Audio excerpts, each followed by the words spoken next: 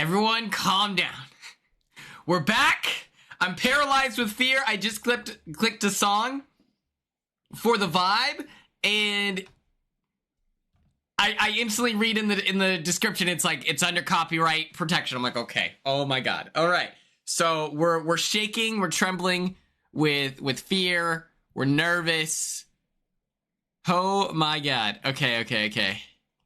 Yes, I got banned for 2 days because I watched a 5-minute clip from the Twitch, or not from Twitch, from the live feeds.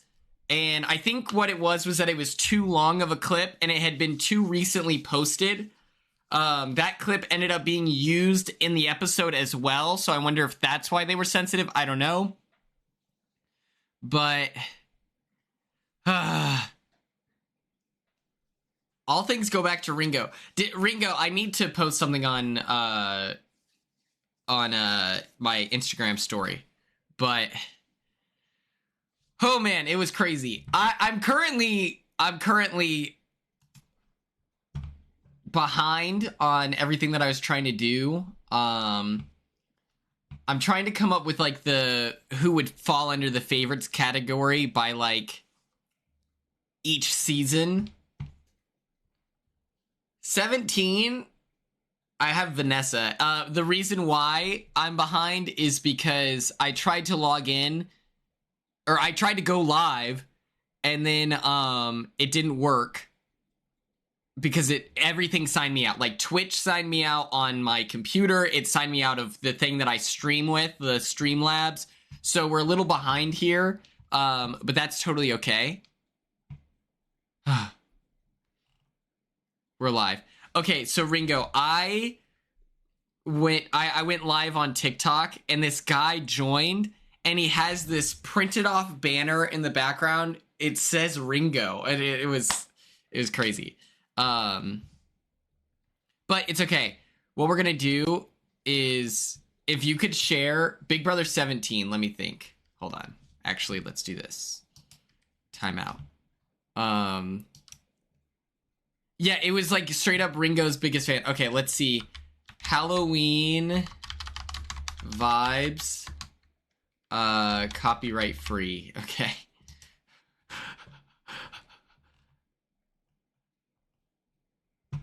Is this fine?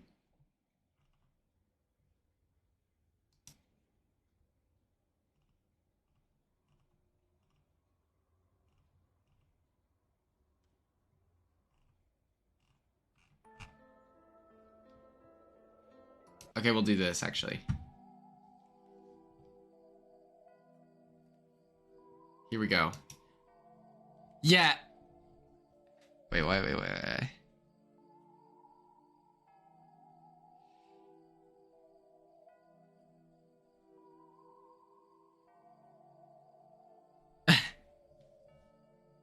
I was so confused. I was so confused, that guy. I kept trying to ask if he watched Big Brother. I don't think he did. Okay, so obviously we're not going to do the problematic people, so let me just look up season 17, okay? Oh, Big Brother. And we're just taking like 2 or 3 people. We need to figure out who the favorites are. I would do Shelly. I'm cool with Shelly. Thoughts? Okay. We're not going to do the problematic people, so just heads up, you know? 16 was definitely Donnie, Zach, and Cody. Or no, who was in the Team America? Oh, Frankie, for sure. We don't do 14. I have Dave on for season 18. Season 14 is definitely Brittany, Janelle, Dan. Frank is problematic now.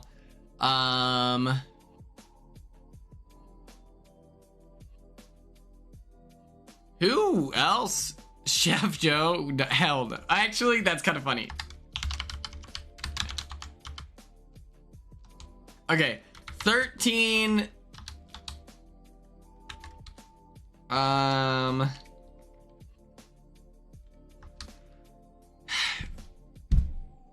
Oh.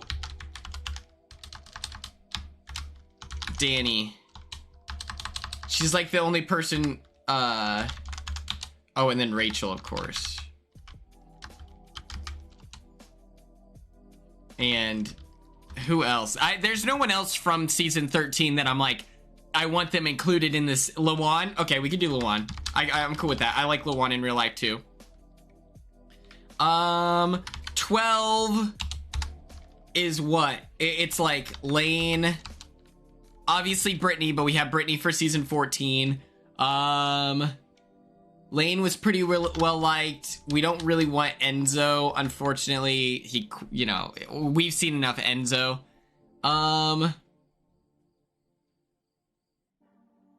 We already have Rachel, Reagan, and Matt. I'm cool with that. Okay, season 11. I'm good.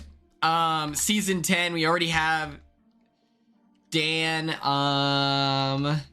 Libra. Holy crap, dude. We don't gotta, like, it's spinning the wheel and it feels so glitchy. Okay, Libra, Rennie.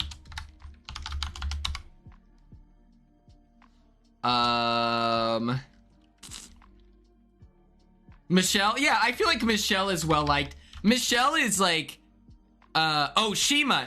Yeah, true. Thank you. I forget. Sorry, but I'm telling you, season 11 is not my best. 11 and 13, I didn't. Okay. We'll do Jerry as well, just because it would be funny to have like a 90-year-old. Okay, season 9, I think we're good. Season 8, I think we're good. Season 7 is Will. Who like Kaser?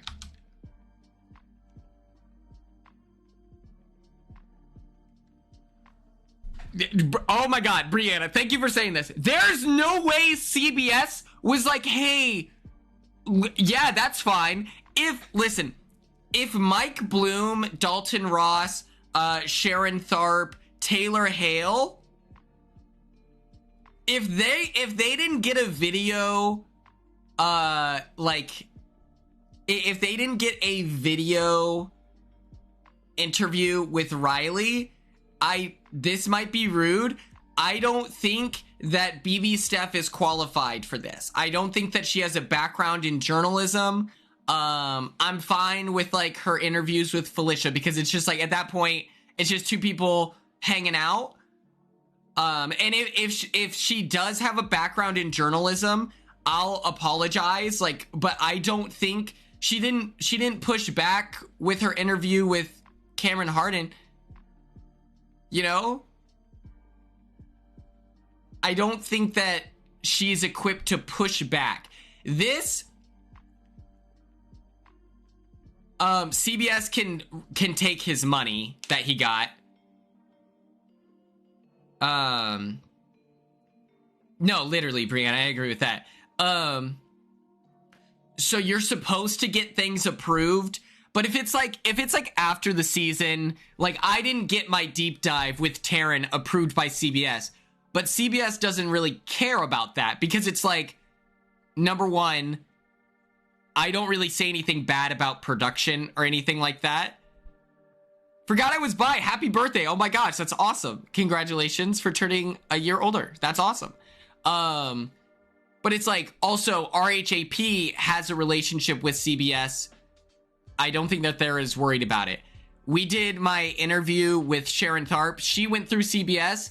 And the difference was like, you know, they were in the call with us, like there was a member of production, like whatever, but they didn't care. They were just like, hey, I trust you guys, you're fine. Like that was the experience. Same with my interview with Julie, where it was like, hey, it's chill, whatever. This I feel would be grounds to take his stipend away, but it's like he was there for what, 20 minutes, and he's this big successful bull rider, like whatever. He probably doesn't need the money anyway. Who's a season 7 favorite? Like, I was gonna say Danielle Reyes. How do you spell Danielle?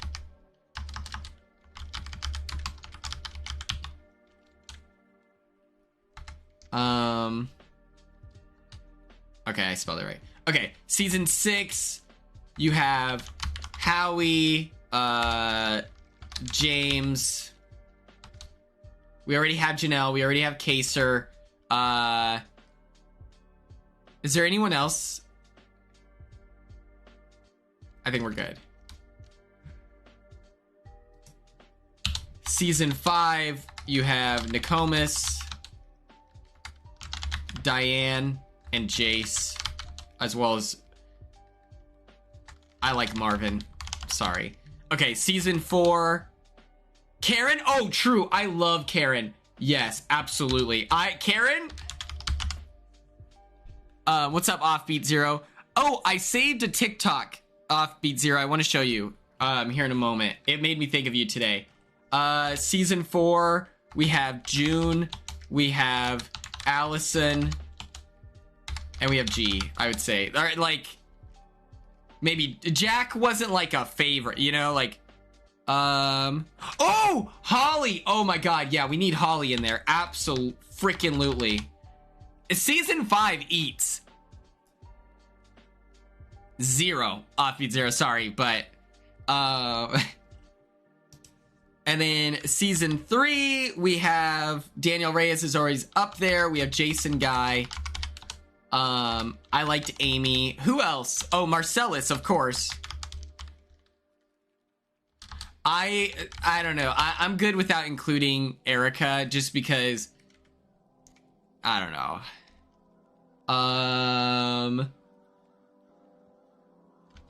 And then 2 is like Hardy and Monica. I would love to film with Mackenzie. I think that's a great idea. For Big Brother 27, who do you want to see? I was gonna leave this to chat. Sorry again for this. Yeah, I love Jason Guy. I think he's so fun.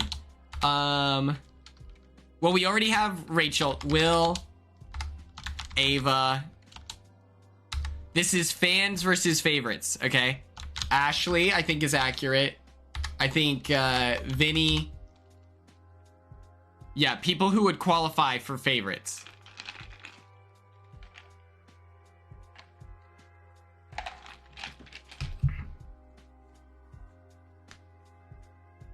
But yeah, I just don't think that I'm gonna revisit this. I don't know if Morgan is a favorite. She was just getting like bullied pretty mercilessly, but I like her, so okay.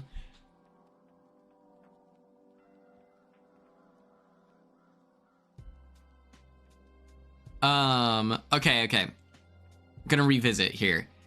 I don't think that BB Steph is going to come correct with all of the receipts and things of that nature to have a thorough conversation.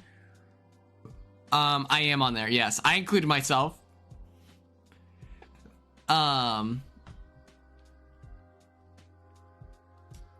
I just like, I don't think that she is equipped to push back on anything Riley will have to say in a way that is even remotely like I don't think this is not a constructive interview, you know, like she's not gonna be, it's like this is gonna be crazy, and I apologize, BB Steph, this is not the same thing, but it is the same thing. It's like when Full Send interviewed Netanyahu, the like leader of Israel, which is like currently doing a genocide, and they didn't push back on any of his propaganda like talking points. They just were like, hey, so people feel pretty upset that you're like starving Palestine. Thoughts? And then he says, oh no, silly, we're not starving Palestine. And then the full send boys are like, oh, okay, well, there's the answer. What are your thoughts on McDonald's? Like, I don't think, I just don't, you know, I'm gonna get myself banned again, probably. If you guys don't know what I'm talking about, I don't know what to say. But, like,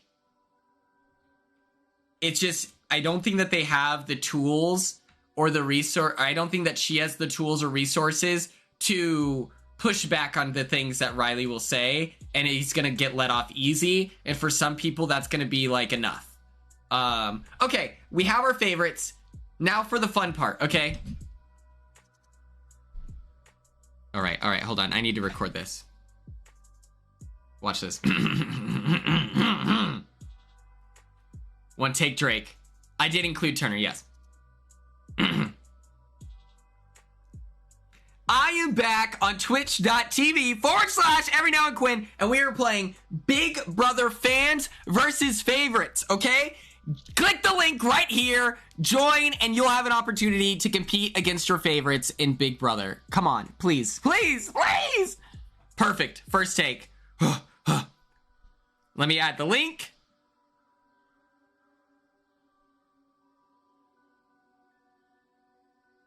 Oh, the IRL. Okay, hold on. Twitch.tv/Every Now and Quinn.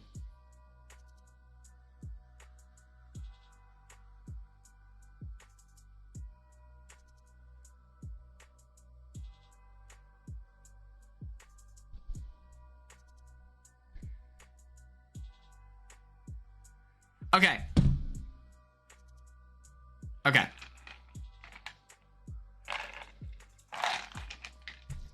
Rumor has it Morgan won, which I'm happy for. Okay. My friend had a baby, okay? And so I included this in my vlog. If you wanted, you know, if you want in, you can watch this. But I'll just show you guys because I think it's cool. My friend just had a baby, and I'm pretty happy for them, of course. And so, of course, I bought them a baby toy. And I got this spooky little, he's like a pumpkin with like muted colors. It's like a little blankie, but it's like a, whatever, he's spooky. And the picture that they sent of the baby, just announcing like, yo, we got a kid! We got a kid! Let me copy this link here. Here's my vlog. What the, hold on. Hold on.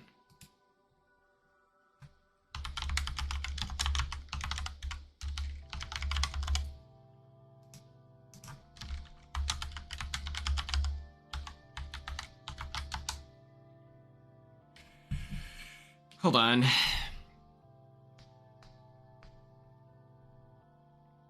I gotta sign back in. Hold on.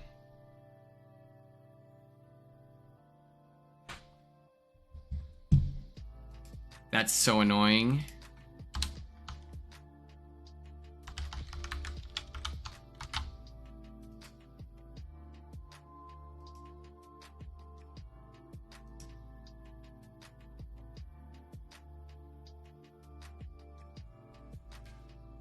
What?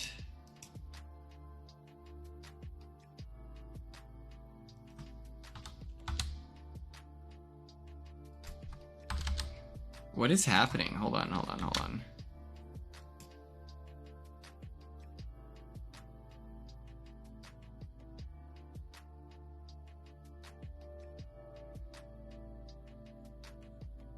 What? I don't know why it's not letting me do this. Hold on.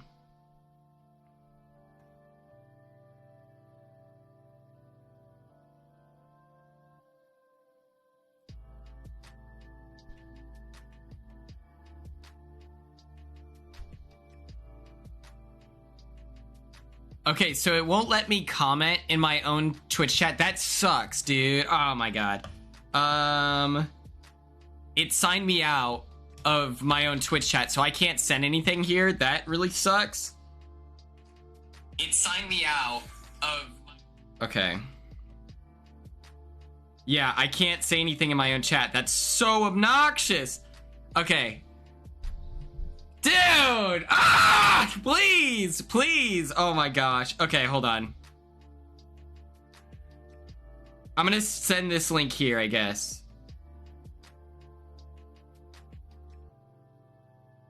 If a mod can pin this, that'd be great. Thank you, Ella. I appreciate you. Okay. But yeah. My friend, the picture that they sent, they were in like a yellow baby onesie with rubber duckies on it, and I was like, I'm gonna give this baby the option for a spooky aesthetic. So I'm trying to find a cute little bat stuffed animal. Yeah, I guess I'm gonna have to sign in off stream because I put in the correct password. I don't know what's going on. What's up, Lauren? A midday, hello? Okay, hold on.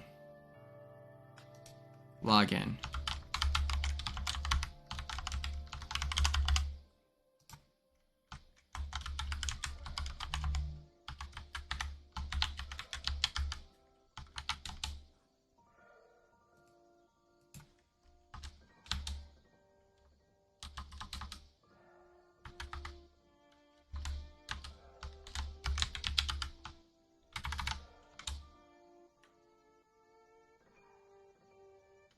It says the password's incorrect. I know that's not the case, so...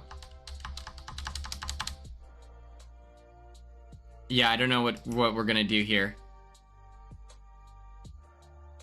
Okay. Alright, well, we're back. We're gonna do fun stuff today. Let me get on marbles. So, first things first.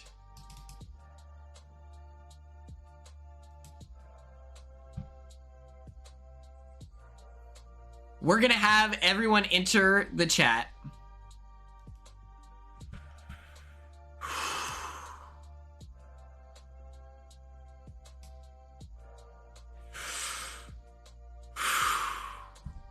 Okay.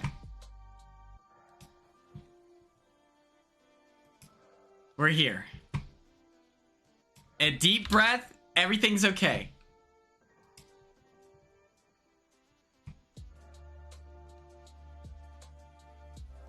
Here's this. We're gonna do a Grand Prix, okay? So there's normally 16 house guests. 4 of them will be the favorites that return into the Big Brother house, okay? What that means is, we are looking for 12 people to compete from the chat. How this will work is we will do a Grand Prix. 12 games. Your best placement across the 12 games.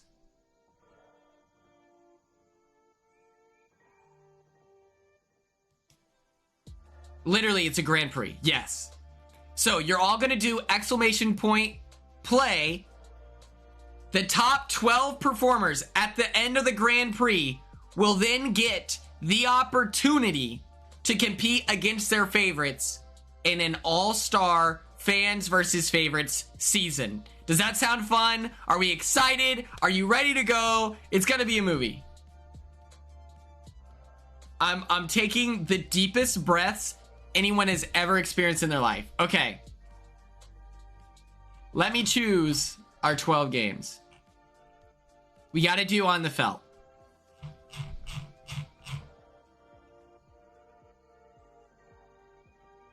We have to do Devil's Chaos, of course. We have to do Love is in the Air. You're not a Quinion if you don't have... 12 is a bit much, no? Or not 12. 12 might be too much, yeah. How does... 8? 8 feels fair.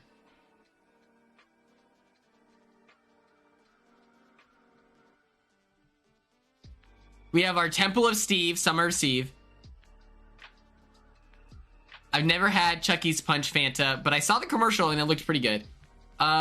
We got to do the Haunted Hills. 8 it is. 8 works. Okay, thank you, Star. That's a great point. I think that I said 12 because I was thinking of the how many people we need. You know what I mean? Top 12. So we'll do 8. With that being said, maybe Marble Centauri. We'll do...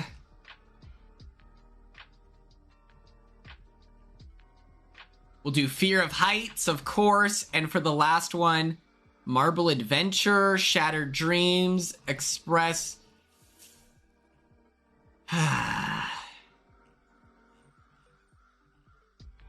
Let's do Marble Adventure, okay? So how this works is I have to go on my phone now to do this. I'm gonna do ! play. And you'll see your name go on the chat. So oh my god, ! play, everyone. Let's do this.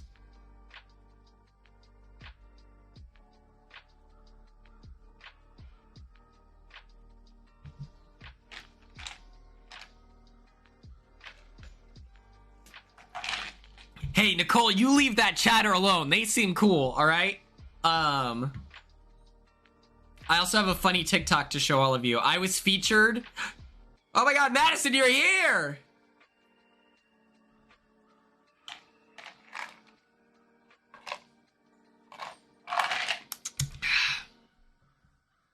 What I was gonna do originally was 2 games of the Quunger games, or 2 rounds of the Quunger games. The top 6 get to compete, you know? But I was like, that might be too many. That might be too many, so... right now, we have 16 people, but 41 chatters. ! Play if you want to be featured. If you want your chance to compete against your favorite, just a quick ! Play. Get in there. That's right, that's right, that's right. Perfect, perfect, perfect.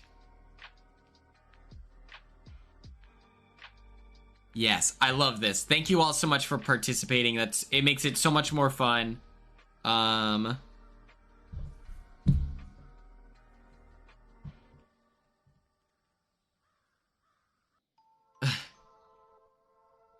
Okay, we're gonna do a countdown.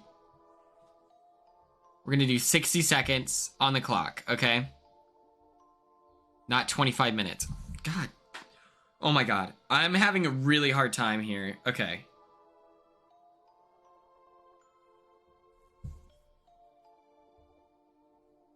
Lauren?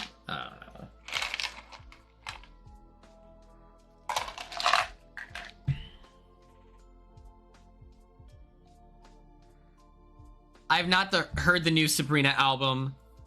I heard that it's not good, but I'm always pretty, you know, hesitant to believe the general public.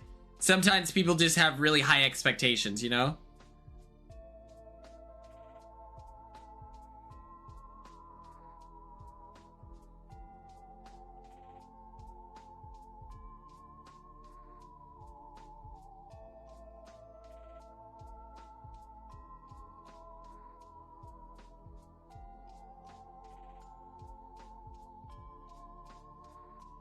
I tweeted something out and I already immediately have the dumbest people responding to it, where I'm like, hey, you know, in regards to Catherine's answers in her exit interviews with everything, including Riley, like, we need to be patient. Like, don't expect her to instantly be on the side of the general public versus someone that she knows in real life, even though that real life is in the Big Brother house.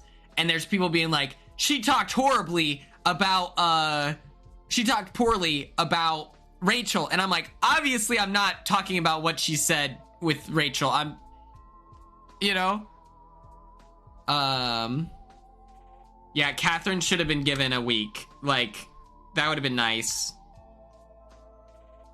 Okay, exclamation point play. Everyone get in there, get in there, get in there. Go, go, go, go, go. I'm like, obviously I'm not speaking about that. Like, I don't know what to tell you. Here we go. I'm gonna hit start. Countdown to 10 seconds.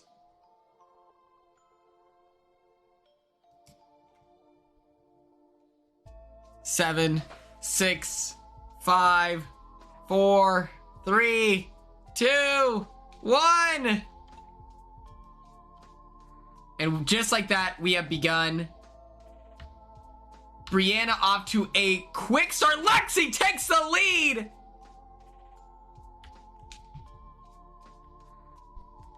Oh my god. Rune Queen leading the charge. Okay, here we go. Come on, everyone. You gotta hold on here. Oh my god, I'm leading. I'm leading. I might be the greatest marble racer of all time. Come on, everyone. Ella, what are you doing?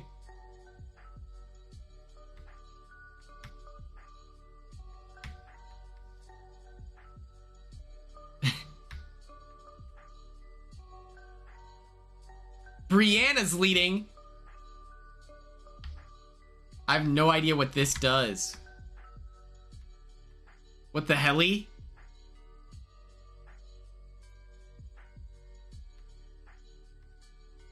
What do you say fuck me for?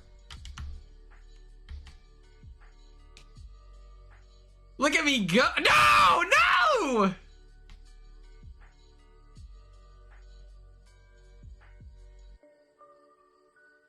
Crystallosities has fallen off. No! I don't know if I should call you Crystallosities or your real name. Like, do you like Madison or Crystallosities?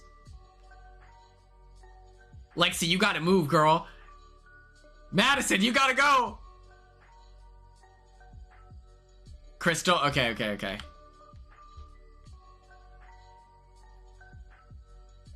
Oh my gosh. Oh my gosh.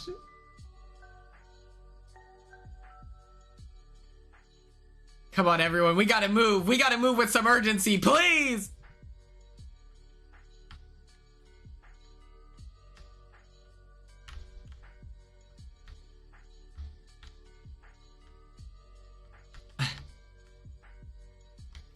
Congratulations, Rune Queen. You have won the first round. And you should be proud of yourselves, okay? Everyone, take a deep breath. That was just the first of 8. That's easy money. We're now going into Devil's Chaos.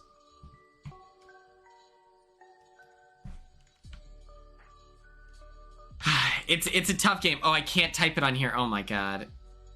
Okay, exclamation point, play.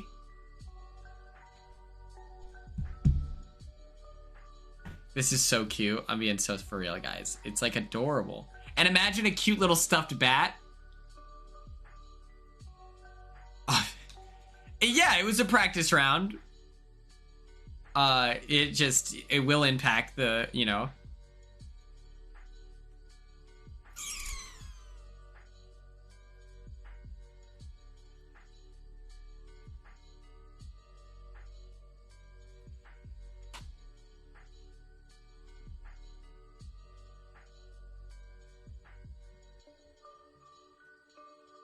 Okay, right now we only have 15 people in here. Please do exclamation point play. How dare you? How dare you all try to flip on me? Run at the score, pussy liqueur. That's so sick. I think I'm hilarious.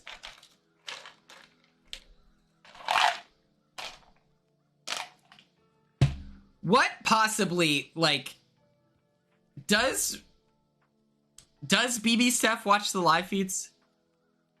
I'm nervous that this is only going to be, it's only going to build goodwill with this guy.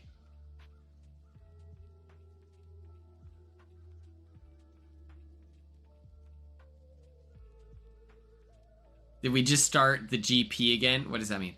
I don't know what GP stands for, but exclamation point play. Everyone get in there. We have 18 people so far. We're waiting for more. It is beneficial. That's right. That's right. That's right. We're only in the first round, so this is not like earth-shattering, you know? That'd be funny, Madison. I would love that. Oh, Grand Prix. Yes, this is a Grand Prix, but we're only in the second round of 8, so it's okay. She's aware? Okay, that's good. I don't think she's gonna do horrible. I just don't think that it's gonna be as beneficial as we'd like. Okay, we're gonna do another countdown. You have 60 seconds on the clock. Get in there. Exclamation point play. I'm so pissed that my chat isn't signed in. I don't know what to do.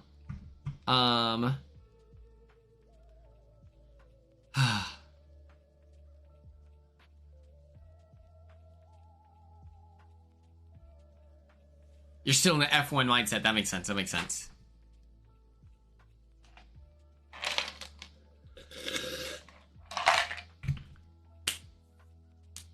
All right. We've got 20 here. A fox walked on a... Oh my god! If you're not on my Instagram subs, you don't know this. I saw a fox up close and personal while on my walk. The other night. Like 2 nights ago, I was on a walk, and I just see this very athletic looking dog. Like in a skinny athletic way, cross-country runner. Like if dogs ran cross-country. It looked great, yes. And it was so cool. I wanted to pet it so bad, and it just kept looking at me, and I was like, if you're out in the public, there's a chance that you're, you know, feeling scared. Okay, 10 seconds, exclamation point play, exclamation point play. My friend Steven told me that it's like a good omen to see foxes. So I'm gonna take that. You know, I'm going into my birthday celebration. Brianna, off the rip! Star moving with urgency. Ringo moving with urgency. I love this leadership gang. I love this.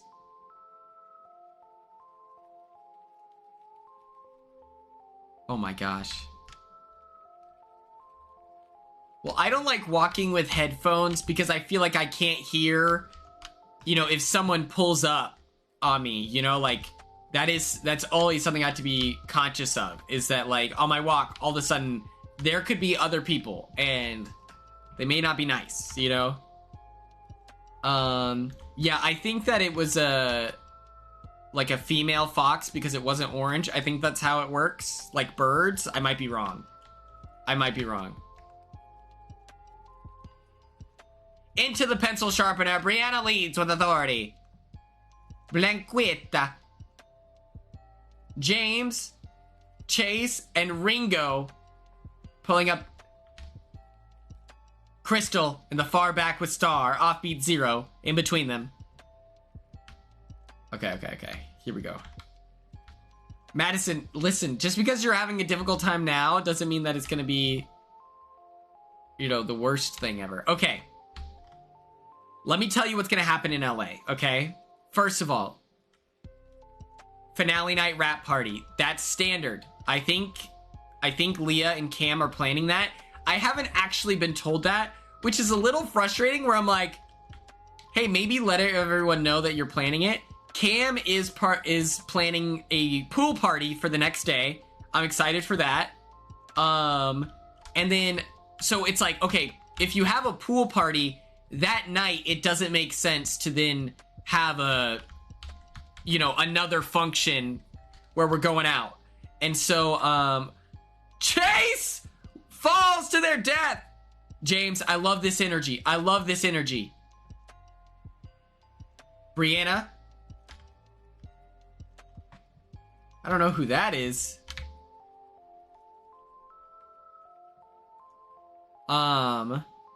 So what we're doing is it'll be rap party, pool party the next day, and then the third night is my birthday celebration. I'm gonna force Tucker to share that title with me, which may be shocking. I love my birthday is like my favorite It's like my favorite holiday. You saw a rumor it was on the show. Yes, Chase, you'll be able to join in the next round. Don't worry. There's still 6 more games after this. So it's like, yes, my birthday is October 3rd. And what I found out is Jimmy's birthday is October 4th. That made me so happy. I was like for real hyped.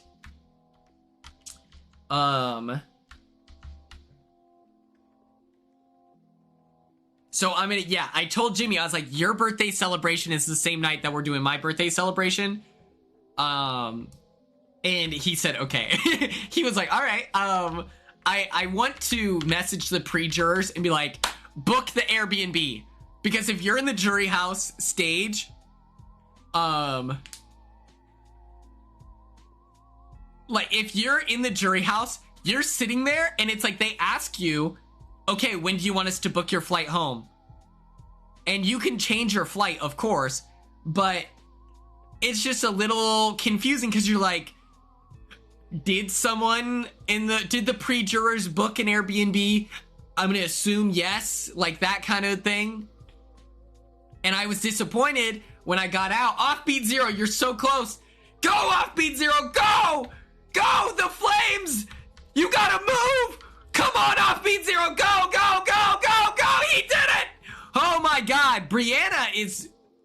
You've been on top of your game, okay? First, Brianna lets me know that she's gonna watch Teen Wolf, and she started episode 1 at least, and was honest on whether or not she'll commit. It's like, I can't... You're the number... Like, you're crushing it right now. It's okay, Ella. Deep breath. Chase, deep breath. Vinethra. Deep breaths. Tara, don't worry. Quinn, you never, like, even qualified. Madison and Lexi. It's gonna be okay. Let's go into this next map. Let's believe. Once we hit around 20 people, we'll get off our horse and go. Yes, you have to see it through. You hated Teen Wolf? One of my friends, Charlotte, she watched Teen Wolf our freshman year. Like, she rewatched. She's like, yeah, I've never seen it all the way through, so I'm gonna watch it. This is like during the busiest season of classes, and I was so impressed by her. I was like, how the fuck is she doing this? I was legitimately blown away. I was like, how is Charlotte able to juggle all of her classes? She's a softball player. She has an incredible social life. She went to every party that I went to. And it's like, and she's watching Teen Wolf? What the fuck? So I always associate Teen Wolf with her. I have not seen season 2 or 3. This is like my first official walkthrough. I had seen a couple episodes from hers, but I was like, it's very confusing. Mamma mia. Okay, we need like 2 more people. Exclamation point, play. If you're not doing well right now, that means that you gotta like... Oh, pretend I spelled that correctly. But yes, please join, please join. It's so much more fun when you have extra people. We have about 36 people. 20 people playing is like over half. I can't be mad at that. But so far, I really like Teen Wolf. I've seen the first 6 episodes. After this live, I'm gonna make a like slideshow and talk about my perception of the show and things like that. And I think it'll be a lot of fun, worth watching. You should, and then join my Patreon, where we're doing a rewatch together. Well, it's like every 6 episodes I'm covering it. It'll be it'll be less episodes per block. But yes. So, as I was saying, sorry, my brain's all over the place today. Night 1. It's gonna be the rap party. That's a lot of fun. Day 2, pool party. We're kicking it. We're hanging out. Day 3. It's a teenager that becomes a werewolf. Okay, come on. We can get one more person. If you have an exclamation point at play, let me know. Let's do this, if you haven't yet. And then the 3rd day will be my party celebration vibes. We're gonna start in 30 seconds, okay? It's gonna be open to fans so that we can get like it's like the venue, right? We want the venue to be like, hey, this is our Big Brother people. Let's let people in, all of that stuff. After that, I don't care. I'm just gonna be hanging out, trying to experience the nightlife with other Big Brother people. I need to reach out to them. I talked to Blue and add Brandon Donlin. True. Okay, we're gonna start here. 10 seconds on the clock, gang. Just gotta believe. Yes, Def, not another Heather. Thank you for joining. Here we go. Yeah, it's gonna be so much fun. Oh my gosh, Madison. Mentality. Yes, I talked to Blue to get help with the venue, and she's like, we could go to West Hollywood. That's right where my Airbnb is. Chapel Roan talks about West Hollywood. Yes. Well, I want to invite, I want to do a dinner party for my birthday. And so I'll invite Demi to that because I don't know if she likes, like, a big party vibe, you know? From what I know about her, she's like, that's not her vibe. So maybe a dinner where it's a little more, like, chill. I'll invite her to the birthday party and everything. Be like, hey, of course you're invited, but you're not committed. You know, you're like, there's no obligation here to pull up.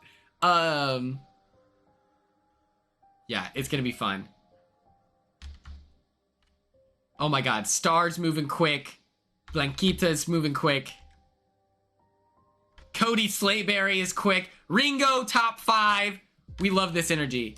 But yeah, I'm gonna try to reach out to as many people as I can.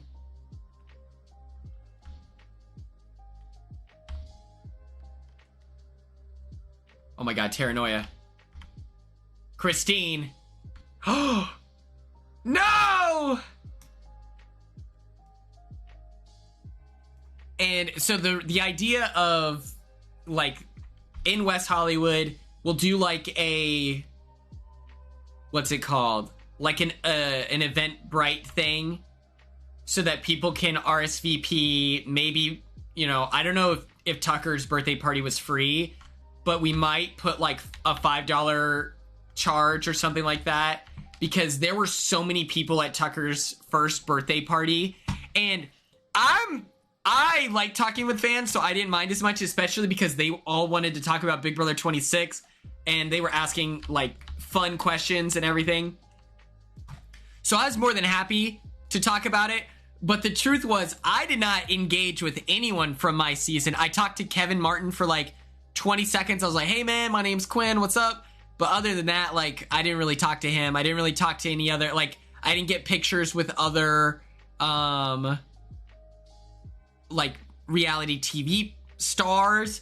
And so that was kind of disappointing.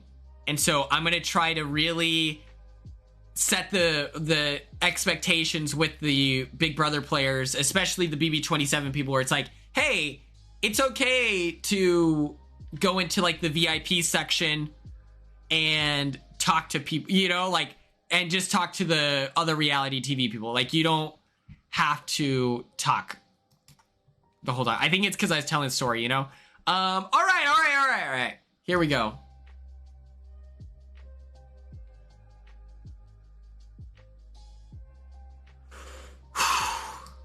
This is Temple of Steve. We're celebrating the summer of Steve.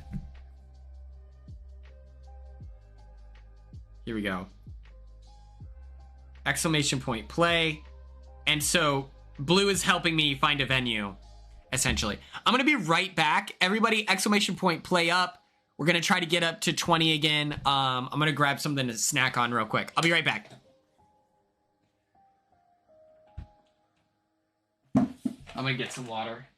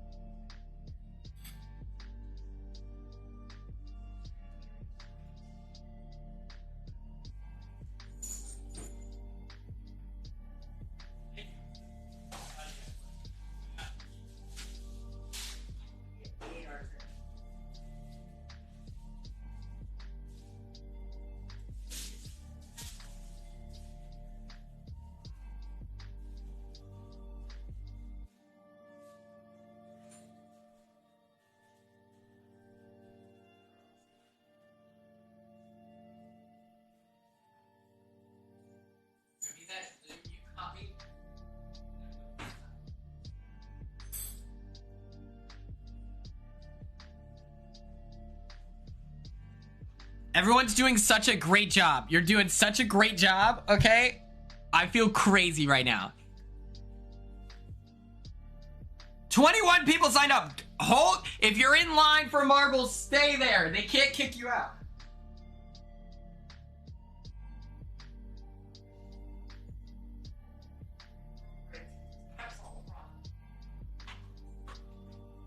All right. Okay. All right. I started to reheat some spaghetti. Literally 5 seconds in the microwave, and my mom and dad get home and they're like, oh, we got you some fast food. Okay, here we go. We're gonna start. 10 seconds on the clock. We're at the Temple of Steve.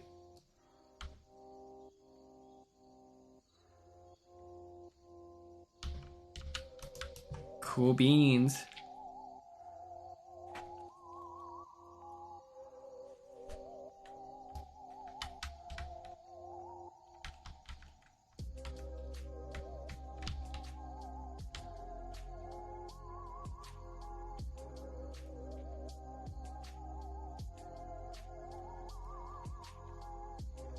But yes, I'm super excited to hang out with everyone. The craziest thing was we get to the function. This is Tucker's first birthday party. And there are people there with things for us to sign, but it was very clearly going to be resold on eBay. Like it was a cardboard box, like a cardboardy material with all our headshot on it.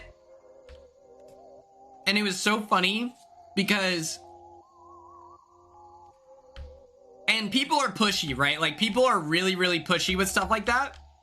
And it was the most ironic thing ever where this lady is being so pushy to me where I'm trying to explain to her, like, do you have a different color Sharpie? Because your box where you want me to sign is dark blue and you just gave me a black Sharpie. Like, people are not going to be able to see this. I'm trying to explain that to her and I'm like, you know, I'm trying to help. And she keeps cutting me off and is like, just sign it there, sign it there, sign it there. And I said, okay, fine, but you can't read it. I sign it and it's like, sure enough, invisible ink because the background is so dark. And she had to one by one, like get all of them to sign it. And I'm just like, you have a worse product because you are incapable of just like actually listening to me as a person while you're simultaneously asking me for something. Like that's crazy. Brianna, no! I was like, why are you?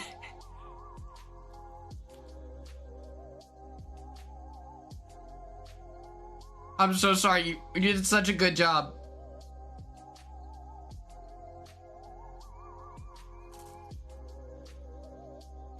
I don't know if it makes you feel better, but I died as well. Here comes Ringo. Here comes Ringo.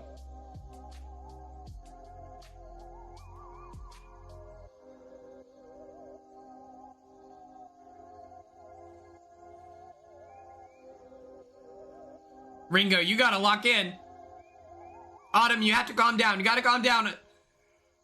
Autumn, you gotta relax. Moment of silence for Autumn. That was traumatizing. That was traumatizing. Ringo, that was clutch. I respect the drip on that. That was crazy. Here we are at Haunted Hills. Holly Hills' older, edgy sister.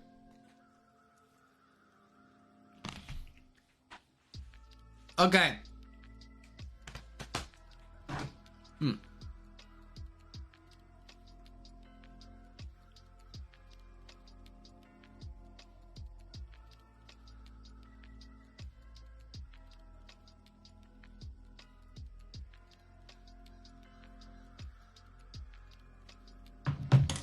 Oh my god. Exclamation point play. We're doing a great job. This burger is so good. I don't know where my mom got it, but it has a pretzel bun. I think it may have been Wendy's. Oh my gosh. Has anyone gotten the Takis meal yet? from Wendy's? And if so, can you please let me know if it's good? It's calling to me. It's calling to me from the grave.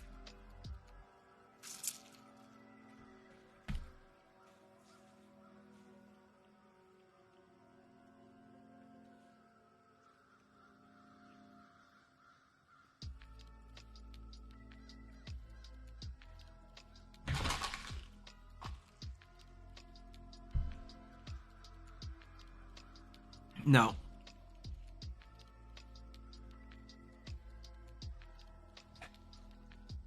It might be Arby's as well. Okay, we have 18 people. Last round we had 21. So just in case you're in the chat and you're like, you zoned out, you have to do exclamation point play to re-enter this round. Unknown number, high school catfish. Trust me. Okay. I don't mind Arby's. Arby's, like, the people at my job, people don't say they hate you for Mountain Dew, Offbeat Zero. That does not happen, okay? Okay, we're gonna start in 8, 7, 6, 5, 4, 3, 2, 1. Oh. All up in the cauldron. Here we go.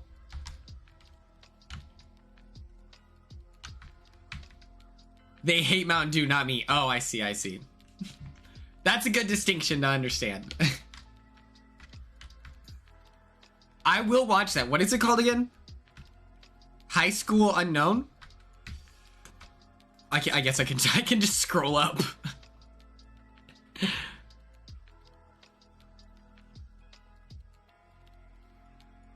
Unknown number, high school catfish. Okay. Speaking of catfish, I am being outran. This is the coolest racetrack we've ever done. I love everything about this. We get launched upstairs. Here we go. Oh. Ah! Okay. All right, everyone. We're doing a great job. We're going through the haunted mansion. We're crushing it.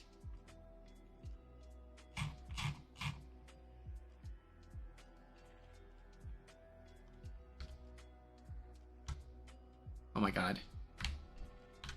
Oh, there we go. You're not flopping. You're loading. Don't worry. It's not over till it's over. Stay in line. Don't give up. This is remember what's on the line, okay, everyone? If you're losing hope, if you want to quit, you have to remember, this is for your chance to play in Big Brother Fans versus Favorites.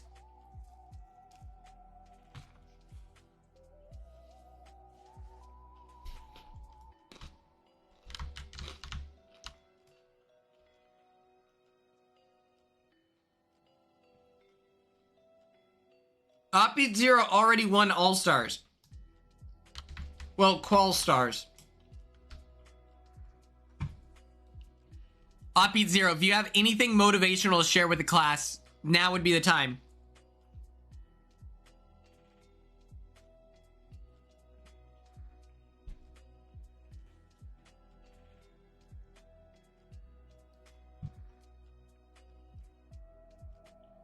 Top 3. I love this energy, everyone. Let's keep up the good work. Here is the Marble Centauri. The Marble Centauri.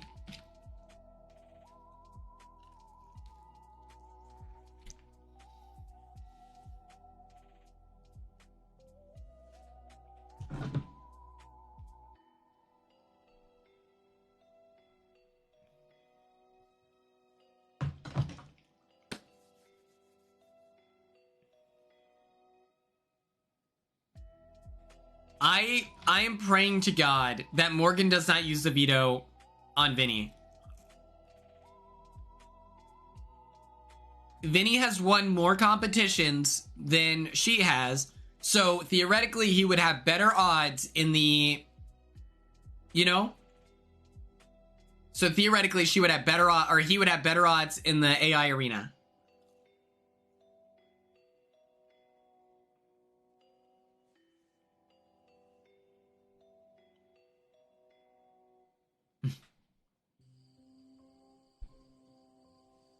Vinny is a, like, phenomenal player. We can't deny it. Okay, exclamation point play.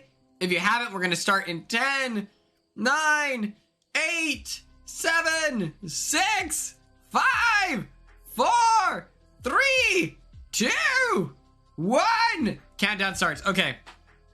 This is it. Manifest your moment, everyone.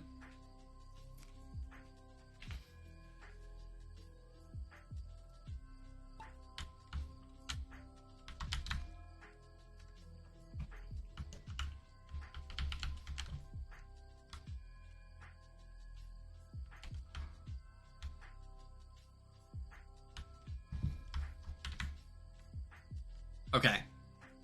Here we go. Tall, skinny bed, leading the charge. Ella at the front. Madison at the front. Rune Queen at the front. Lexi at the front. We are doing a phenomenal job.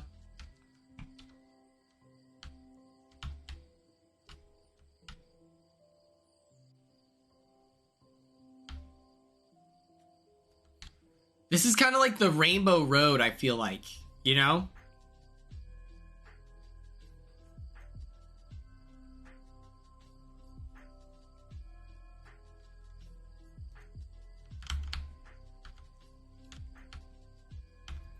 Okay, so I want to message the pre-jurors, like I was saying, to get the Airbnb, because it is so much more expensive for the jury people to get out of the house, and then you have, literally, I'm not kidding, one day. You get probably 12 hours. Upon getting your phone back, you have 12 hours to book an Airbnb. We did it the morning after the rap party, right? So I want to, like, talk to all of the, like, pre-jurors, but I don't want to come off as, like, a clout chaser. Like, when I was on TikTok Live, people were like, oh, you should, join the, like, the pre-juror TikTok Live. And so they, like, sent me the thing to join, and I didn't. And then I got embarrassed. I was like, that probably came off as very clout chasery kind of thing, and I don't want that. Like, that's not my goal. I don't really care. I feel like I have a really good relationship with the fan base. Like, you know, I'm lucky enough there's 41 people on a Saturday night, and so I'm like, you know, I don't care about stuff like that. I was on the show, yeah, but it's just like, I don't know. I'm probably just in my head. But I just don't want them to think that the only reason I'm sending them... Like, I've sent them all positive messages and stuff like that. And I don't want them to think that I'm doing that. I don't know what clout I can get. Like, I don't really know what clout I could get. But I am going to the finale. Well, yeah, I didn't reach out to Riley or Zay. Everyone else I've messaged. It's a long course, honestly. This is kind of crazy. Cody, you got this. You're leading from the back, buddy. Never believe it. Never give up. I don't think that they think that, but I just don't want them to think that my intentions are for clout. And if they know me, like, once they know me in real life, they're like, oh, he actually just does that. Moment of silence. Oh my gosh.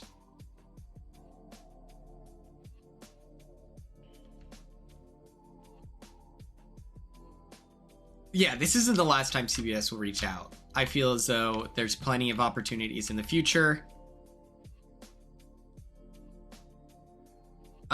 Madison, you may have died.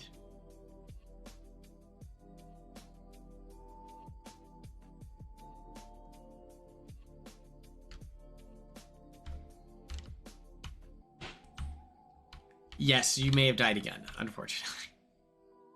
I'm holding it down from the back. I'm leading. Leader.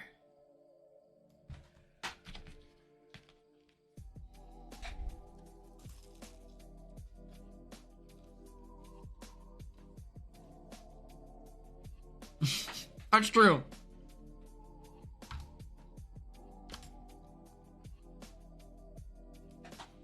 You know how Caleb Heron has that like joke where he's like, I have a bunch of they shooters that are willing to go up to bat for me at any given moment.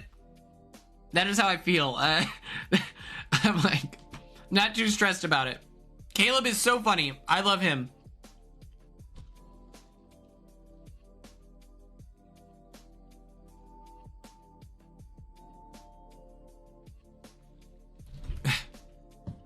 Yeah. The they, them, polyamorous, baddies. Yes. Or, hit you with their car. It really depends.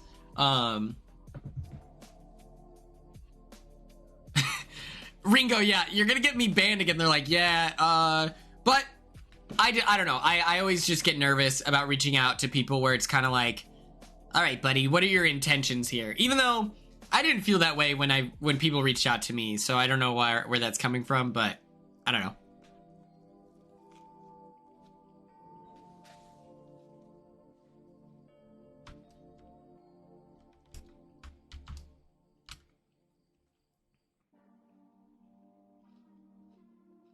Mm-hmm. All right. Don't trick people. Okay. Ella, I got you. Wait.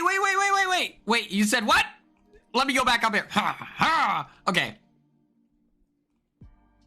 America was on Brittany's Patreon, and it was so funny. Brittany made a joke about how she saw an exit sign for Luther, and it made her want to text you so that you guys can get boots on the ground and go there to hide in the bushes and observe him.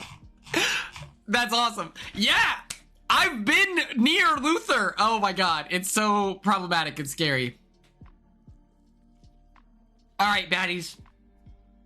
10 seconds on the clock. Brianna, thank you for bringing that to my attention. I'm sorry I didn't see your message at first. Sometimes it moves too quick.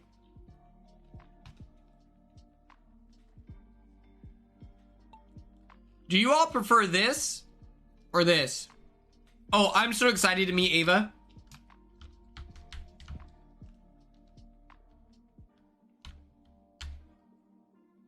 I'm gonna die. When I meet Ava, I will die.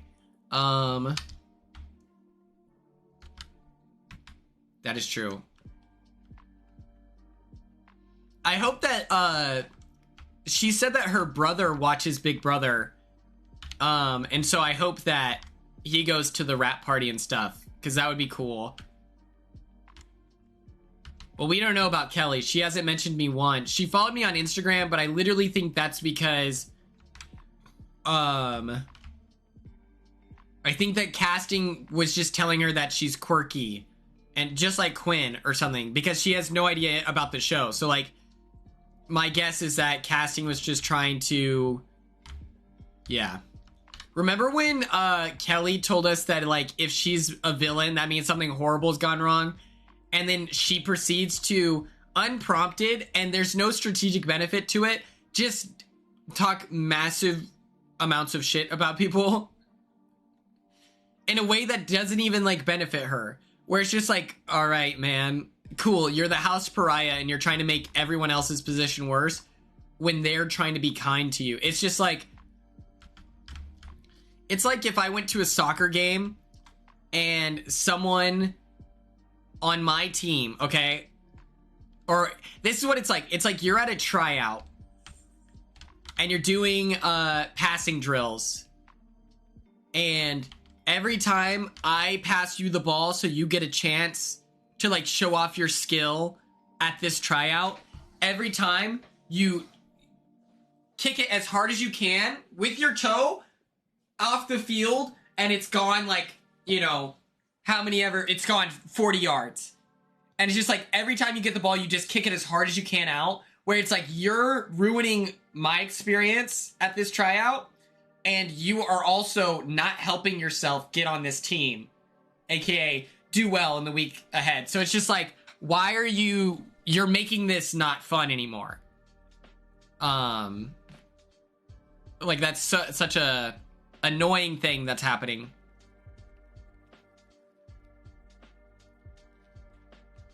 Just plain M, you've got this.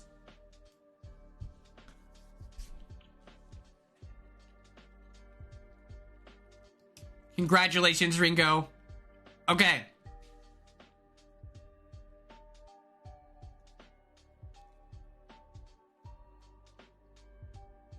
Well, here's the thing. Oh my god. Okay.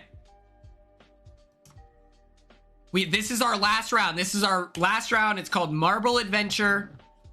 Everyone join. This is the one to join. This is it. This is for all the stakes. Thank you again for your participation, everyone. I do appreciate it. I did want to talk about the AI arena. I tweeted about it.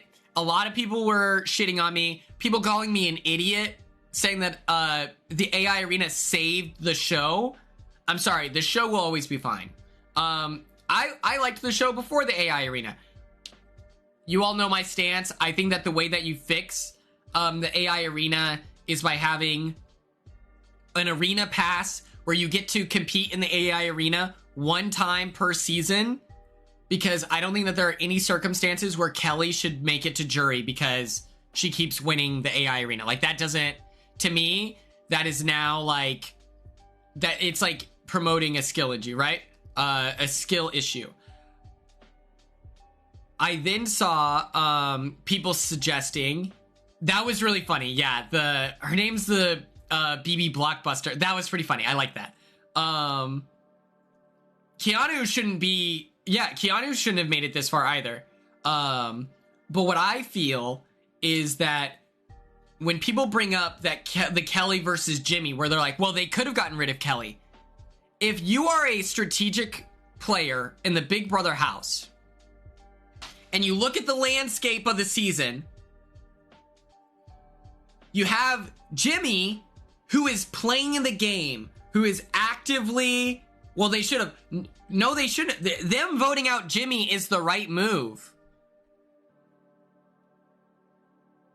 Well, that's fine. Like, it's fine. The problem is if you're straight up bad at the game, or if you're not, if you're not playing the game, like I feel Kelly isn't playing the game. It's like, you as a competitor, you're not going to sit there and say, I have Jimmy who is trying to play Big Brother, or I have Kelly who is not playing Big Brother. Of course you're going to take out Jimmy. You can't blame them for capitalizing on that. It's like we had the opportunity to get rid of Kenny multiple times. We were not going to let Kenny quit. We were going to keep putting him next to people like Mackenzie and Angela, and over again, we were going to keep him there because we're like, it's not our problem that you're not playing the game. Keanu, I'm not as mad at because he's won vetoes, so it's a little different, you know, like, I'm not as mad at Keanu. I also think that Keanu is delusional, but he is an active player. So, like, a lot of my frustration isn't with Keanu. I think he should have gone because it's so frustrating watching him play and how he doesn't believe women. But if a man says it, it must be true. Like, that's frustrating, but I'm not mad at Keanu because I feel like he contributes to the season. All right, let's start this bad boy. I'm frustrated that Kelly, it's like, she should be gone, you know? Keanu does not know the game.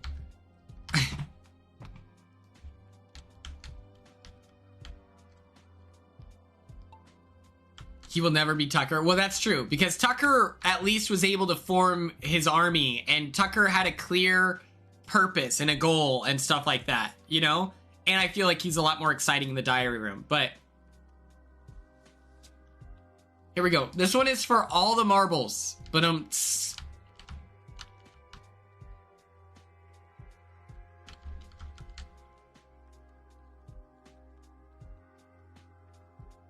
a little confused on what just happened there.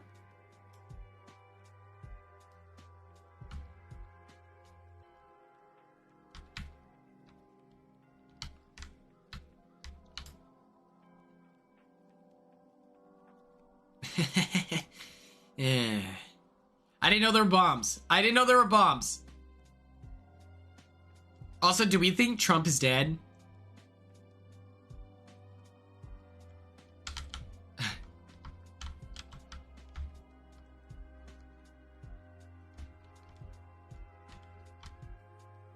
He was seen golfing? Uh-huh. Until I see a press conference.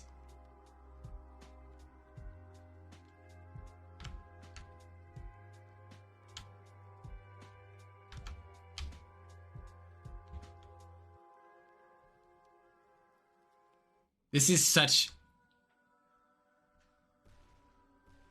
Yeah, I have no idea what's going on here. I'm so confused. This one's called Marble Adventure. I don't understand what the adventure is. Oh. Oh, wait, what?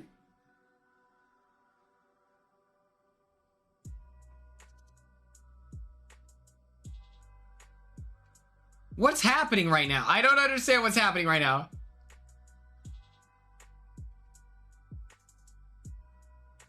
All right, that kind of sucked. What a horrible first thing to...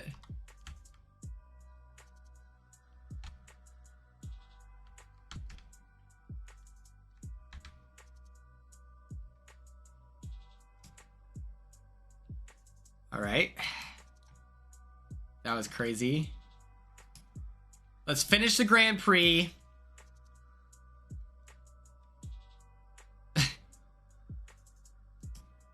And third place, we have Brianna. Congratulations.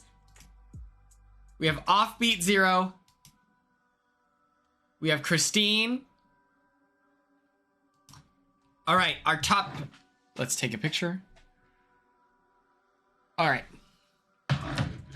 Now let's do this. We did this.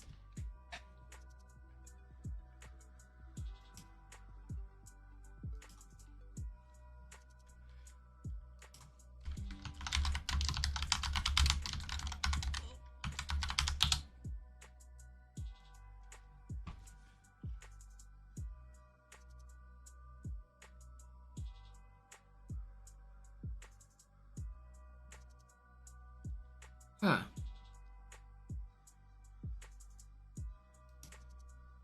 All right.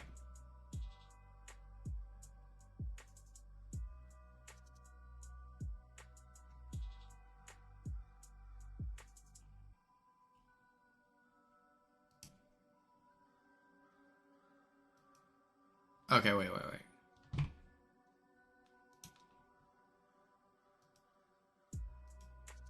Okay. Let's do this.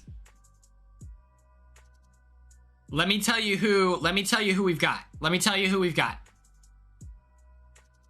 Our first competitor for Big Brother fans versus favorite is Christine.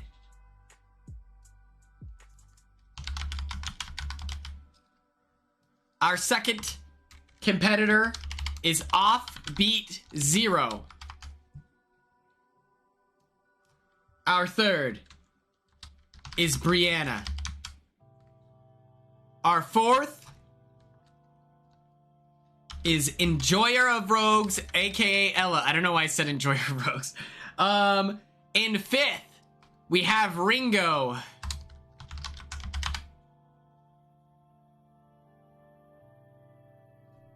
In sixth, we have Rune Queen.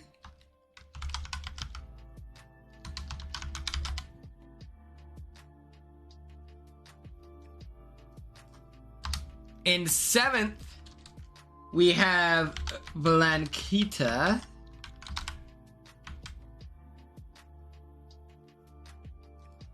In eighth, we have Lexi Delacourt. Or Delcourt. I thought there was an A this whole time. Don't worry, I'll fix it. I'll fix it. You're all so impatient. Get back. I'll fix it in a moment. Let me breathe. Okay.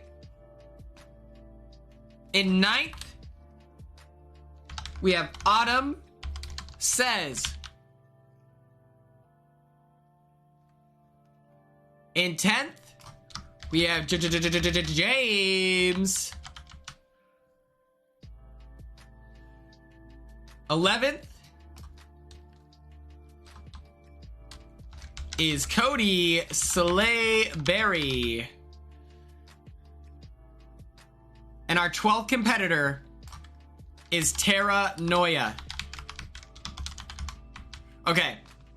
Also, something important that we're gonna do. We're gonna go right here. In a moment, I'm gonna ask you independently, or like, you know, one by one, you're gonna tell me who you want your picture to be, to represent you. But first, we need to do something and choose who our favorites will be. So let's do this. And the way that we're gonna do this, is we're gonna do the aces. We're gonna do the kings, the queens, and the jokers, okay? Just like Big Brother, we're gonna have like a team of people, okay?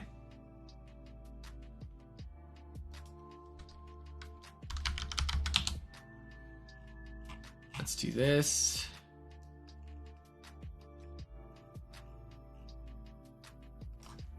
So we need ace, ace, ace, queen, queen, queen, and then we need king. This is gonna be really fun. This is gonna be really fun.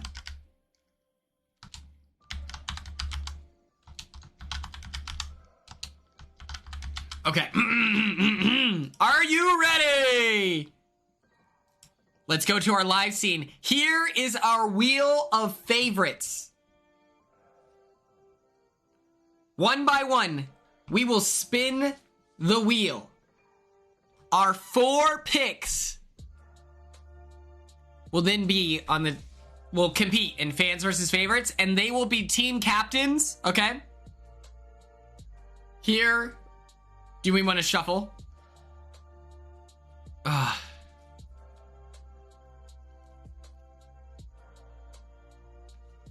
Star, I'm so sorry that you couldn't play this time. We'll get you in the future. Okay.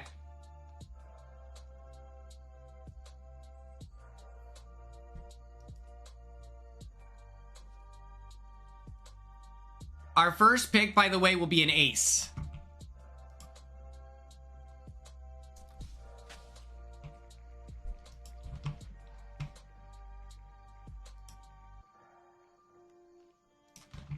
God damn.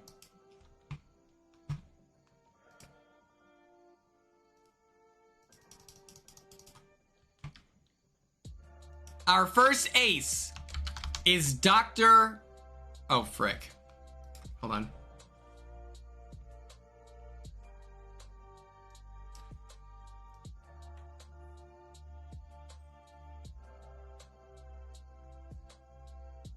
Fuck. All right.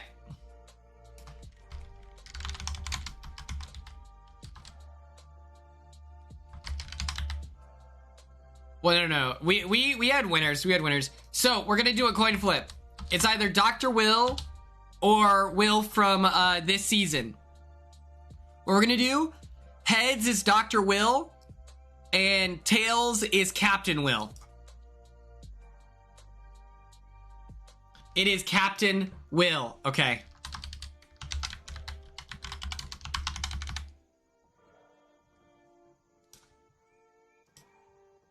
Let's spin this bad boy. Okay.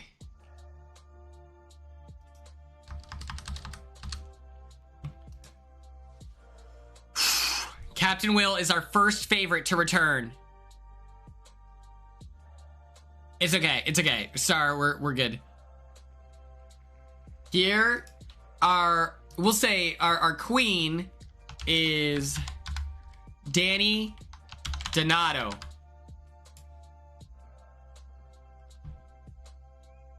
What's up, Tim Groves? Danny Briones, yes. Biones. I don't know how to say that. I don't know how to pronounce it, unfortunately.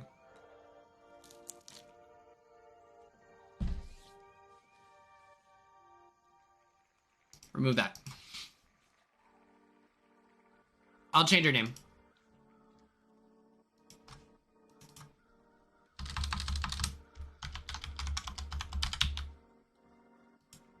Did I? Nope. Swag.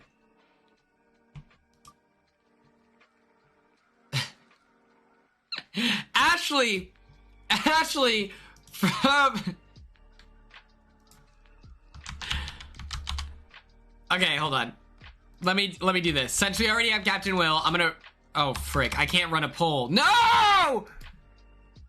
Can one of my mods run a poll on if we keep Ashley?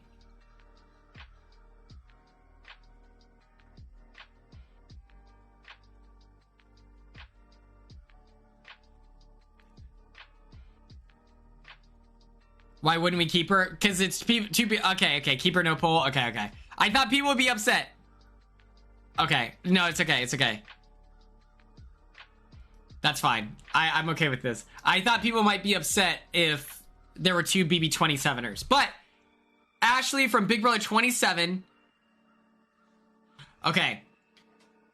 For those of you that are just now joining, let me re-explain this. We are doing Big Brother fans versus favorites. We just did a full marble simulation to figure out who of the 16 house guests, 12 of them will be fans, aka chatters. We have our list of chatters. So now we are choosing our Big Brother faves. I went through and with the help of chat, said who we would want to be represented for each season as favorites. It's a whole thing.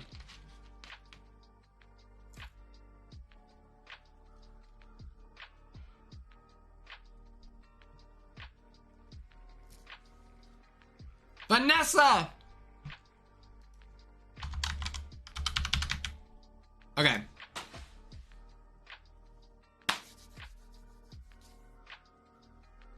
Here's how it works. Let's delete this.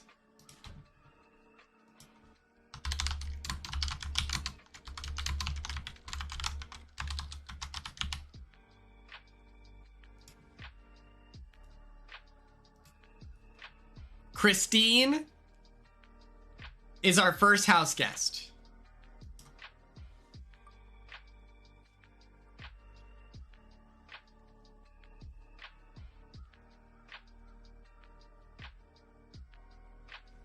Christine, you are officially an ace.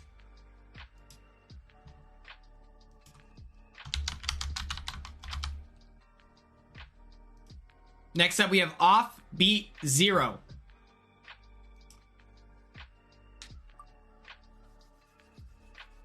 If someone from your team wins Big Brother fans versus favorites, you get an additional $10,000.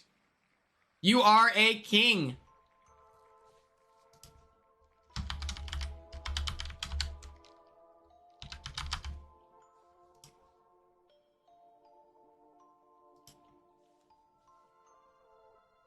Third up, we have Brianna. Here we go.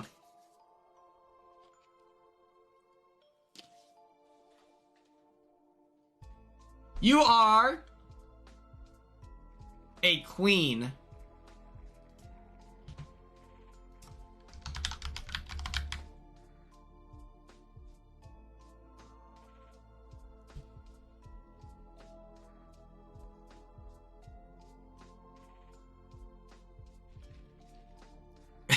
Well, yes. That's sick. Ella. You are... Oh.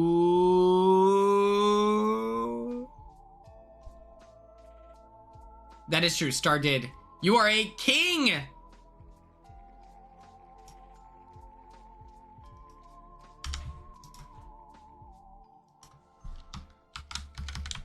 Isn't Captain Will from your area?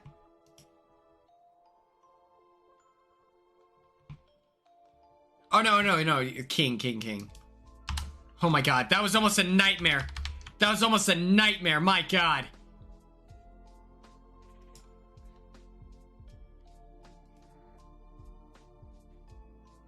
Star, I'm sorry.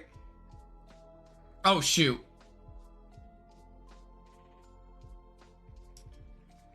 Ringo, you are an ace. Okay.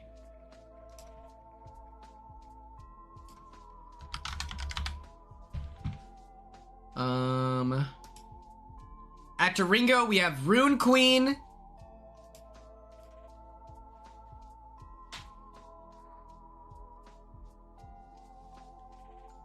Tara is swapping with Star. That is so nice.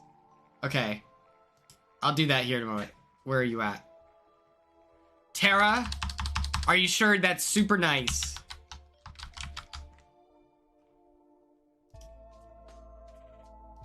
Okay. King. Rune Queen is a king.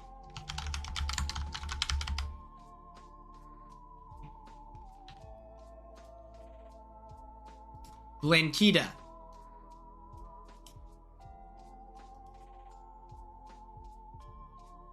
You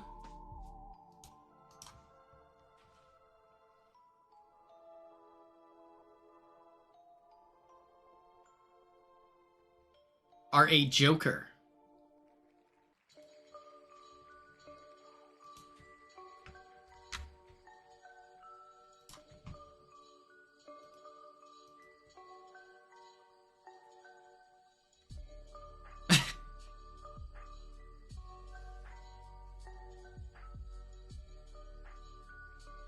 Oh shit.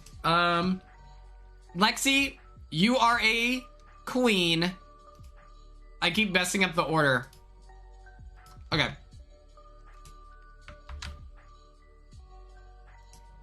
After Lexi, we have Autumn. And Autumn, you are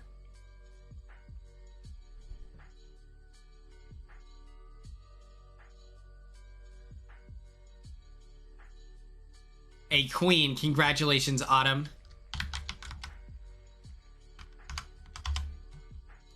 That is not how you spell Autumn. What did the...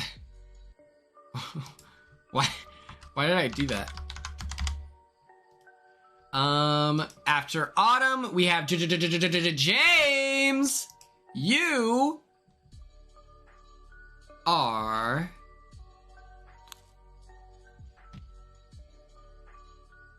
a joker.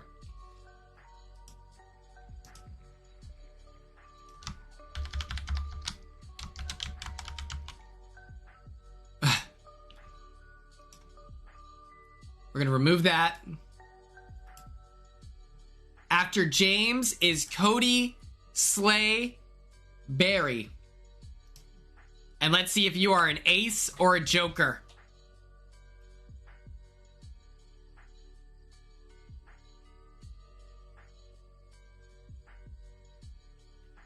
You are an ace, which leaves you with Captain Will.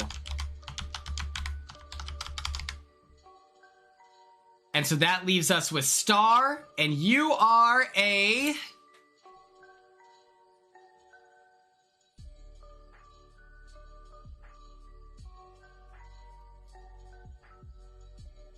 You are a joker! Congratulations.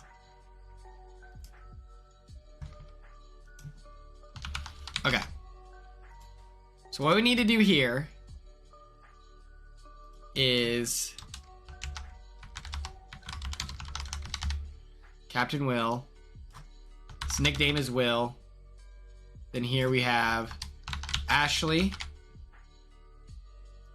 She is Ashley. And then we have Danny. And then we have, who was the other? Oh, Vanessa. Oh my God, Vanessa.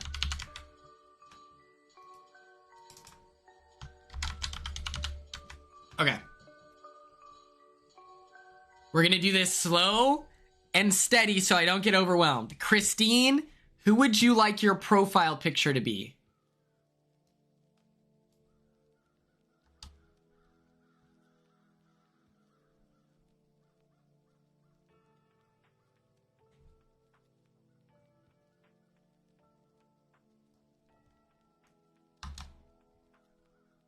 An orange fox. Okay.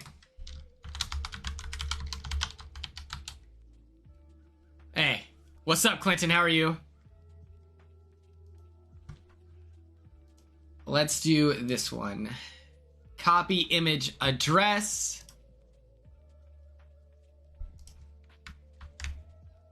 Perfect. Offbeat 0.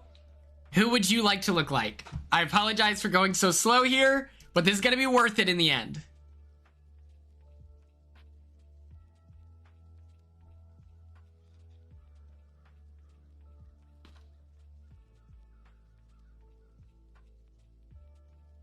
Lord of the Latrine. Okay.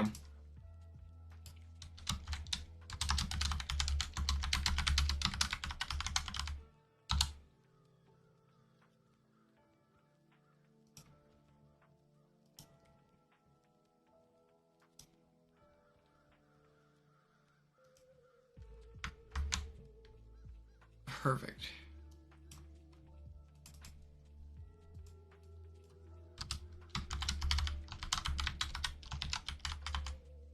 Okay.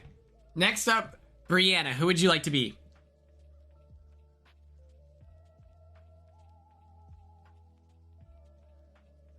Taylor Swift.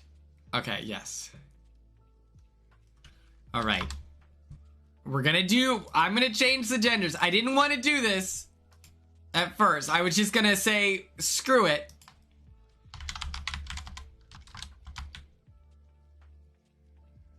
Yep, I got you. When we get there, we get there. So tell me your preferred gender identity. What's up? It's Jobby. Let's go. Employed. He's making money. Okay, you want to be Taylor Swift. This is a lot of responsibility. I need a good Taylor Swift picture. And hopefully I choose the one that you like. Oh, I love this one. If you don't like this picture, I'll throw up.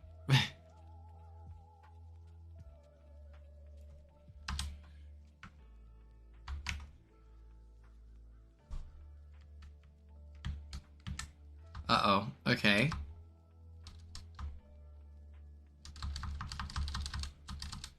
We're gonna pray that that works. Okay. Next up, we have Ella Non-binary.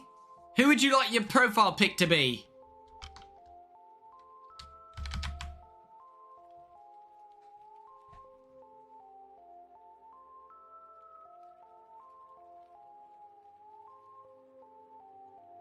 Lasercorn auditioned for Squid Game The Challenge. That's fun. Yeah, I've never heard of that trade. Do you mind sharing Ella.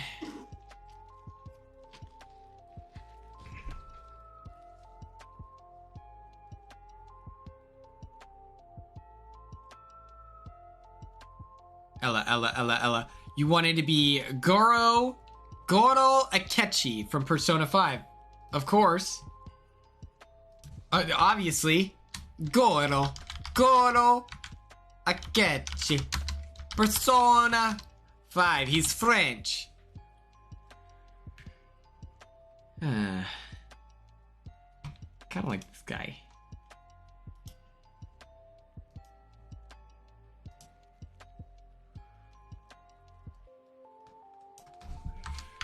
Okay. Yeah. Okay, Ringo. If you could please share your preferred gender identity as well as your picture, please. Hopefully Ringo's here. I can be any gender. Hell yeah. Okay. I'm gonna do any, mini, miny, mo. Catch a tiger by their toe. If they holler, then let them go. Yo, question mark. That's kind of badass.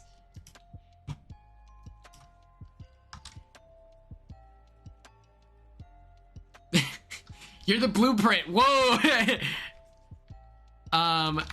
Daniel Durante. Oh, wait. I like this picture of him. This is a good picture. Trey, so what we're doing right now is we did a full marbles race to figure out who the first 12 fans were going to be. Okay, and then we just need to go to the JPEG. And then we had a wheel of Big Brother faves. The gender doesn't work. That's whack. We'll do non-binary. Okay, Rune Queen. Rune Queen, if you're here, if you can hear my voice.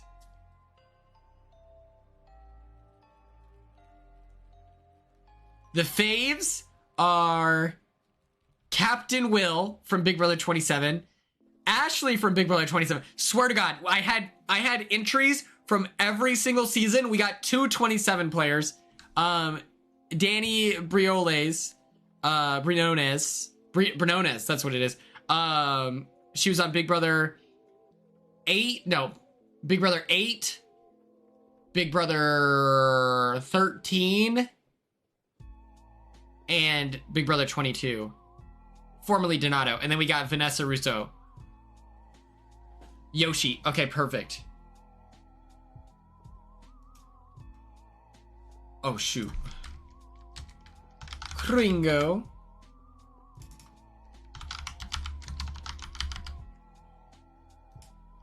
I believe you, she, her pronouns. And then Yoshi. It's just like the Survivor returnee seasons for real. Yeah, it's like, yeah, we're gonna bring people back, but we're also gonna have them doubled up. Okay, I want something like a badass Yoshi. Badass art. Oh, hell yeah. Yeah. See, that's tough. That's Rune Queen right there. See, here's the thing. People don't realize, but that's Rune Queen.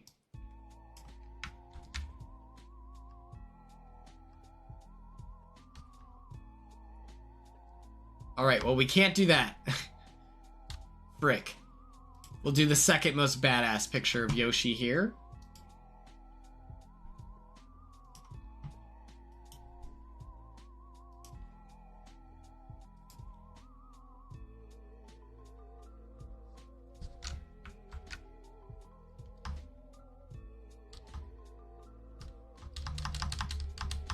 We're gonna try. Okay. Blanquita. Blanqueta. Who would you like for your picture, and what are your pronouns?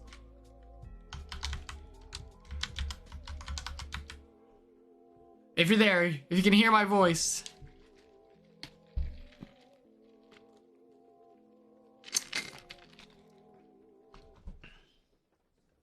She, her, and Haley Williams. Okay. Perfect. This is gonna be worth it. This is gonna be worth it. Oh, frick.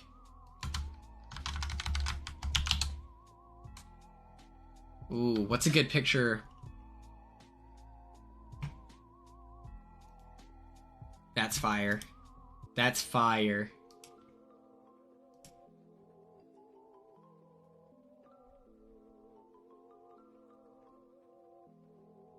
Oh, Jess. Okay. I like to pronounce your name incorrectly, but I'm also kind of hiding because I don't know how to pronounce your name correctly. It's kind of a double-edged sword where I like saying everyone's name wrong, but then I simultaneously struggle with certain, well, not really, but sometimes I was a referee and it's either I nailed it or it's really bad. Okay, Lexi, where you at, dog?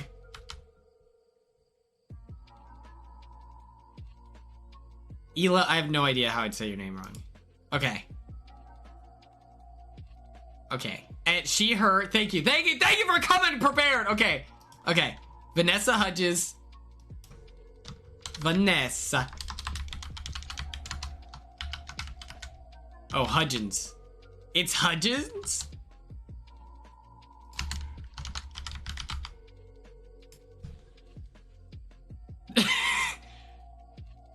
This is crazy. That's... Oh my god.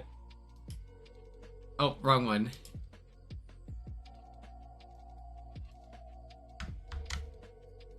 Perfect. Okay, Autumn. Autumn. Where are you? Where are you, Autumn? Please come forward. Pronouns and picture. In the blue hoodies.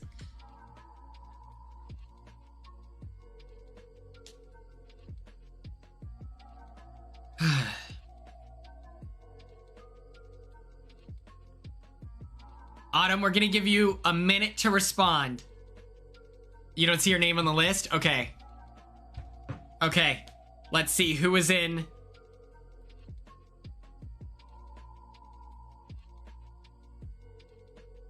If she's not there, Crystal, are you here? If not, it's Tara.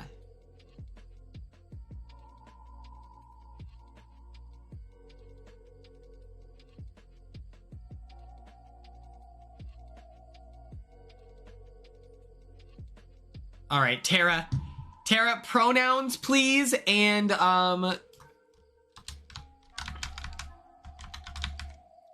please give us your pronouns and who you would like to look like.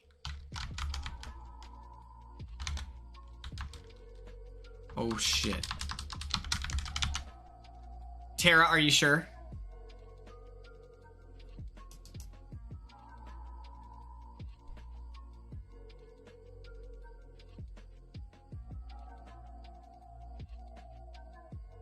You're sure? Okay. Next up, Crystallosities, if you're here.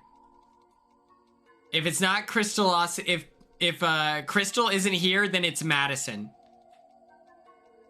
I'm going by the order of the finishing. So I see that Madison wants in, but if Crystal isn't here...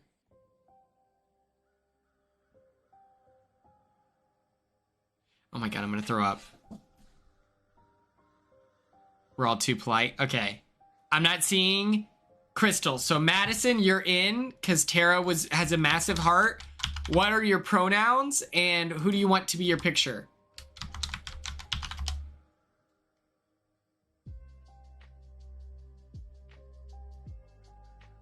I think there has to be a better way to do this. I just don't know how. Like, maybe I just have people submit ahead of time pronouns.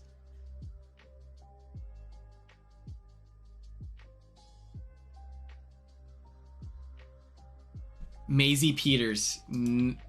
Done and done. Who's Maisie Peters? Okay, let me find a good picture. That's gonna be blurry, so we can't use that one. Ooh. Ooh, this is heat. This is heat.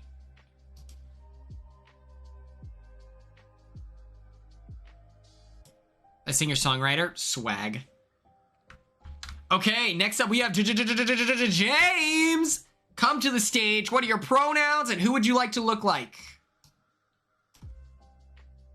A capybara. Let's make it happen.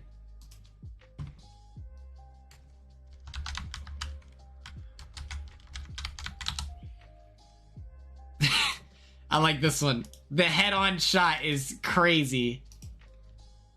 Are you he, him? Okay, perfect. Next up, we have Cody Slayberry. Please send your pronouns and who you would like to look like. Capybara. Oscar Piestra. Piestra. Awesome.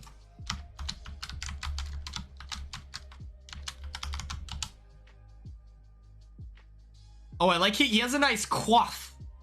He has a nice coif. Let us copy the image address.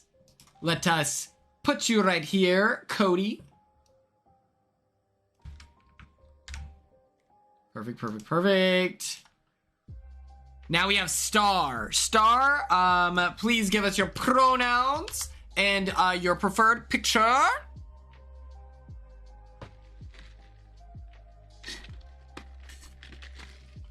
Too easy, Star, too easy.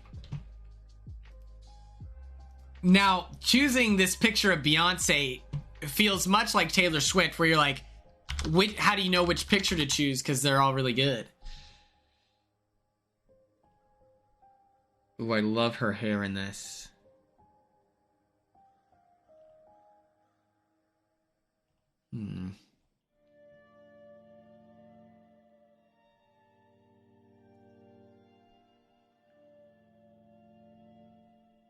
Okay, this one.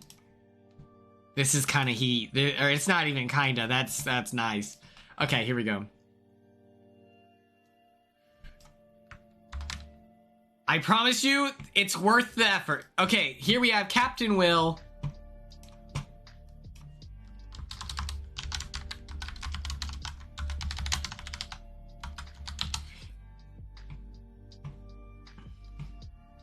Did anyone hear that today, who was it? They thought that Will's wife was white.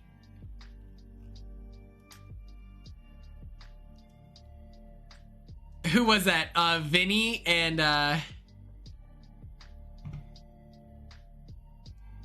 it was Vinny and someone else. Vinny and Keanu. I was like, Keanu, what are you Okay, next up we have Ashley.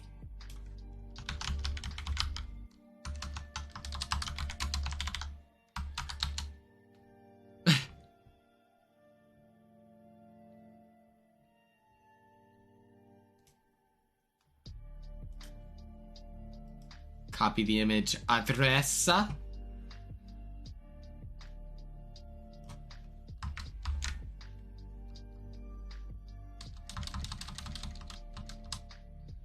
And then we need Danny Briones.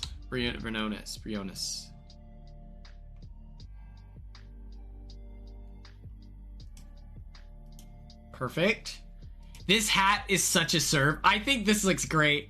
I don't know if that's controversial. I don't know if you all disagree with me, but I think Danny's big millennial hat on All Stars 2 was perfect. Vanessa. I believe she's still with him, yes. Oh.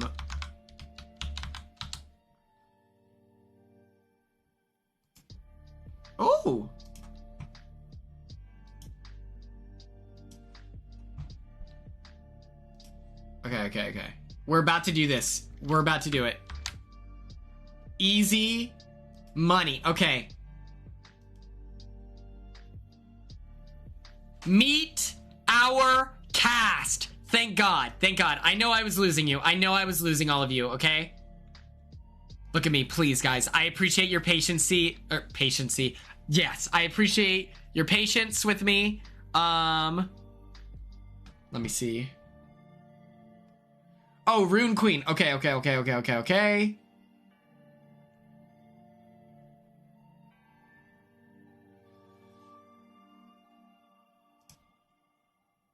thank God. Oh my God. Okay. Rune Queen, I'm finding a different picture of Yoshi. Give me one moment.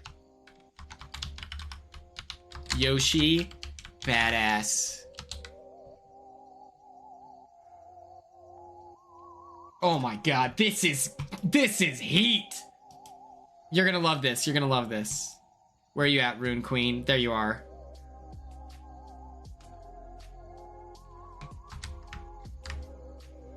Okay, ready? Submit. Okay, we're back. I did want to show you all some TikTok real quick. Hold on.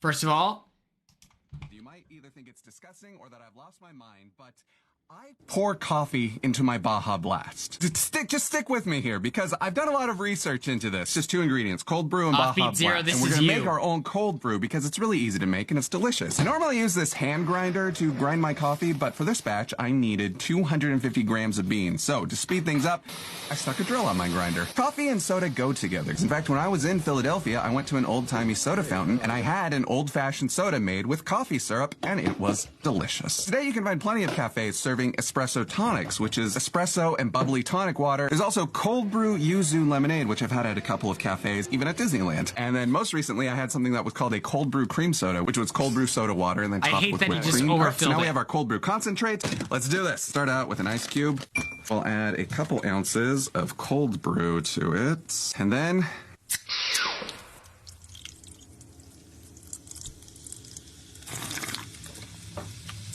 it doesn't really even taste like Baja Blast anymore. Somehow that tropical sweetness, as artificial as it is, just kind of wraps around the bitter, chocolatey roundness of the coffee. They just hug each other in a very tasty way. I would be afraid to drink it as well. It smells chocolatey. Because it is so sweet, I'd give it. I saw that. I thought that was awesome.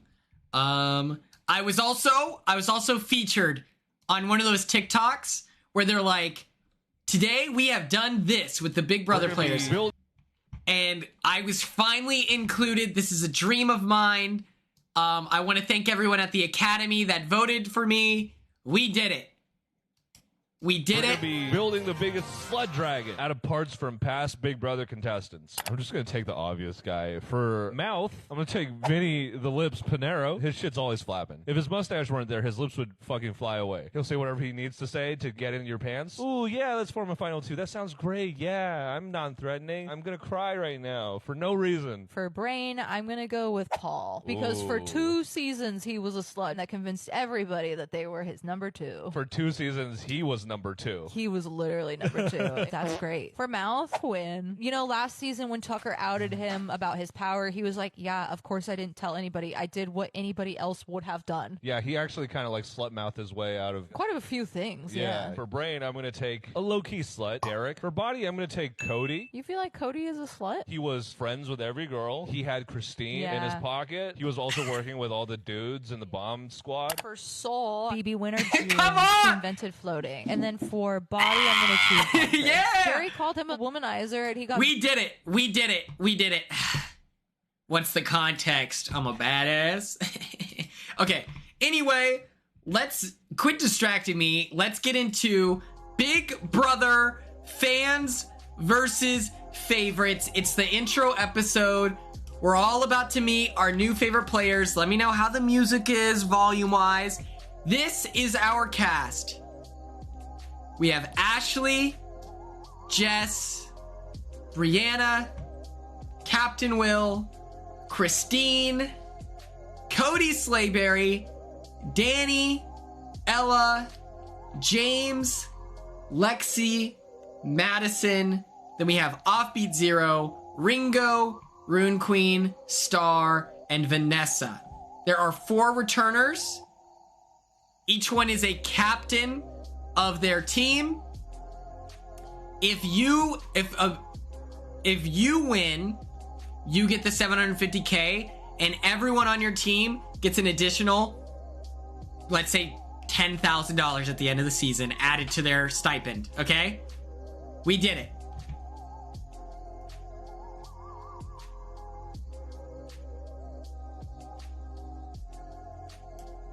It's okay. Let us proceed. The first competition is called Star Steppin'. Upon entering the house, the move-in groups of 4 would instantly compete in a competition. In the competition, an item would be shown on a screen in the backyard. Oh, I should have done... Okay. What if I do this? Hold on.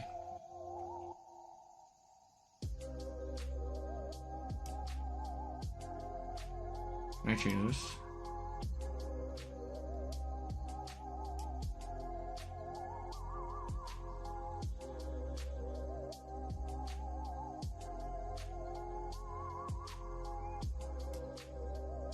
Damn it. Okay.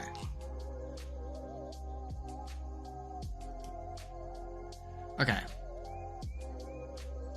Let's do this. Okay. Let's show the relationships instead of skipping. You're right. I got that messed up. Okay. Rune Queen and Offbeat Zero, they have a mutual slight dislike for one another. Offbeat Zero doesn't like Danny, and Danny doesn't like him. Rune Queen kind of likes Madison's vibe. Star and James, they don't really like each other that much. Star and Rune Queen have a disdain for one another.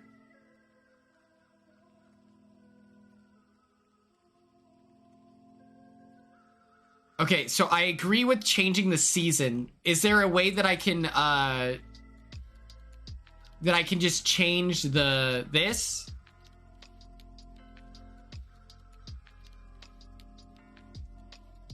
Should I change it to a different season? Because last time I read it from the All-Star script. It doesn't matter. I mean, I don't, like, whatever. Okay. Star and Rune Queen, they don't really like each other. Will kind of dislikes Jess. Offbeat kind of likes Madison. Christine and Ashley, they both like each other.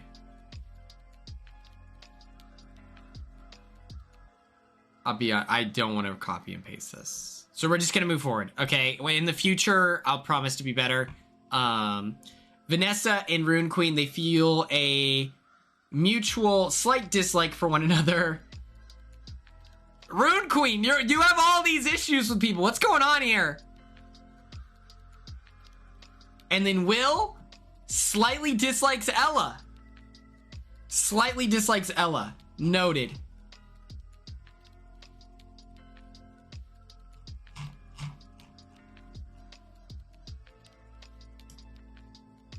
Okay, Star. Brianna, it's good to go in there neutral, you know? Upon entering the house, the move-in groups of 4 would constantly compete in a competition. In that competition, it's like an item is shown on the screen, and then the house guests are forced to sprint as fast as they can throughout the house. They find that item, and it's like connected to that item is like a ball or whatever. They run, they get it, and then they do a ball type beat to get through so that they can then compete in the final HOH, okay? The final round, I should say. Ashley, Offbeat, Ringo, and Star, they compete, and Offbeat 0 wins that round, okay?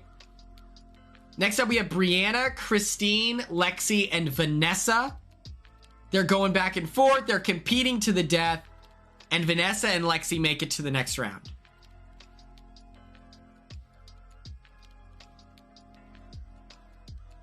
Jess, Danny, James, and Madison, they're competing, and James makes it to the next round. Congratulations, James! Then we have Captain Will, Cody, Ella, and Rune Queen competing, and the people who make it down... Oh, Cody, your name is Keisha. Your nickname is Keisha from here on out. Please remember that. And they both make it to the next round. I'm so sorry. The players who made it to the final round, they then do this competition where it's like a balance beam, okay? And it's like you gotta step, step, step, and if it spins, your leg is gonna go out from underneath you. You might be injured, okay? The people competing, there's 6 of them. It's Captain Will, Cody, James, Lexi, Offbeat 0, and Vanessa. And Vanessa wins the first head of household.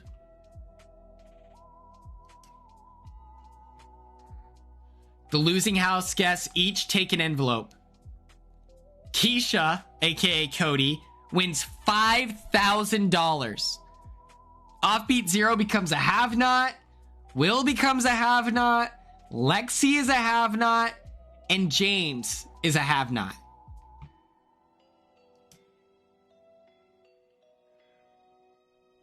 There's this thing called the safety suite, and so how this works is the house guests, you guys have the opportunity to compete for immunity in the safety suite competition for the week of their choice. If you win that competition, you are safe, and you can choose one of your buddies to be safe. And then you get to the person that you choose that is also safe, they have to face a punishment, which is, you know, all in good fun. The thing is, though, you only can compete in the safety suite once.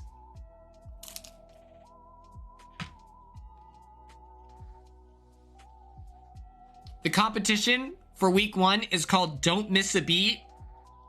Ashley is nervous, Cody's nervous, and Ella are all nervous. They compete.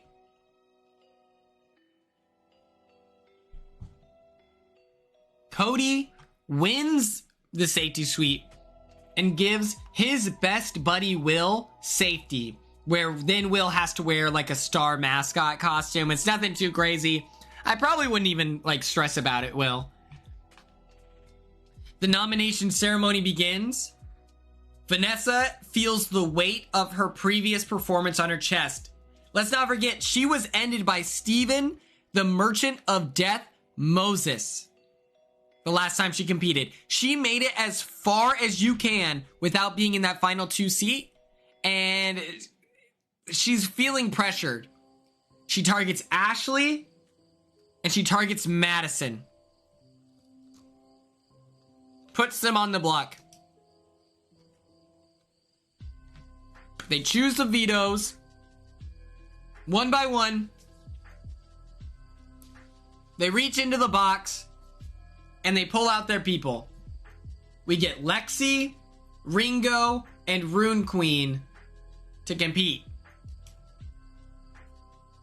The competition is called It's Bananas. And Ashley actually wins this competition.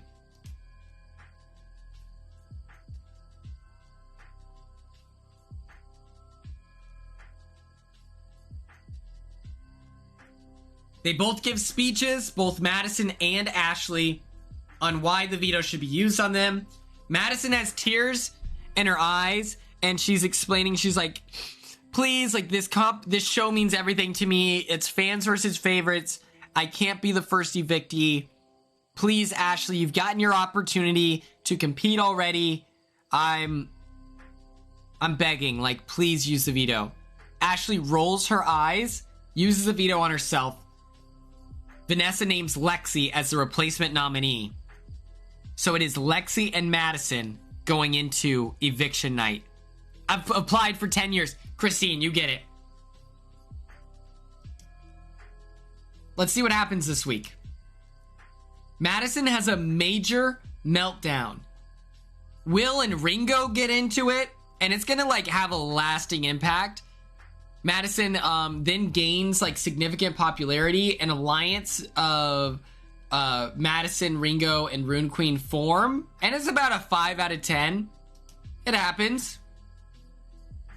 Here comes eviction night. It is Thursday, 5 o'clock or 5:30? Everyone's sitting down, and it's time to vote one by one. Ashley votes to evict Madison. Jess votes to evict Lexi. Brianna votes to evict Madison. Will votes to evict Madison. Christine votes to evict Madison. Cody votes to evict Lexi, making it 2-4. Danny votes to evict Madison. Ella votes to evict Lexi. James votes to evict Madison. Offbeat Zero votes out Madison. Ringo votes out Lexi. Rune Queen votes out Lexi. It's 5-7. Star votes out Madison. 5-8. And just like that, Madison, you have been evicted. Please collect your things. So that was week 1. Autumn wasn't here, so Madison is actually a member of the Queens. And for the first time,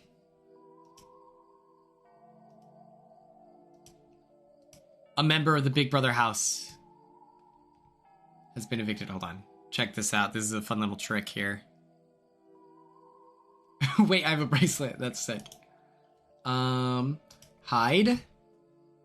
Then watch this.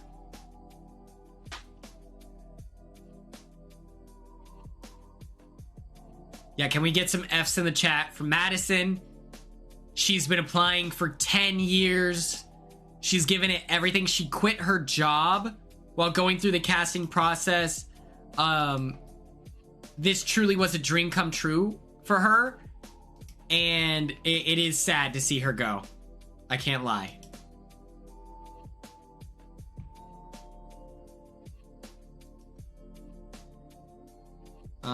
Let's look at the relationships. Offbeat Zero. Okay, so week 1 just ended. Here are the kind of the alliance spread. It's Ringo and Rune Queen for sure. Offbeat Zero and Danny, they don't vibe with each other. And it's not like it's not like an earth-shattering type of disdain, but it's like every time Offbeat Zero leaves the room, Danny rolls her eyes. You know, it's like that kind of thing. Star doesn't really like James. Offbeat has a small bond with Ashley. You know, he loved Big Brother 27. He loved her storyline when she won Big Brother 27. It like really, really meant everything to him. You know, that kind of thing. Star and Christine, they're kind of starting to not like one another. Rune Queen and Offbeat Zero, they have a mutual slight disdain for each other, and it's literally because Rune Queen said that Offbeat Zero doesn't wash his hands, but he does wash his hands. And so he tried to have a mature conversation with Rune Queen about it and was like, hey, every time I'm done using the bathroom, I wash my hands. Every time I'm about to cook, I wash my hands. And Rune Queen looks him in the eyes and says, then explain why you stink so bad. It's crazy. It's crazy. But it's only a slight dislike for each other. Because at this point, Offbeat Zero kind of likes to argue. That's where they're at. Will doesn't really like Ringo. Because Will found out that Ringo was rooting for Joseph. And Joseph beat him at the celebrity poker tournament after their season. So I'm just because I'm the Lord of the Latrine. And then Star and Jess, they kind of like each other. James doesn't really like Star. Will and Jess, they don't like each other. No, there's no love in this house. There's no love. Star and Rune Queen, they feel a mutual slight disdain for each other. This is a season of no love. The Big Brother watch party. Christine wins the head of household competition. Brianna, you really are. Like, you are camo. The have-nots this week are Danny, Ella, Rune Queen, and Star. The safety suite competition is called Getting Tipsy. The people who enter are Captain Will, Lexi, and Star.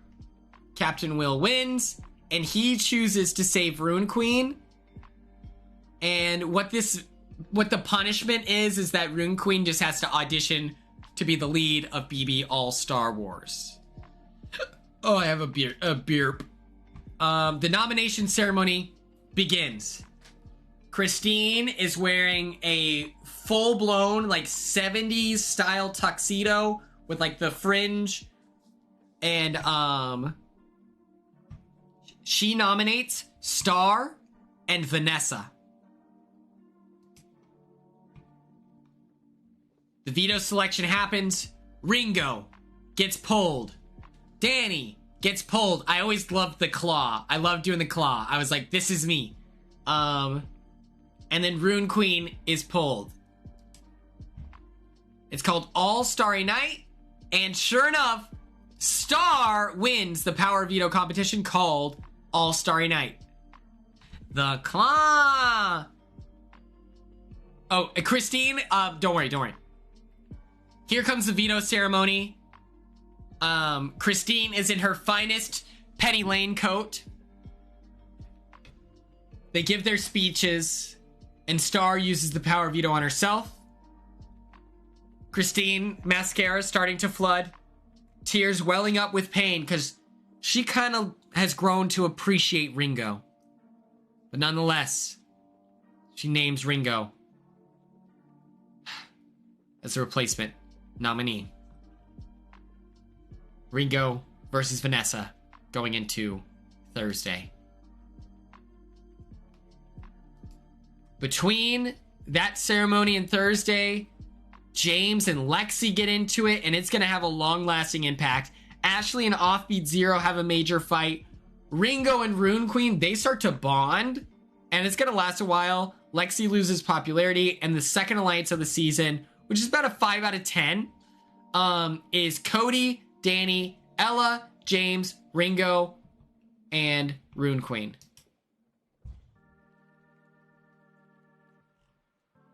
Okay, Brianna, deadass. I just had to check if I put you on there. I was like, what the fuck? Okay. Ringo stands before everyone and gives a passionate speech. A passionate speech about the pressures of Big Brother, how the outside world perception has pushed Ringo to behave in the house as the arbiter of truth. Ringo has never once told a lie in this Big Brother house. Truth, prosperity, and loaves of bread. Ringo winks at the camera because she knows that big dog Adrian is watching. Vanessa stands up and says, I understand that Ringo is a really big fan. But at what point do we stop playing big accommodation for people's dreams? And when do we start playing Big Brother? Sits back down. A direct attack to Ringo. Ashley votes to evict Vanessa. Jess votes to evict Ringo. Brianna votes out Vanessa. Ringo looks Vanessa in the eyes and says this message here. On live television, the cameras picked it up and it instantly went to the fish. Brianna votes out Vanessa. Will votes to evict Ringo. Cody votes to evict Vanessa. Danny votes out Vanessa. It's 2-4. Ella makes it 2-5. James votes against Vanessa. Lexi follows suit, and Offbeat Zero votes out Vanessa. Rune Queen votes Vanessa, and Star votes Vanessa, making it 2-10. Just like that, Vanessa, you have been eliminated. So.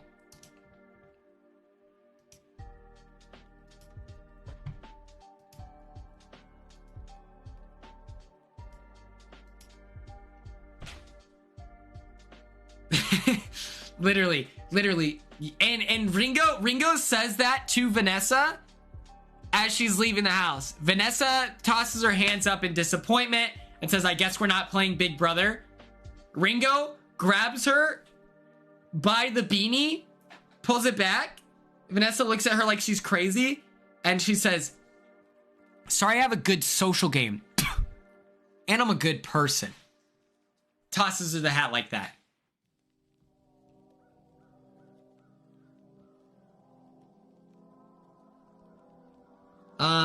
Okay, so here's the layout. Star Onse sings as Vanessa leaves. Okay. The head of household competition is called Mugshots, and Offbeat Zero wins this competition. The have-nots are Ashley, Jess, Lexi, and Ringo. I'll go to the house status. on the next one. The safety suite competition, the people that compete are Jess, Brianna, Christine, Danny, James, Ringo, and Rune Queen.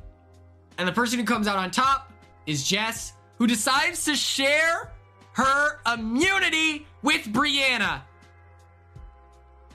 Brianna must become a parent to 9 baby all-stars. The nomination ceremony begins. Offbeat Zero is shaking. He's been a fan of this show since before he could walk. He has watched people enter the house and not take big shots, and then they go home to regret it. He stands before everyone and says, "What would Turner do?" Chuckles to himself. Ashley, Rune Queen, I nominate you both for eviction. They then pick who's going to compete in the veto, where it's Ella, Danny, and Brianna. It's called Cupcake Clash. Ashley wins the power veto. They both give their speeches. Ashley saves herself, and Offbeat Zero puts Cody on the block.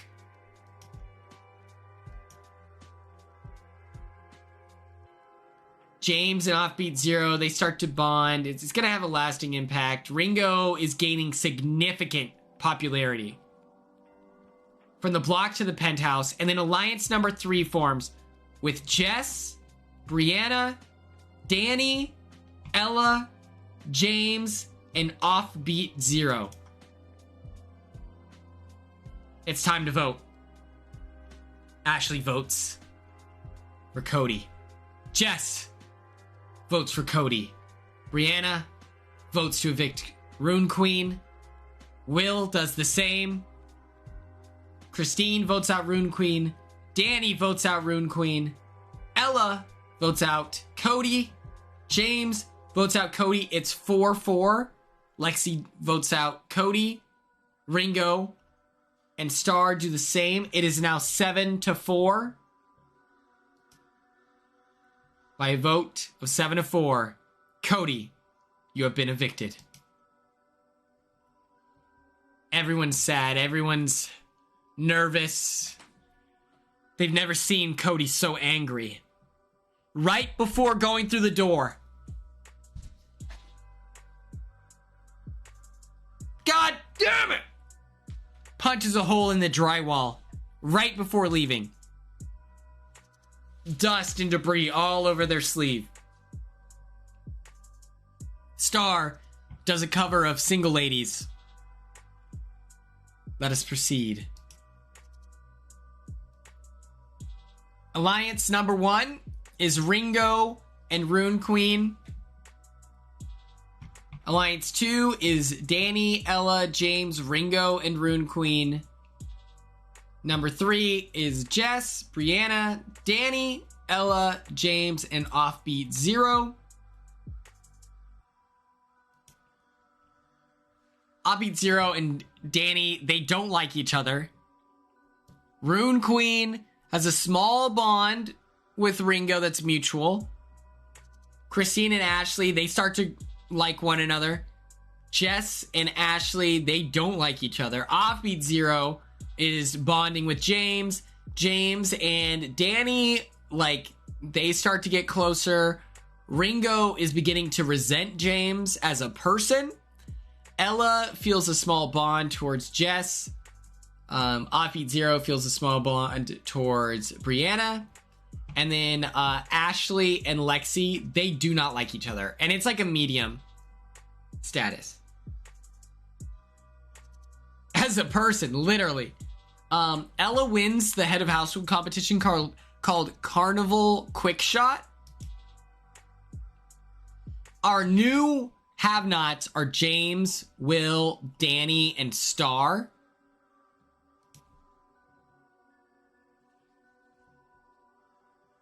The nomination ceremony begins. Ella is trembling the whole time. Oh, wait, hold on. Who got evicted? Cody.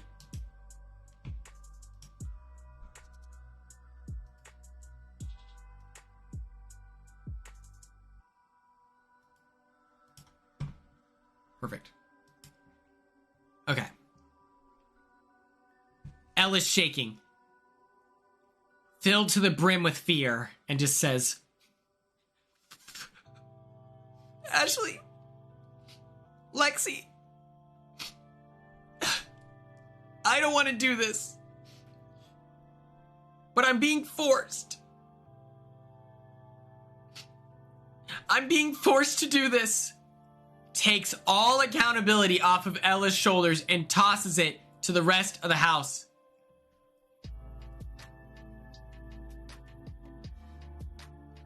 But Ringo, you're kind of killing it everywhere else.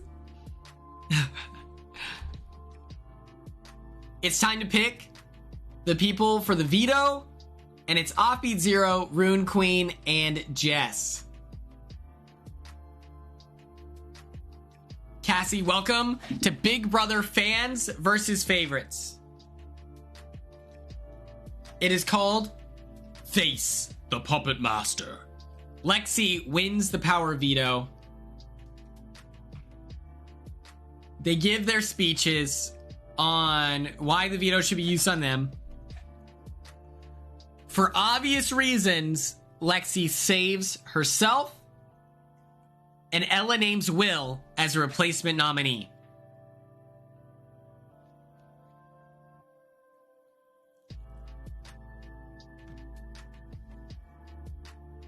Ella makes it abundantly clear that there can only be one person from South Carolina in this house. And it sure as hell isn't the captain, but the god. Ella does this. And does the Chris Angel mindfuck to begin levitating. Just an inch off the ground. And falls to the ground and leaves.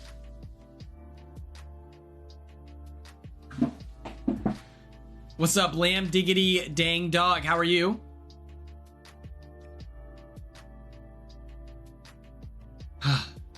Let us proceed.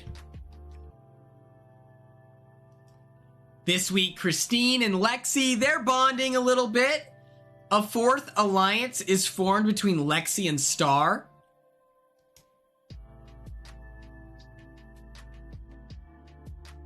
It is time to vote.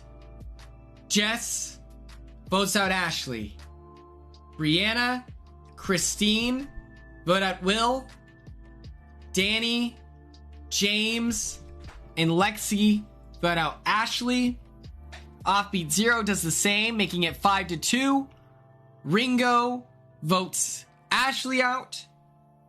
Rune Queen votes Will.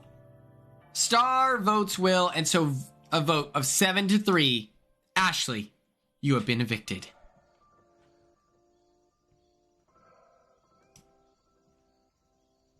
Just like that, we have lost our second favorite.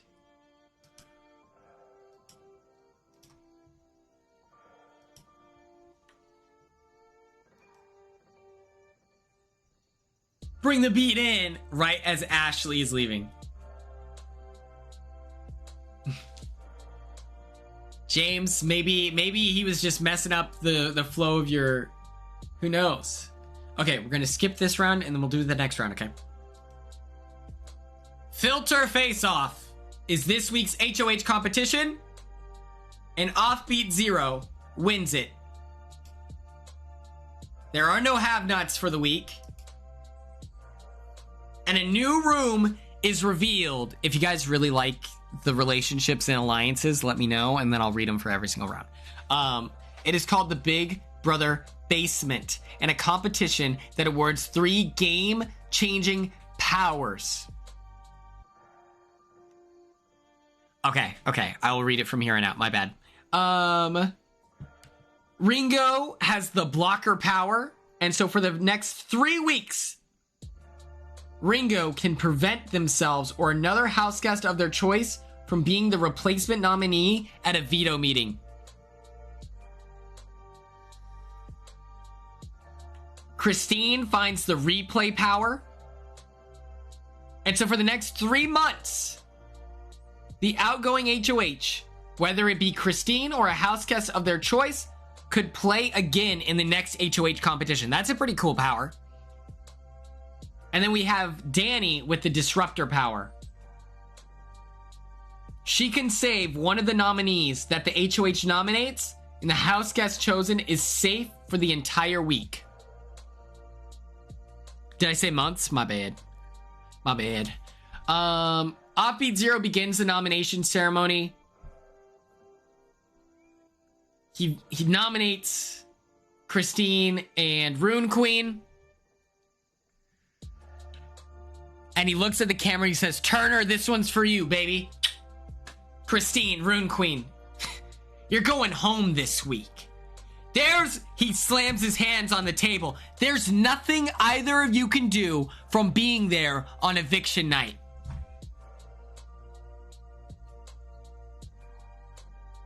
Danny stands up, looks around, realizes maybe now is not the time, and does not use her disruptor power. They choose their veto selections. It's James, Danny, and Ringo. It's called the Mathcathlon. Danny wins this unknown punishment. Offbeat Zero wins a punishment and has to complete 500 laps. And then Rune Queen wins a punishment called the Slopetard. Ringo wins a home gym and a have-not pass. That's fun. Hopefully it's a bunch of the kettlebells so you can get swole, just like, what's his bucket? Keanu. James wins $5,000. Christine wins the power veto. Ringo has the blocker power and they do not use it. Christine uses the power veto on herself. And Offbeat Zero names Will as the replacement. It is Captain Will versus Rune Queen. Let's see what happened this week. Rune Queen is kind of impressing the whole house. Will and Ringo, they start connecting because it's like Ringo looks at Will and is like, dog, you don't dislike me, you dislike Joseph, and it's because of a celebrity poker game. That's not my fault. I didn't even watch it on the YouTube series on the YouTube channel 123poker.com. I didn't watch it. I didn't save it to my watch later and watch it the week before. They have a lasting impact. Will starts to gain popularity. And an alliance between Jess, Brianna, and Christine are formed. It is time to vote. Jess, Brianna, Christine, Danny, and Ella, along with James, all vote to evict him. It's 6-0. We go to commercial break. There's a Geico commercial. We come back. Lexi votes to evict Will. Ringo, despite connecting with Will the night before, votes to evict him. Star votes to evict. Madison, I'm so sorry to hear about your game of Jeopardy. And by a vote of 8-1, Captain Will, you have been evicted. The Aces lose their second member.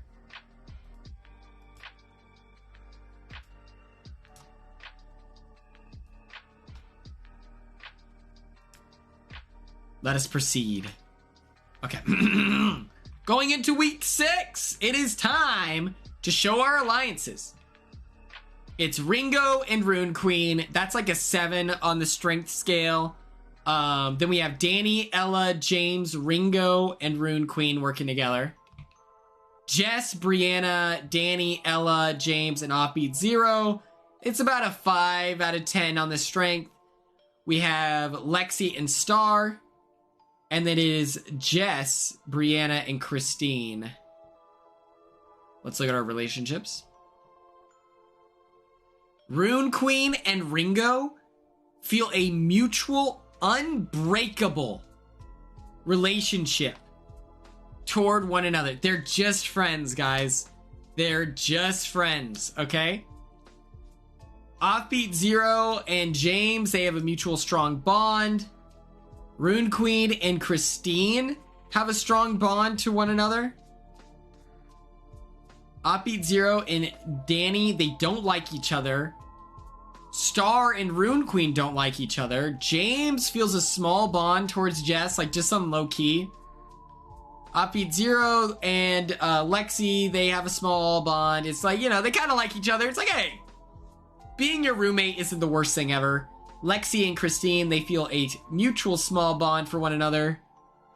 Danny and Rune Queen, they're bonding. Rune Queen and Ella, they are bonding. This HOH is called Power Trip. Christine doesn't use the replay power this week. And then she manages to win the head of household competition.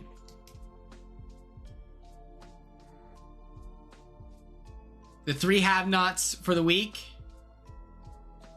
are Lexi, Ringo, and Rune Queen, because they were the first three to fail in that HOH competition. Nomination ceremony begins. Ringo and Star are put on the block. Danny, for a moment, is considering, do I stand for something? What do I do? She chooses to not use the disruptor power. They choose their people for the veto ceremony, so it will be Christine, Lexi, Ringo, Brianna, Star, and Offbeat Zero. It's called micro brews. You had to drink, I'm not kidding, 80 beers in an hour. They straight up, they had a keg in front of you and they said, whoever finishes this, they win the golden power veto.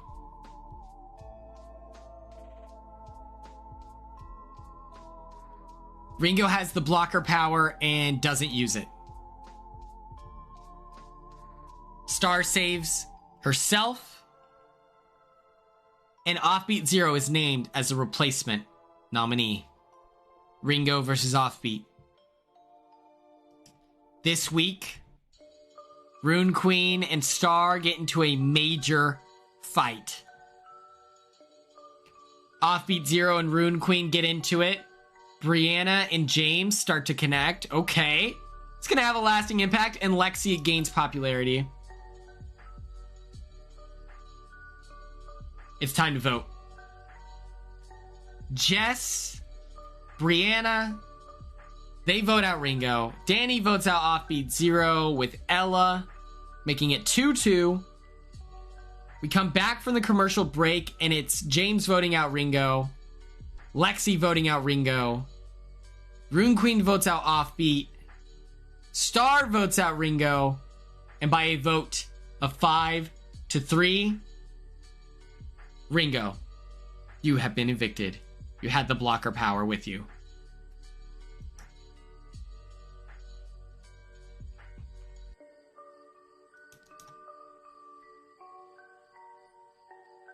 Yeah, they had the blocker power of all things. Okay.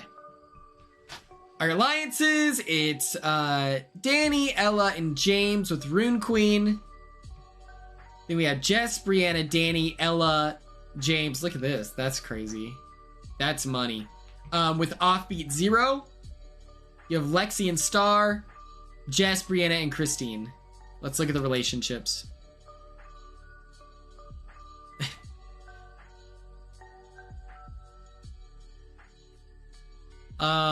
Star and Rune Queen, they hate each other's guts. Yeah, I heard production, much like in Love Island, told Ringo that they couldn't use it. Offbeat and James, they like each other. Rune Queen and Christine, they like each other. Offbeat and Danny, they kind of dislike one another. Rune Queen feels a medium disdain towards Offbeat Zero. Offbeat Zero feels a medium dislike for Rune Queen. Lexi and Christine have a small bond for one another. Rune Queen and Ella, they kind of like each other. Offbeat and Lexi like each other. Ella and Brianna, they start to dislike one another. The knots of their friendship begin to get untied.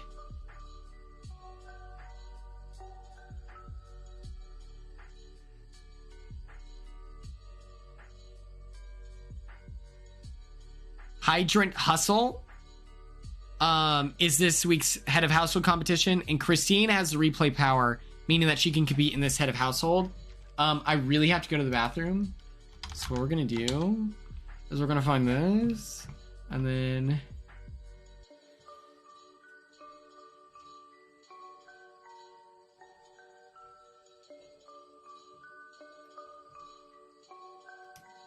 Alright guys, Beeline here back with a new video, and in this this video, we're back with I'm gonna be another right back. segment. I'm about to sprint to the Season, restaurant. I'm about to go. Survivor while 49. I'm gone, My 11th Clinton is season in doing charge. this somehow. But again, Clinton's like all in the other charge while cast I'm gone. segments, I'll be running through the cast of the recently released cast of Survivor 49. Talking about my opinions on each player based on their bios and intro videos. Now, I will say that this will be a bit of a unique cast assessment, as full disclosure here, I am potentially spoiled on Survivor 49, to where there are presumed spoilers out there for especially the final 3 in particular, to where obviously I will not be talking about those, and is also part of the reason why I won't be giving an official winner pick at the end of this video, because obviously that would be extremely biased. But I will still be talking about the cast one by one, talking about my opinions, again, solely based off this preseason content. And who knows, maybe I'll be saying things that are purposely not aligned with what the spoilers say anyway. Ultimately, again, this will be a spoiler-free video, despite the fact that, obviously, again, I potentially know what might end up happening on this season. Also with that, I will not be talking about the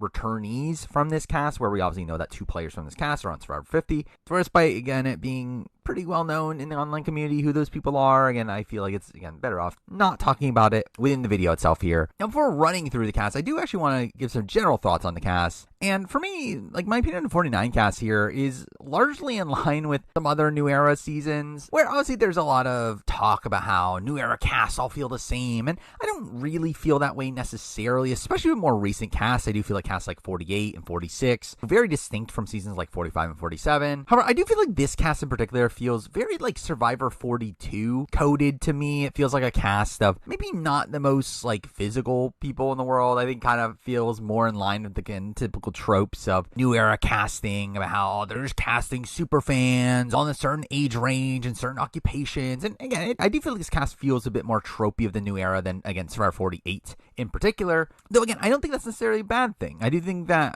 actually probably is more of a good thing considering how Survivor 48 played out. Again, I do think this is a cast that I could definitely see being a more gameplay focused cast that won't just have a majority alliance steamrolling their way to the end, where again, I'm hoping for better seasons for our 48, and again, I do think we're lined up to get that. I would be pretty surprised if this cast brings us a fairly stagnant game. It does feel like a cast of players that are coming to play, and while there's a couple people here and there that can feel a bit more honor bound, I do feel like this is a cast that does come off to me as one that is here to play. And I know that Jeff himself had talked about how this cast was very conscious of the fact that Survivor 50 was right around the corner, and there were some people that were actively talking about wanting to play hard on this season to end up landing on Survivor 50, which I know that will definitely obviously frustrate some fans of it feeling forced because they're just doing this to come back. But it's like, ultimately, I don't feel like that's a negative in my opinion. I feel like that just incentivizes people to be more entertaining for the show and playing the game in a more interesting way. Or overall, I do feel like this is a cast that probably doesn't have as many like individual standouts as some recent seasons. It still feels like a cast I do feel like seems lined up to provide for a pretty solid season here. But again, I'll still be running through the cast one by one in alphabetical order of first name, starting it off with Alex Moore, a 27-year-old political comms director, which feels very reminiscent to Jimmy from Big Brother 27 background. And Alex is someone that I actually thought came off pretty fun. And to be fair, I guess Jimmy was kind of fun in the preseason BB27, but Alex is definitely somebody here that I was kind of worried coming into his bio that he would be just kind of a cutthroat player with not really much substance outside that. I kind of saw him as someone maybe trying to play up like a villainous role, kind of be like Gabe from Survivor 47 in that light. Though I actually found him very personable in his video here and a lot more happy-go-lucky than what I was expecting him to be. Troy ultimately did end up liking Alex through his video in his bio. Now, I do think there were some things that I probably could have gone without, especially like him like calling out the margarita curse and wanting being the first to beat the curse, which is like, yeah, who cares? Like, I feel like that's a very strange thing to call out in your intro video of like that's your bucket list item on Survivor. But ultimately, again, I do think he is someone that seems pretty well situated for the game and kind of in the perfect age range, someone that clearly is intelligent and compares himself to Sam Phelan, which I thought was an interesting comparison, and mentions how he's going to be the glue guy. And again, I think there's a lot to like here from Alex. I actually feel like he's someone that I could definitely see doing very well in his initial tribe, though he is somebody that long term, I'm not sure if I necessarily see him getting to the telltale end. I kind of see him as, again, a player that probably will play pretty aggressively, probably make some moves in the game, but then ultimately get taken out before the end is, again, kind of the vibe I get from him, though someone I definitely think has a lot of potential here, and someone I definitely think is a contender on this season. Next, I'm moving on to Annie Davis, a 49-year-old musician, even though I believe she's also like a CEO, which is her main occupation. Either way, and Annie was someone that I came out of her bio not feeling great about Annie, but again, on paper, when reading her bio, I initially thought of her as maybe like an older version of Carolyn. I'm back. Though the more I think about it, the more I guys? actually watched her, Oh I my actually feel like she's God. probably more similar to someone like a Stephanie from 48, of again being this person that I think comes off initially as this like kookier figure, very much comes I off had as to unique. drop the kids off at the pool. What is this?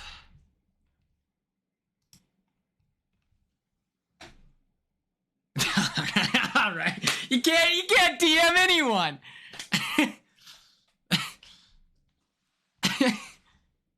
That is true. That is true. Let the record show. This is me. This is me. This is how I text people.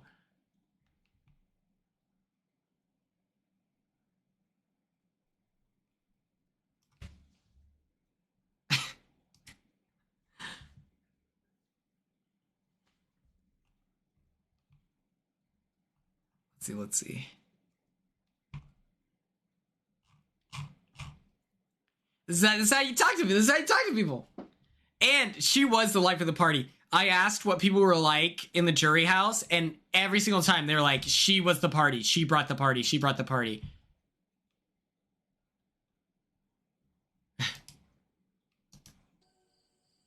Okay. Who got evicted last week? Who got evicted?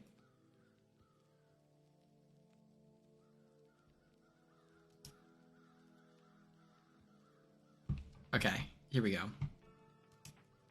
Okay, Christine uses the replay power so that she can compete for the H of H. It doesn't work out, unfortunately. I bet that music is super quiet for you. Star then wins the head of household competition.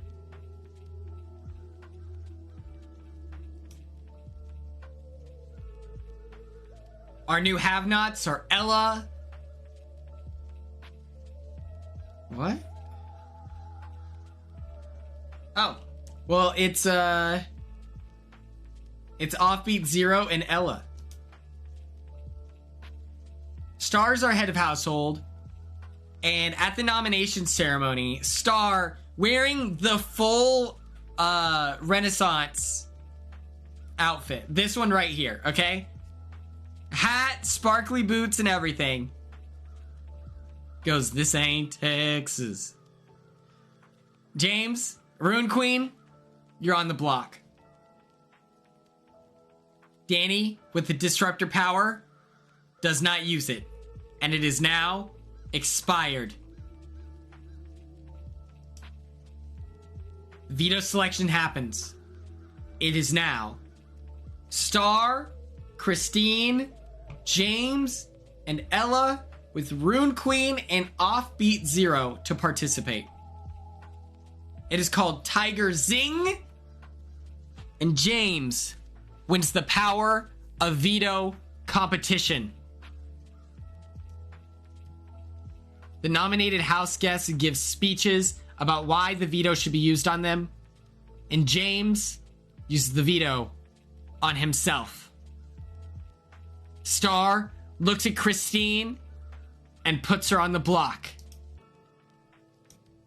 This week on Big Brother, Jess and Lexi have a minor disagreement. James and Offbeat Zero start to bond. It has a lasting impact. And James gains significant popularity. Let us continue. Thursday night is here. It is Christine versus Rune Queen. Jess, Brianna, they vote out Rune Queen, and Danny with Ella vote out Christine. It is 2-2. Here comes James to evict Christine. Lexi votes out Rune Queen. It is 3-3. Offbeat Zero votes out Rune Queen. And 3-4. Rune Queen. It is over. It is revealed that the next twist of the season will be the neighbor's house. House guests will have the option to compete for a power or prizes. Rune Queen has been eliminated.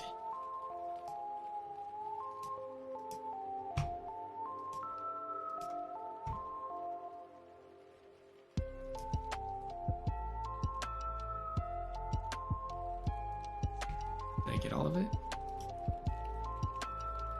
1, 2, 3, 4, 5, 6. Oh, I need to get out Ringo.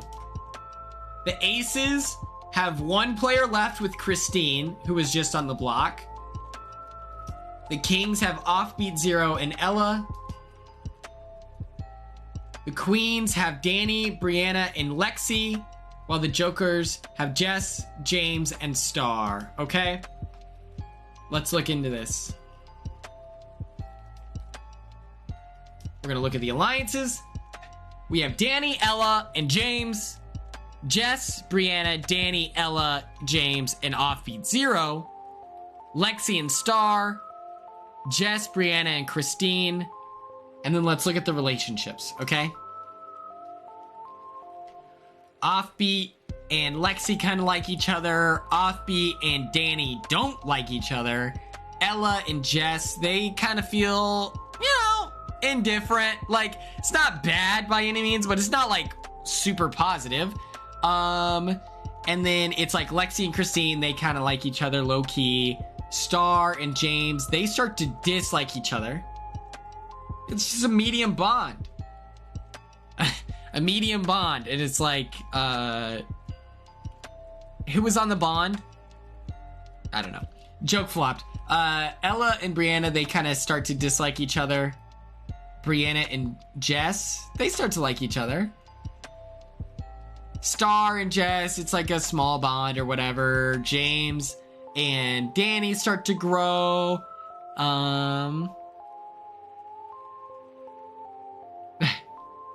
And then James and Jess, they start to like each other. Just a little bit. This HOH is called Going for the Green. Jess wins the head of household competition, and Ella wins $10,000.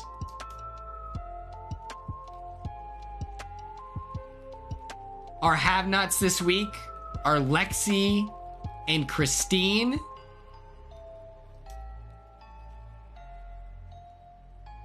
Jess begins the nomination ceremony. Lexi and Star have been put on the block next to one another.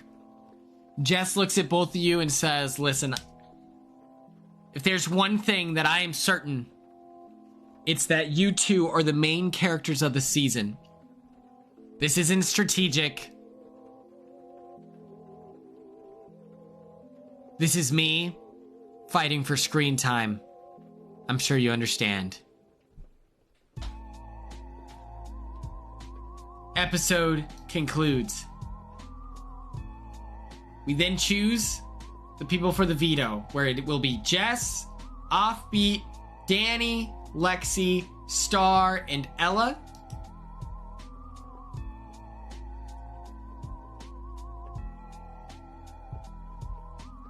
Otev, the psychedelic salamander, is here, and Offbeat Zero wins the power veto in just one round. Star went for the prize and won $10,000. Both Lexi and Star give passionate speeches about what the show means to them, the connections they've built while on this season, how much they both cherish Offbeat Zero. Offbeat, you're so cool, you're so cool, you're so cool. Offbeat Zero looks at them and says, that's crazy, but I'm not using the veto. Nice try.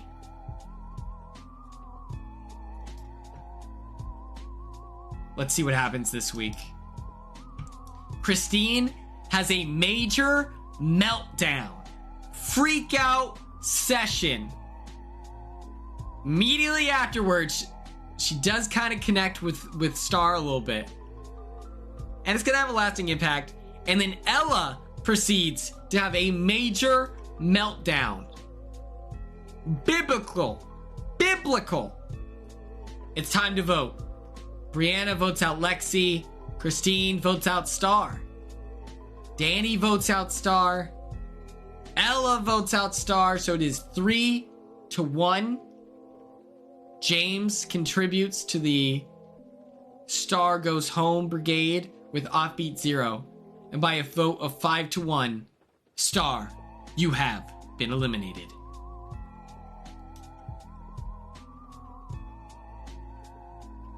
Star is walking to the door with her duffel bag filled to the brim with all the cherries in that HOH room, like the ceramic ones.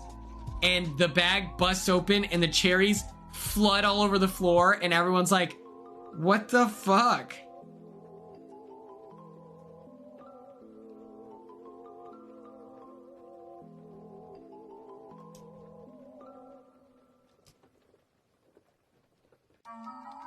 So to review, we have Danny, Ella, and James. We have Jess, Brianna, Danny, Ella, James, and Offbeat Zero. Jess, Brianna, and Christine. Of the power structures, Ella is in 2, Danny is in 2, James is in 2, and then Jess is in 2, as well as Brianna.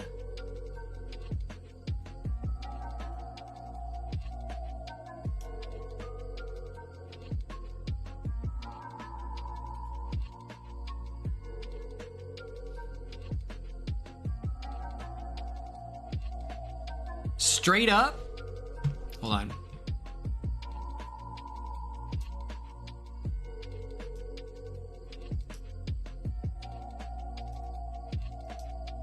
Perfect. Straight up. Mutual extreme hatred. Like, Offbeat Zero's walking to the bathroom with his little coffee cup in his hand, and every time Danny walks past him, she hits the cup out of his hand, it shatters on the floor. They've gone through 4 mugs, and it's Monday. It's crazy. Lexi helps pick up the pieces to the mug, and Offbeat and her, they build a medium bond. Lexi expresses her disdain for Ella. And then Ella and Jess, they have a medium bond. It's just like, they both are just kind of, it is what it is. Ella and Brianna, now, this has been brewing for a while, and they just don't like each other anymore. Christine starts to bond with Lexi. Brianna and Jess, they have a small bond. James and Danny, they kind of like each other. I don't know. James and Jess, they're like, Ella and Danny, it's a mutual small bond. Like, it's not great. The head of household competition, it's all about Will, begins, and Offbeat Zero wins by this much. He begins the ceremony, and this time he walks in with a mug that has clearly been ripped out of his hands before and shattered all the ground, so it's just the handle and the bottom of the mug. Like this. He's holding the mug and it's got a piece of the glass, and he does this. He pantomimes drinking even though there's no planet where that mug could hold water.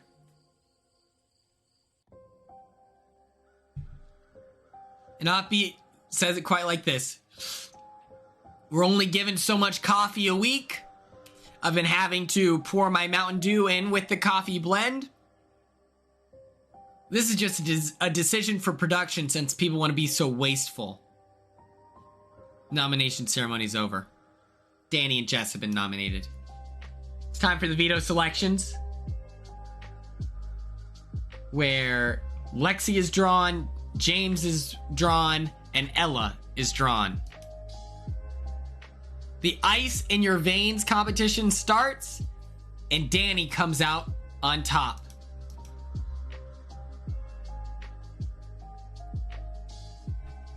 She herself now has her completed mug, gives a speech and says, I don't have much to say, I'm just gonna... Ooh, the tea's piping hot this week, isn't it? I used the power veto on myself. Offbeat Zero's upset and names James as a replacement nominee. Offbeat Zero is convinced that James is the one who gave Danny a motivational speech before the start of the veto. He's convinced. James looked at Danny and said, hey, if anything, at least you know I liked you on your season, and I've really gotten to enjoy our time together. They gave each other a hug. There was no motivational speech. It was just a human moment. But James can't convince Offbeat, can he? Jess and James, they get into a minor disagreement, much like Team Rocket. It's gonna have a lasting impact. James and Offbeat Zero, they get into a major fight where James calls Offbeat Zero a piece of shit. It's crazy. James loses significant popularity after this. People feel like it went too far. And then the alliance of Jess, Brianna, Danny, Ella, James, and Offbeat Zero is then left by Offbeat Zero. He very dramatically says, fine, I'm out of here anyway. It's time to vote. Brianna votes out James. Christine votes out James. Danny votes out Jess. And much like a tennis match, Ella hits it back, voting for James, making it 3-1. Lexi does the same, and a vote of 4-1. James, you've been evicted from the Big Brother house. We have Jess, Brianna, Christine, Danny, Ella, and Lexi, with Offbeat Zero left in the house. James, it's okay. Try not to cry. This is the power structure layout at the moment. It's Danny and Ella in a final two together. It's Jess, Brianna, Danny, and Ella working together. And then it's Jess, Brianna, and Christine. Offbeat Zero hate each other. Hate each other's guts. But Lexi and Offbeat Zero, they've got a great relationship. Lexi starts to resent Ella. Christine is just kind of like, yeah, it's medium. It's medium.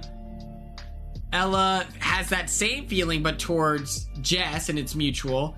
Ella and Brianna, they start to dislike each other. Brianna and Jess, it's like a medium bond, whatever. Offbeat Zero and Christine, they've got a small little baby bond. Ella and Danny, they kind of like each other. And then Danny feels a medium dislike towards Christine. Okay.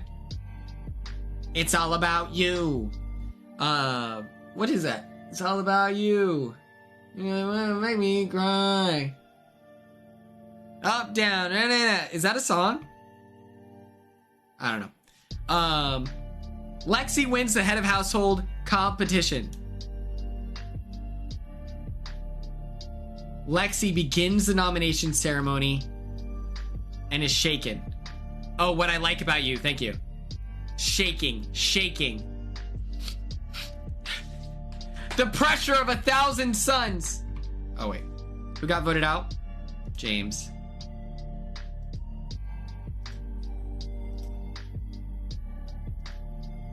Perfect. Shaking and starts crying. Brianna and Ella, I nominate both of you. She doesn't want to do it, but she has to. Lexi draws Christine to participate in the veto. Brianna draws Jess, and then Ella pulls Offbeat Zero.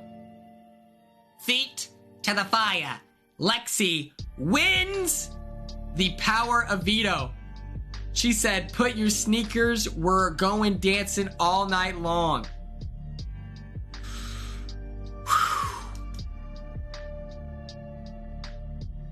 The nominated house guests give their speeches.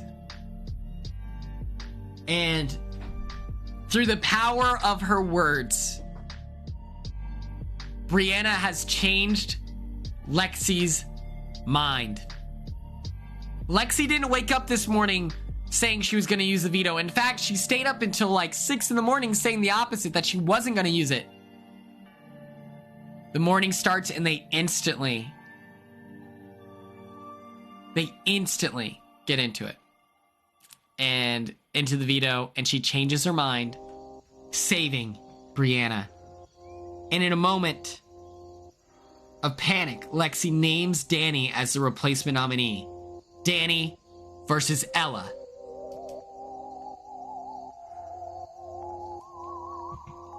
Lexi and Jess, they have a minor disagreement. Jess and Christine, they find something in common. Brianna and Offbeat Zero, they're building a bond that seems pretty solid. Christine loses a little bit of popularity. And an alliance of Christine and Lexi forms. It is time to vote. Jess votes to evict Danny. Brianna votes to evict Ella. Christine votes to evict Ella. Offbeat votes to evict Danny. It is 2-2.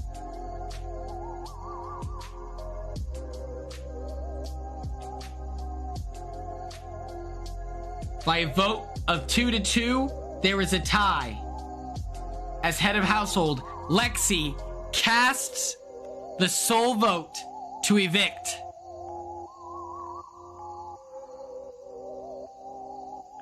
Lexi votes to evict Ella.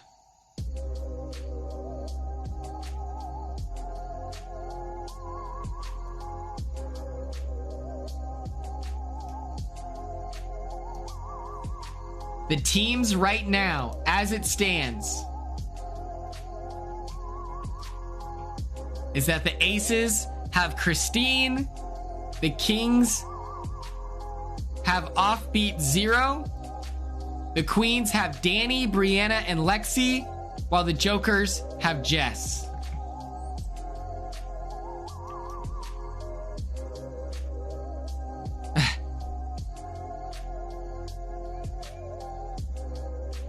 I kind of love it. So here are the alliances, just in case you were confused.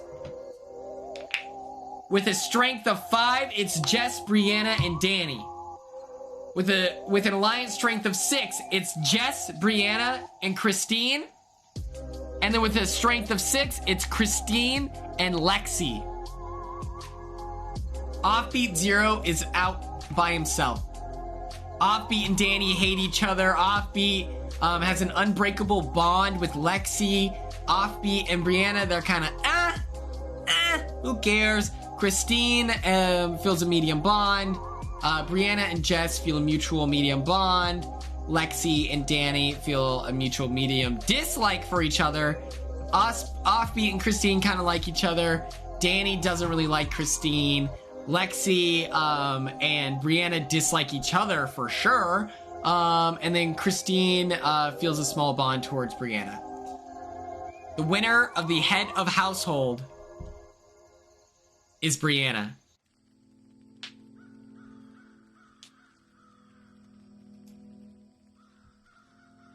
Our have-nots are Danny and Jess. God damn, that's late. That's late to have have-nots. Like, that sucks. The nomination ceremony begins, and Brianna is fired up, okay? She was just giving herself a motivational speech in the head of household, or not in the HOH room, in the DR. She's gassing herself up. She's collecting the little keys, putting them in the box. It's time to play. Goes crazy. It's time, baby. She nominates Lexi and Offbeat Zero. She ends it with a double bird.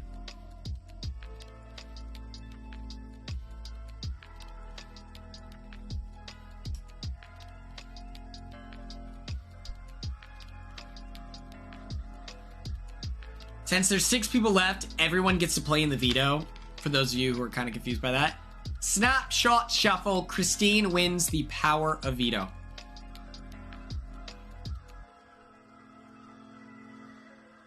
The hexagon.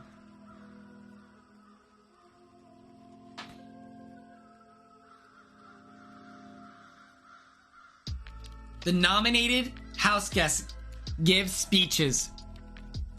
Lexi doesn't say a word. She simply winks at Christine and says, do it. So she did say a word, and it was do it. Christine cuts off Offbeat Zero during his speech. He's nervous. He's shaking. Christine goes, "Save it, Mountain Dew." Lexi, "I'd like to use a power veto on you." Brianna then names Danny as the replacement nominee, where it's Danny versus Offbeat Zero going into Thursday. Between then, Jess and Brianna, they are bonding strongly. Danny and Lexi, they find something in common. Danny and Offbeat Zero have a crazy fight. Remember, they hate each other. They hate each other. And it's gonna, to no one's shock, last a lifetime. Offbeat Zero is losing popularity quick.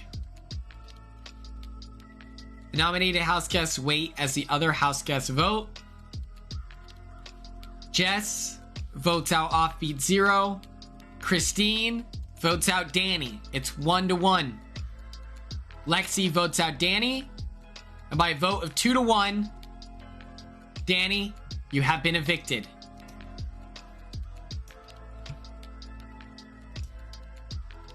And just like that, the favorites have lost. Okay. You got rid of the vets, which I would say is probably a net positive, right? Like, that is difficult. The alliance structures right now are Jess and Brianna. That is an 8-level strength alliance. They're bestie boos. And then it's Jess, Brianna, and Christine. And they've been a little trio that have just survived. Like, it has been crazy. They're kind of like Rubina, Chemo, and T-Core. If they just kept their foot on the gas the whole season. And then Christine and Lexi, they have a little bestie friendship. And it's like I said, Brianna and Jess, their bond is straight up unbreakable, okay?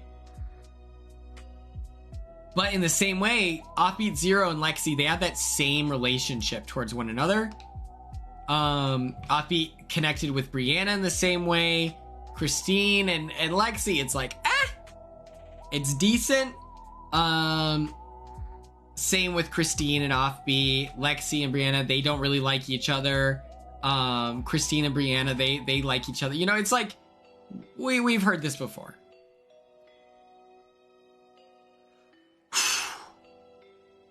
The winner of the Stashing Pumpkins HOH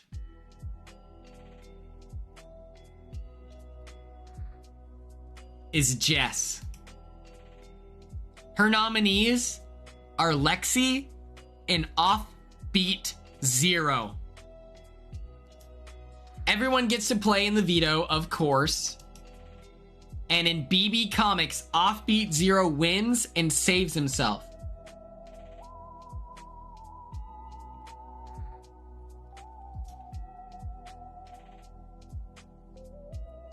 Offbeat saves himself. Jess names Christine as the replacement nominee, and it is Lexi versus Christine. That week, they have a major fight, Jess versus Christine. Brianna and Christine have a small fight. Christine loses a lot of popularity. The alliance of Christine and Lexi, it's at a strength level 5. And Lexi leaves the alliance. It is now time to vote. Brianna votes out Lexi. Offbeat votes out Lexi. And 2-0. Lexi, you have been evicted from the Big Brother house. Oh my gosh. And just like that, we have one person on each team going into the Final Four. That is so exciting. You guys are great TV. She ain't no diva. When you're making direct eye contact and the girl's like,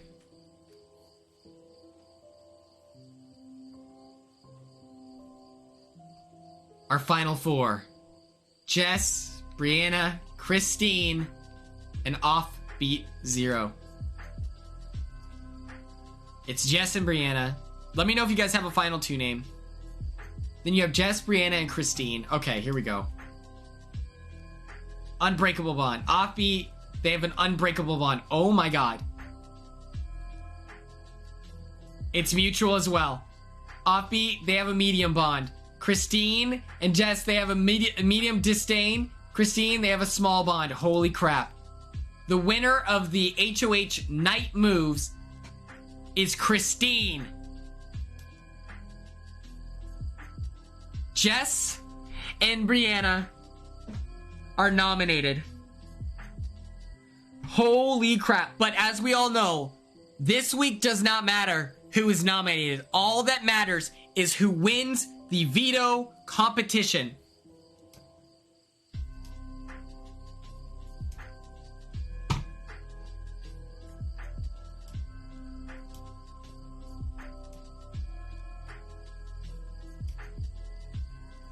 Okay, there it goes. Clash of the Comics. It's a luxury competition, and Offbeat Zero wins $10,000.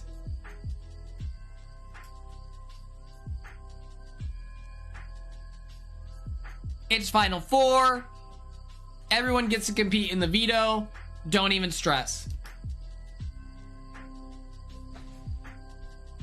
The fast and the furriest. Jess wins the power of veto.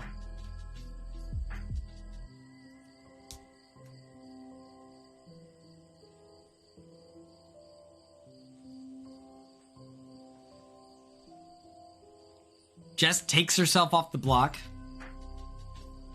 Christine names Offbeat Zero as the replacement nominee. It is Offbeat Zero and Brianna on the block. Oh, we're dead! Jess and Brianna.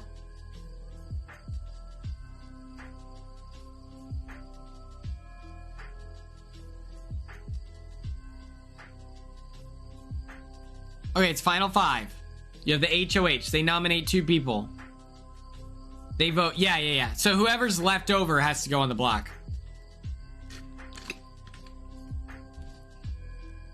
Holy crap.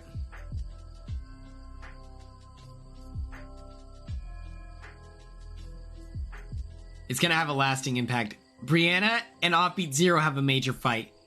Jess and Christine bond strongly. It's gonna have a lasting impact. Christine loses significant popularity. Jess, Brianna, and Christine. Christine leaves the alliance. With Offbeat and Brianna on the block, there is a sole vote to evict. And Jess votes to evict Offbeat Zero.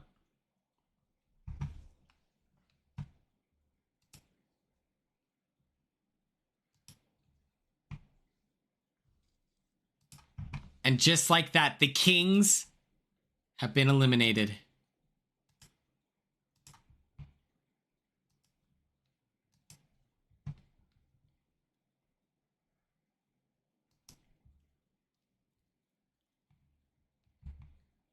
It's Jess, Brianna, and Christine going into the final HOH competition. What happened to the music?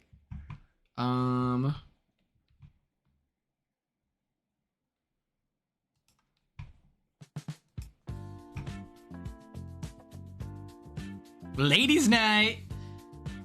Here's how it goes. It's Jess and Brianna. They have a medium bond towards one another. Christine, they have a small bond. With Brianna, Christine, and Jess have a mutual slight bond towards one another. The BB Scary Go Round. The final three compete. Congratulations, Brianna. You have won part one of the final HOH. HOH part two, called No Title, happens. Congratulations, Jess. You won part two of the final HOH competition. And then in part three of the HOH competition called Final Exam, the two house guests compete. Congratulations, Jess. You were the final head of household. Jess and Brianna bond strongly. It's going to have a lasting impact, but Jess loses significant popularity. The nominated house guests wait as their house guests vote. Jess votes to evict Christine by a vote of 1-0. This is kind of beautiful. And just like that, the aces are no longer in the running.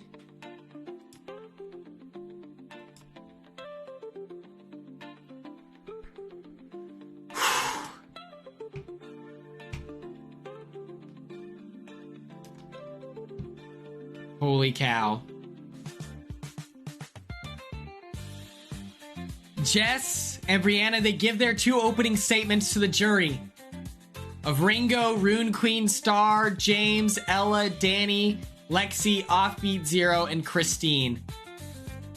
The jury questions the final two and decide who it is they are going to vote to evict for Big Brother fans versus favorites. The final two, they're holding hands. They have great finale night outfits.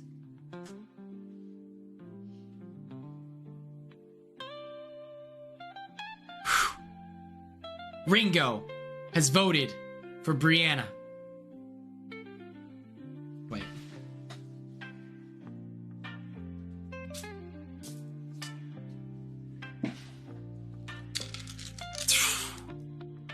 Rune Queen has voted for Jess.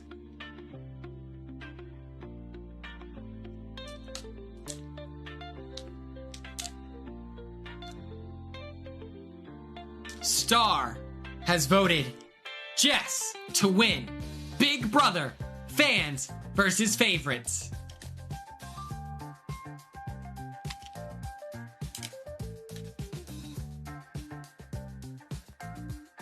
James has voted Jess to win, making it 3-1. Ella has voted Jess to win Big Brother.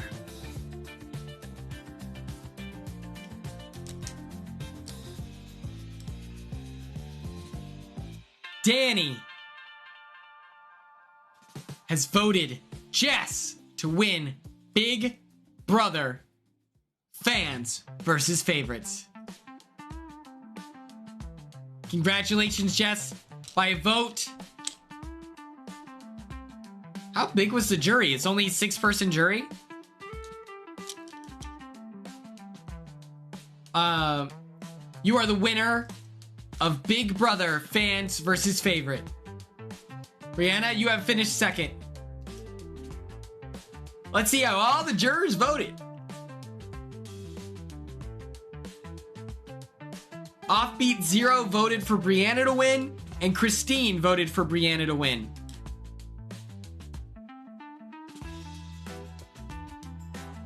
Dang. So 1, 2, 3 versus 1, 2, 3, 4, 5, 6.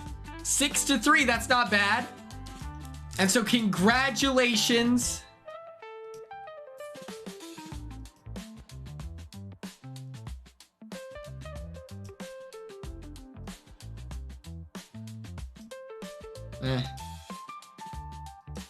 That does look the best. Congratulations to Ashley, Jess, James, and Star. You each individually get an additional $10,000.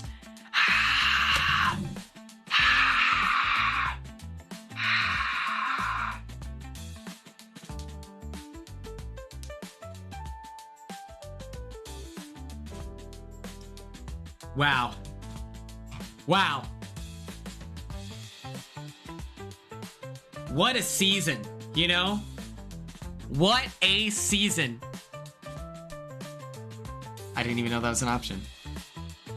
Okay. And now, your winner for America's favorite player on Big Brother Fans versus Favorite is Ella!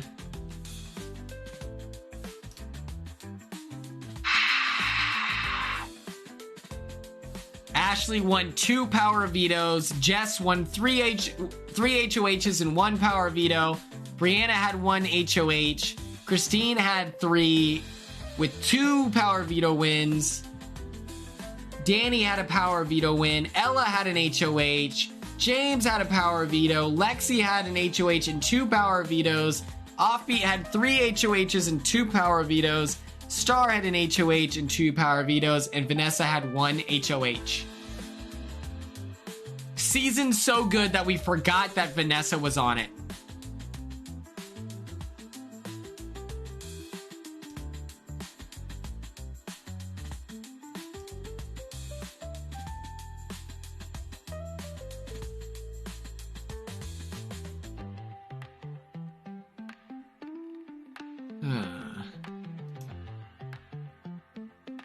I don't know how any of this works.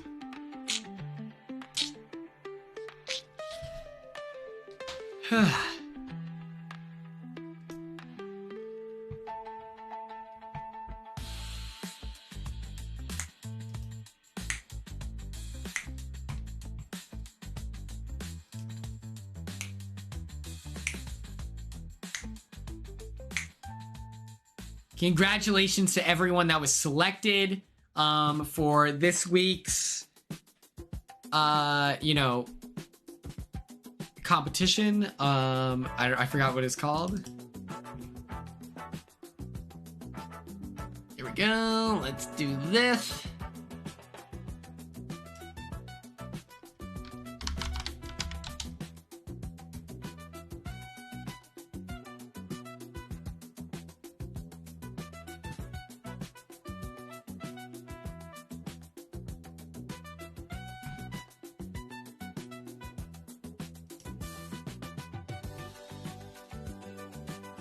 Yeah, if people want to, we can.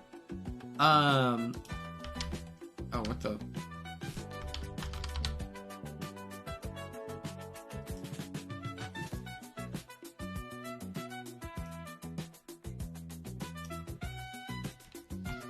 Let's do this. Boom shakalaka. This is what we're gonna do with the last 20 minutes here. Okay. Do we think that like a watch party? I think Quunger Games is better. I think I prefer Quunger Games.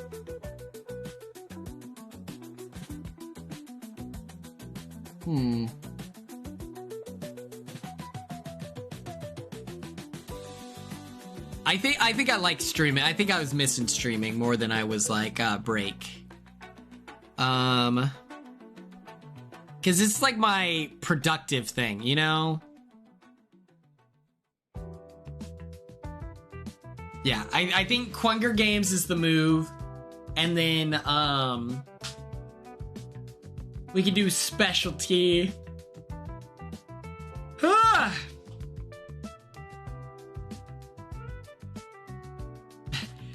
Cassie, no, that's not your fault.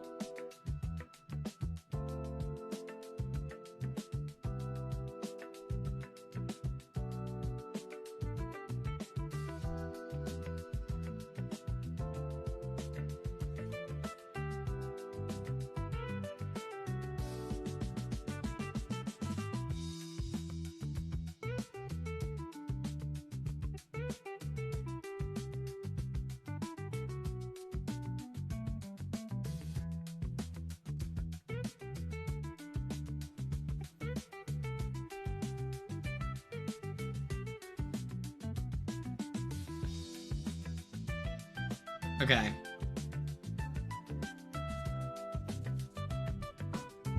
Yes. Madison, we can't see you. Sorry. Yeah, the title probably didn't do me anything. Yeah, it feels kind of silly. I think maybe what it was that we were watching the live feeds, like a clip from the live feeds that they used from the episode, and it was like a 5-minute long clip. So I think it was the length of time that they were like, all right, dude, like that's too much, I guess, but I don't know. I get a little nervous at the idea of, you know, like people who were posting about Riley, they started to get copyright stricken for the clips of him that were posted. And it's like, well, this is now about someone's safety that we're deleting receipts for. Like, that feels a little strange.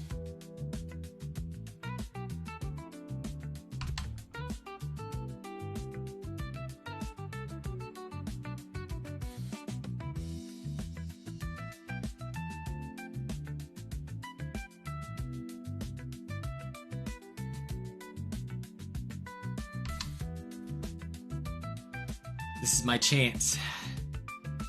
And if you think about it, that clip that we were watching did get used in the episode, is my thing. So I'm like, oh, that's probably contributed to this.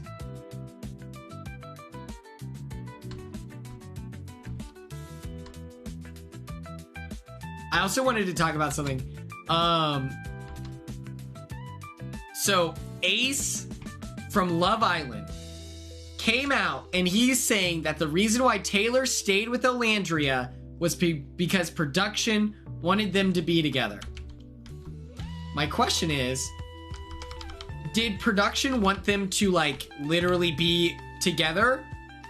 Or is it more realistic that production saw that he didn't have any other relationships with any of the other ladies? So then they're like, okay, well, if you're not going to match with anyone, like, please just at least maintain this relationship that you have now. That to me feels much more realistic than them saying, no, we want you and Elandria together. You know what I mean? Where it's like, hey, if no one else is interested in you and no one else has caught your eye, don't you think for the sake of you getting to stay until you meet someone that you do like, isn't it your best move to match with her? And then just be open to the idea of it. One thing I did get a little nervous about. Oh yeah, we should do the Wordle at the end of the stream. One thing I did get nervous about was that Taylor was talking about like the challenges, and this could very well be like a cop out. Like, you know, they don't want to claim any responsibility in the way Hutta danced or like did not behaved. I don't like the word behaved here, but like the way that the heart rate challenge went down. Taylor's like, well, you know, there were times where we didn't want to do what they were making us do, but you still got to perform. That's scary. That's not good. That's like really bad, actually. If people feel pressured to, quote, perform in competitions with like, you know, a lot of making out and stuff like that. And so it's like, if he's talking about that, that is a whole different can of worms that needs to be discussed on like the consent and stuff like that of Love Island. But also,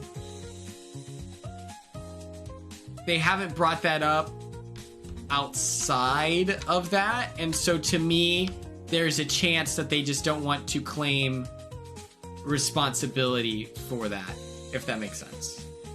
I don't know if anyone has a different opinion on it, but we will never know until they outright come out and say like how they felt about this stuff. Which they should. They should share how they feel.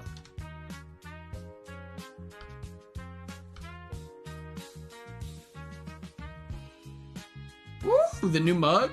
Nice.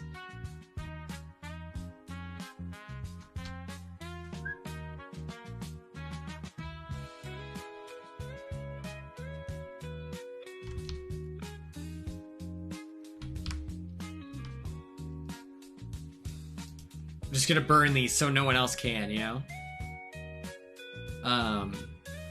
But yeah, the idea of going on Love Island and then like there's, you know,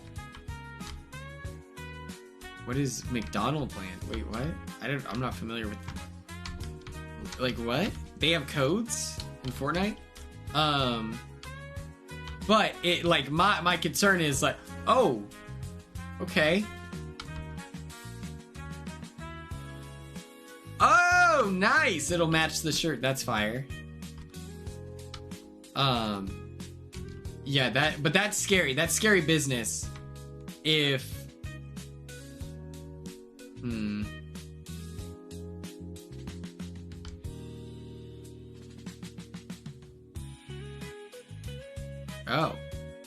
Oh, I did not know that. I got you. I was like, what? I didn't know that there was like a promotion going on. Okay.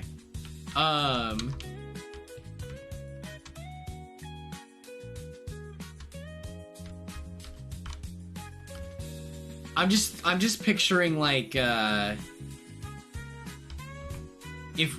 like with Big Brother, it's like imagine it's Tucker and Rubina, and then but because of the competition, you know, like I don't know.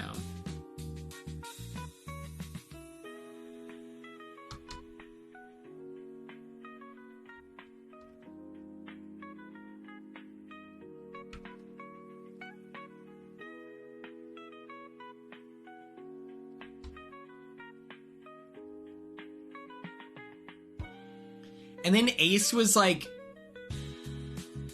pushing the cold sore thing, even though it's like Nick, you know, came out and shared his story as well as like that dude Charlie. And I'm like, that just feels kind of mean to be like, that was like weird. Like that was crazy. And what's even crazier is like Nick has like spoken about that anyway, and he's like a medical like my the people that I know that are nurses are like low-key germaphobes. And exactly, Brianna. And so I thought so too. I was like, oh, someone's having an outbreak. That's crazy. But it's just like, that's so crazy that you would say that about your friend.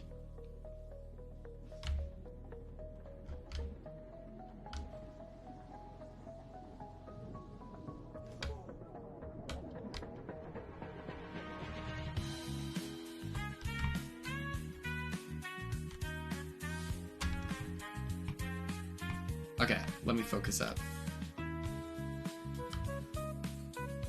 So I ordered my phone cases from Reddit, or not Reddit, from, ooh, thank you. From,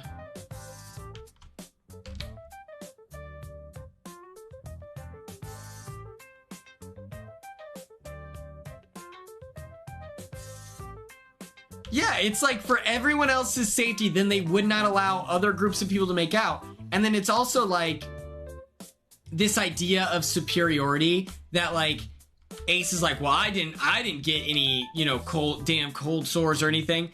And it's like, okay, but you were just like, if cold sores were going around, you would be just as susceptible as like anyone else. So why are you trying to act like you're cool? Dude, leave me alone, please.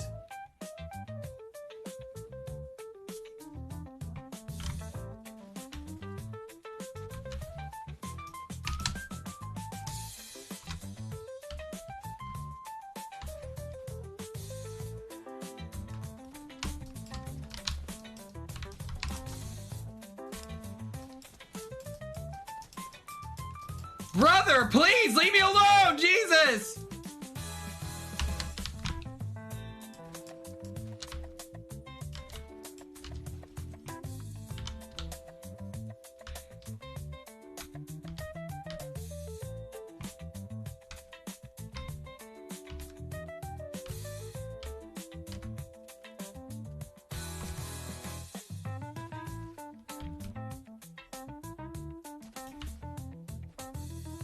Noted.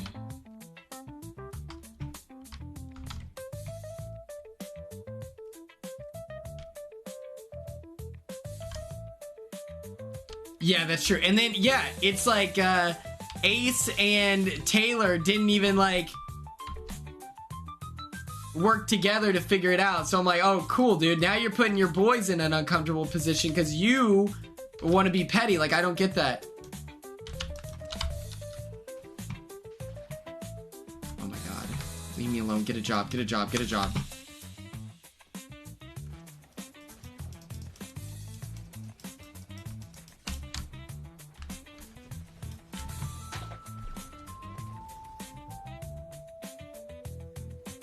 Yeah, it's like anyone. Okay. Ace was angry. Yeah.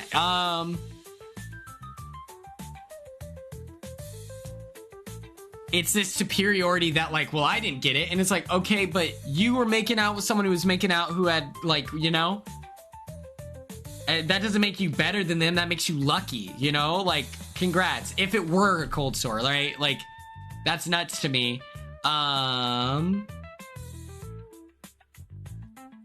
I think when you prioritize like when you prioritize contributing to like shitting on other people on your season and stuff like that, that to me is like the weirdest thing ever, where it's like Jimmy is talking about the Morgan and Vinny stuff as like the drama, and then he's like, can you believe that Mickey and so-and-so said that like Kelly shouldn't get gifts on her or shouldn't be able to celebrate her birthday? That's rotten. It's like, okay,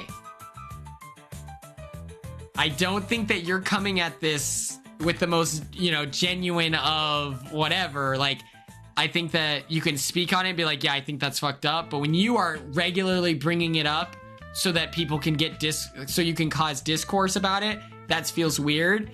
And I don't even think what Jimmy's doing is really that bad. It's the most topical thing that people are talking about.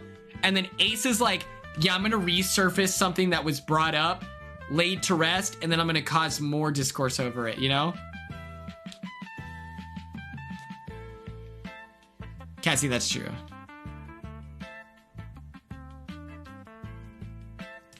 Thanks, Tara. I'll figure it out when I'm off stream. I don't know what...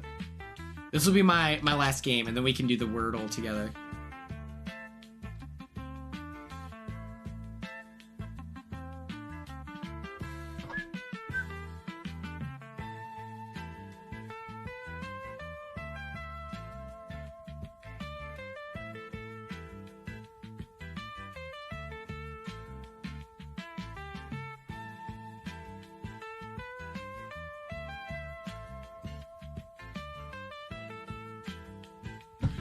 Okay, here we go.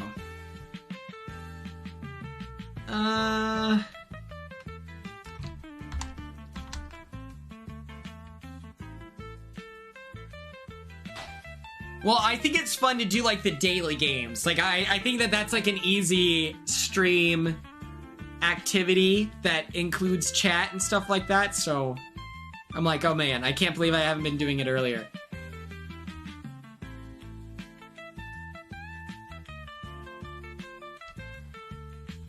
Okay, other than that, we need to brainstorm some ideas. I got a new Airbnb. This one is in West Hollywood. It was like an additional $120, but I felt like it was way less sketchy than the $300 trip.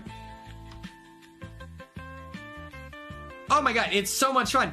Brianna, I had a book, like a puzzle book, in the sequester house, and I was like addicted. Oh my god. Brother, drop it! Drop it! Brother, drop it!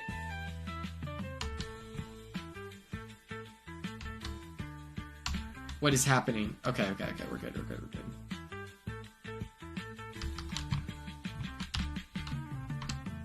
Oh, earbud's dead. Okay.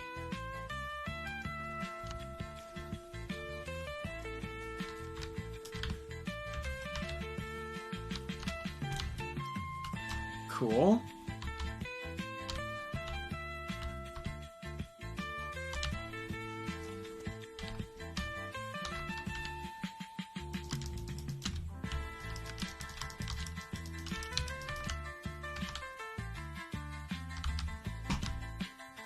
Anything, anything, please.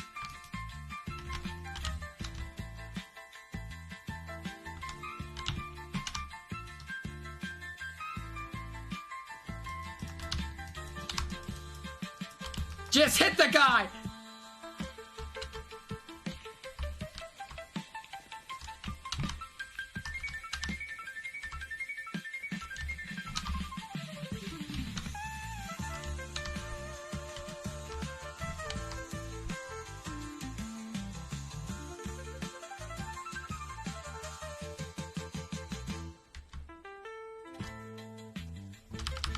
Okay, where's that guy's friend? Where's that guy's friend?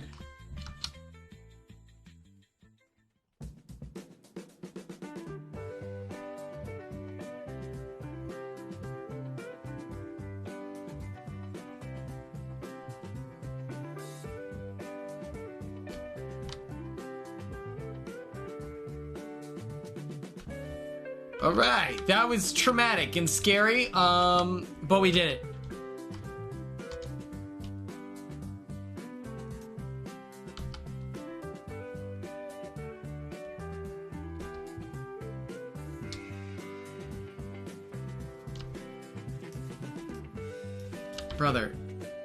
Brother, get a job! What are we doing?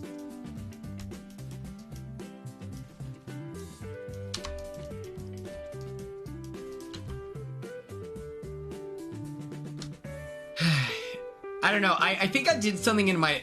I think I did something wrong in my past life. And so, as a punishment for it, Kelly is the greatest blockbuster competitor ever. That, I think, is the only answer. I think it's my fault. And I want to apologize to everyone. Whatever I did... Oh, motherfucking... Okay, let's get out of here. Oh, cool. There was 4 of them. We were screwed.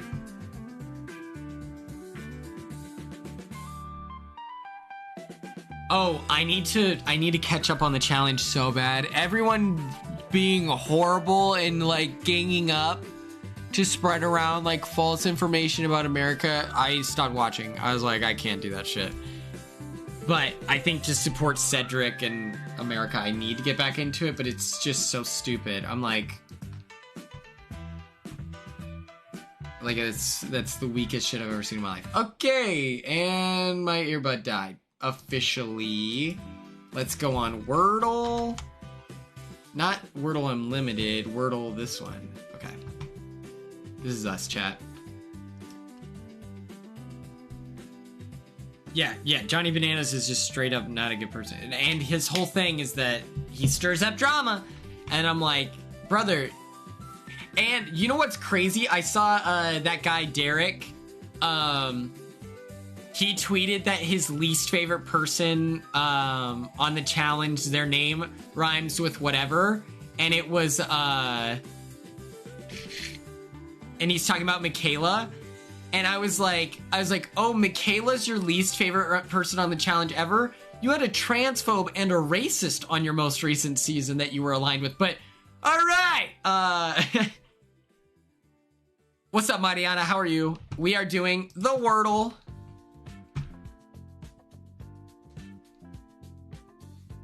Derek, the running one.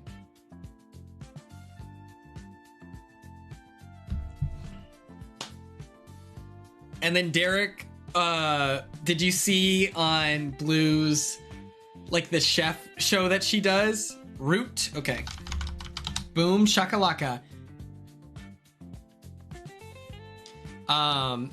Apparently Derek, like, kept following and unfollowing that guy, the cheerleader.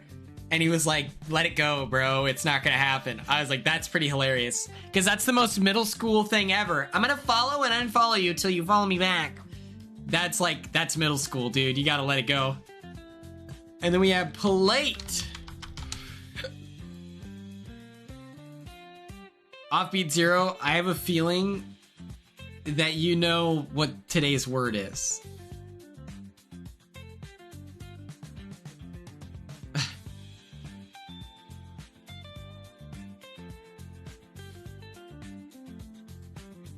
Oh, these are the ones Matt is talking about. Okay.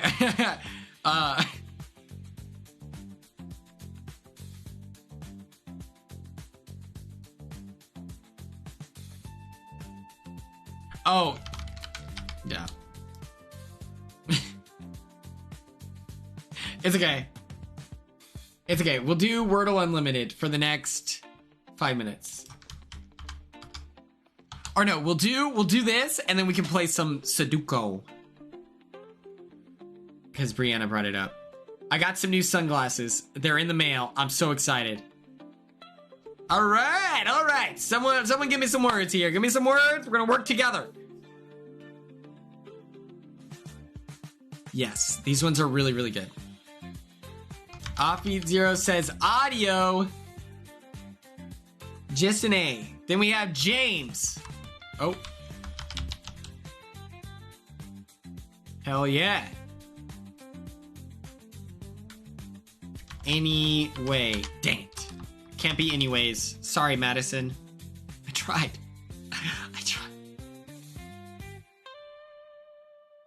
Yeah, the challenge like that could be fun, but it's so strange to me.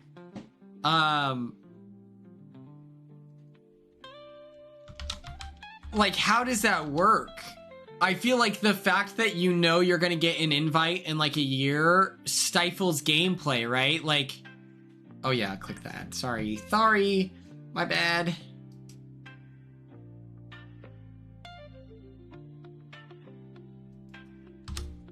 Well, it's funny because Kelly and Keanu are like the only people who win competitions anymore. So now they're locked in the house with these comp beasts. And we're going to see how that impacts the season. Hopefully not too big of a factor.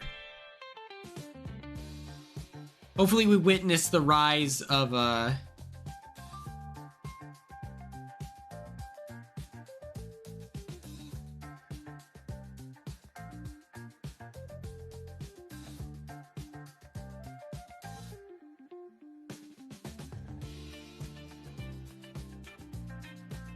We'll see. Who puts up Keanu and Kelly? I want them to win HOH next week.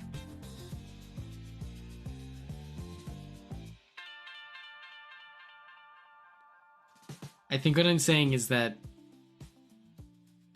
the larger percentage, like the people who have won the most, you know what I mean? Straight up like comp beast, where it's like it doesn't seem to matter.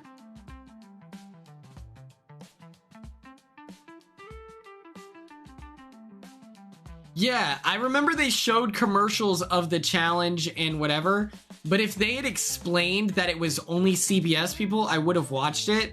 I just thought it was like, oh, Tyler got a call to the challenge. Well, I don't watch the challenge, so I don't care. If I knew that it was like exclusively the, you know, I'm like, oh, that could have been cool. But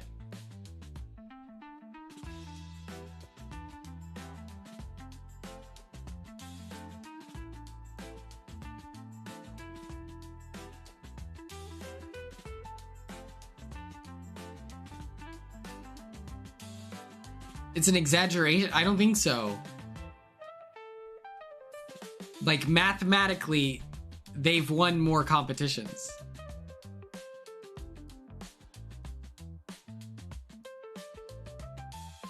Landy. And it's just the hilariousness, Lancey. That's not in there, sorry. It's just funny that you have the judges, which is like a fun strategic side of the house, and then you have two wrecking balls on the other side that have a very good chance of winning every competition they walk into, where they, even in this last HOH, it was Keanu got first and Kelly got second. So it's like, that's funny that it's like you have like the better players of the season.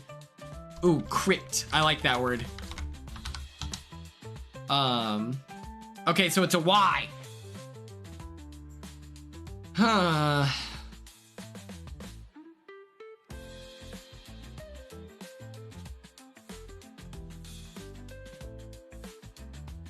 Let's see.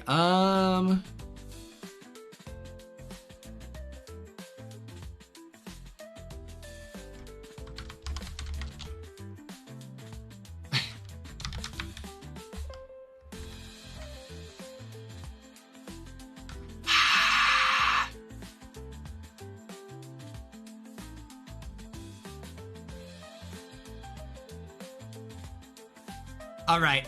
We're gonna do another game, and then we'll do Sudoku.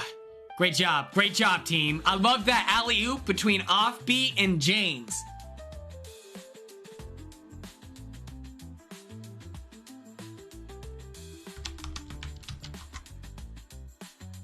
Do crazy. Oh!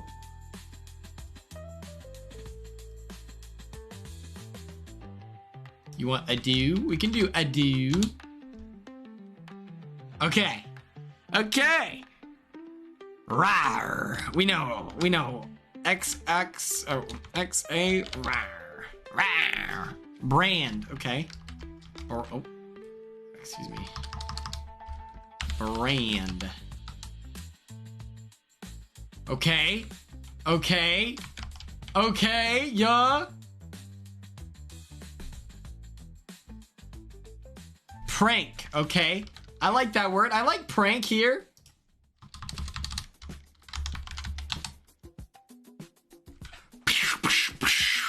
Love that, James. Love that. All right, last one before we do Sudoku. James, on it. All right, it's not James. Do LMAO. Not a word. Sorry, James.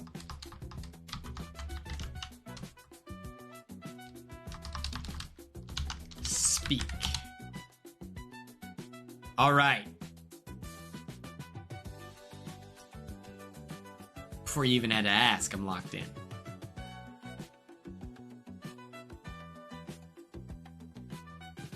Audio. That's crazy. No A, no A-E, we have an I, no O or no U.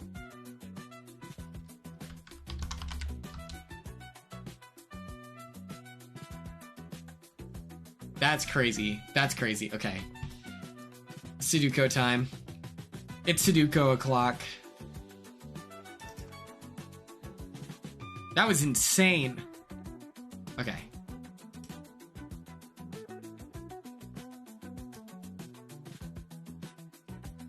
6x6 is kind of too easy, but 9x9 kind of takes a minute. We can do it.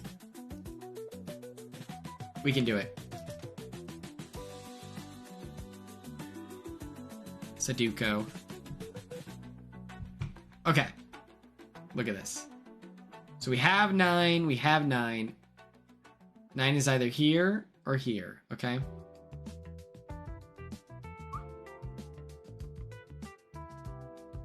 I like the way you do it right there.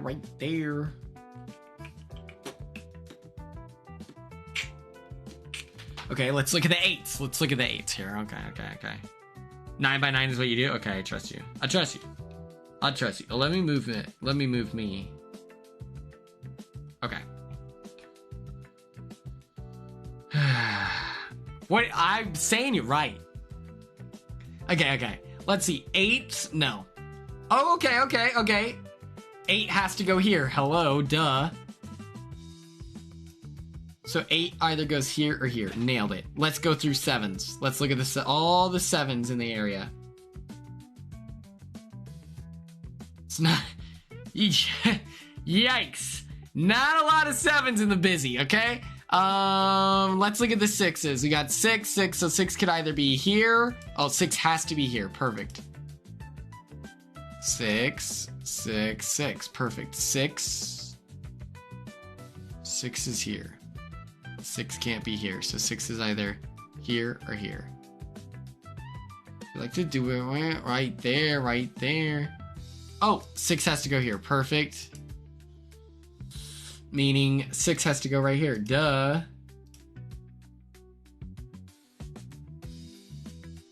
And then 6 goes here.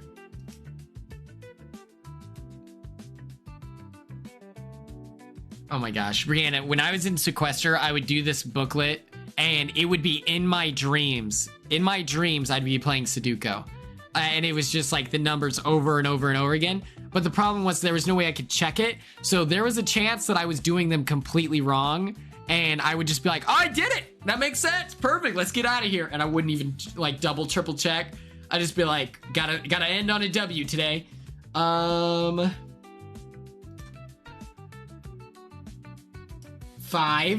Hello. 5, 5. I can either go here or here. 5, 5. Okay.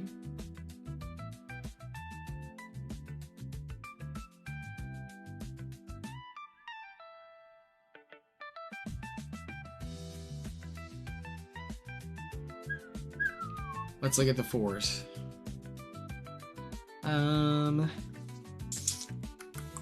Oh, this is something that I complained about about Ace in the subscribers only on Instagram.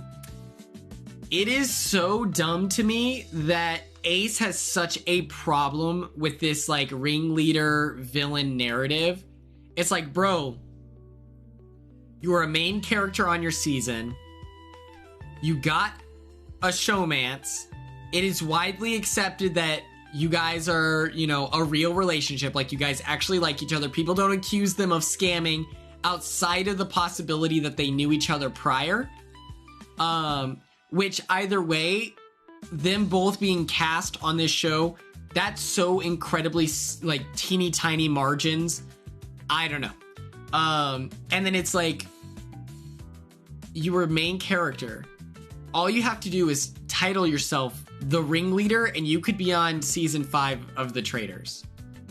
If he just owned it and was like, yeah, I was the ringleader, and just was like calling his shot about it, it'd be so much cooler.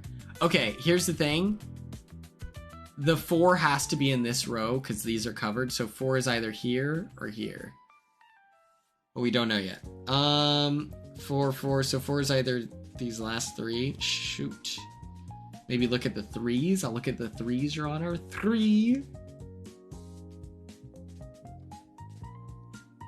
3. The 3s are either here or here. Cool. Maybe I look at all the 2s. Like, I don't even think that his villain arc that they gave him on Love Island was so bad. Like, I'm like, yeah, you kind of told the boys what to do. That's awesome. Like, I would fully lean into I'd be like, yeah, I was the leader, of course. I'd be like, yeah, they were so bad at making decisions, I had to tell them how to do it. And then, you know, like, just own it. It's so much cooler if you just do it yourself. Okay, so 2 can't be here. 2 can't be here. Okay, let's look at the 1s.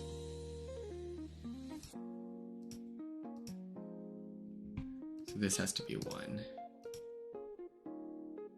1. Oh boy. We're kind of cooking. We're kind of cooking here. 1, 1, 1. 9 in the second box at the top between the 5 and the 7. You believe this is a 9. We'll see if that's true. Okay. Well, we just did 1s, right? 1, 1, 1. 1, 1, 1, 1, 1, 1. Oh, okay. So no 1s here. No 1 here. No 1 here. Okay, so 1 goes right here. Perfect. Now let's look at this. Today's the anniversary of, What? Yo! Happy birthday to Sick Nasty! That's great! I did not know that. That's hilarious. Okay. Hold on. 9. 9. Okay, so 9 is here, 9 is there. So that's 9. There's no 9 here. No 9 here. 9 could either be here or here. And it has to be here. Check this out. 9 has to be here because it can't fill this slot, right? So then this becomes 9 here. That's how you make that distinction. Good work, Offbeat Zero.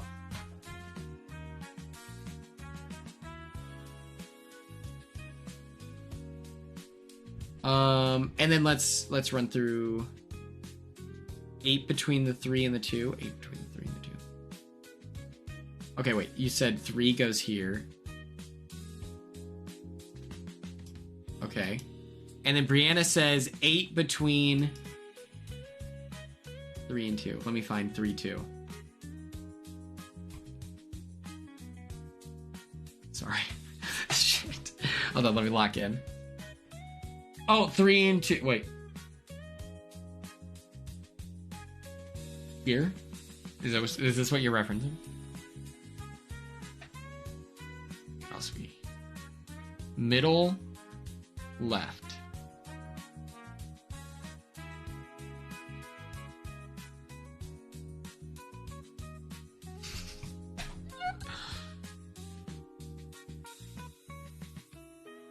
Up. Oh, 3 and the 2. Great read. Oh my god. I'm sorry. I misunderstood you insanely. That was my bad. my bad. 2 in the middle box below the 8. Okay. 1, 2, 3. We need a 4. Ella, of course you can. Middle, 4, middle on the second top up. So are you saying this is 4? Oh, wait. 1, 2, 3, and then 4 here. 4, right? And so then we have 1, 2, 3, 4. We need a 5. Does 5 go here? So 5 can go there. Okay. 6, 7. Oh, no, we need a 7. We don't know yet.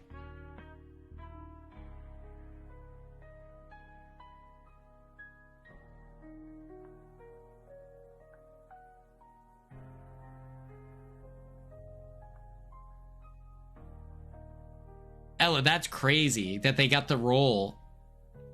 You know what I mean? Like, that's wild. Because, I don't know, I feel like normally people have a pretty woke, like, in making those decisions, you know what I mean?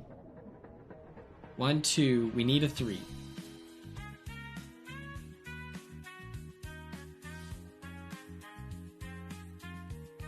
This could be 3 or this could be 3. 7 bottom, 1 in the middle between the 3 and the 4. 1, 2, 3, 4, 5, 6, 7. This is 8. 8, 8, 8. Okay. 8's not here. 8's got to be down here.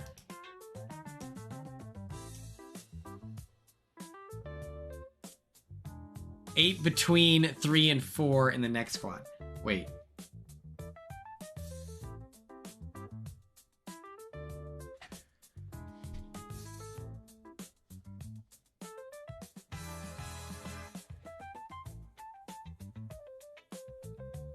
Oh, 7. Okay, between the 3 and the 4. No. Brianna, why are you so hard on yourself? I thought you did something evil. I was like, what happened? What did I do? I don't understand. No, you're good. 8 between 9 and 2 in the bottom right.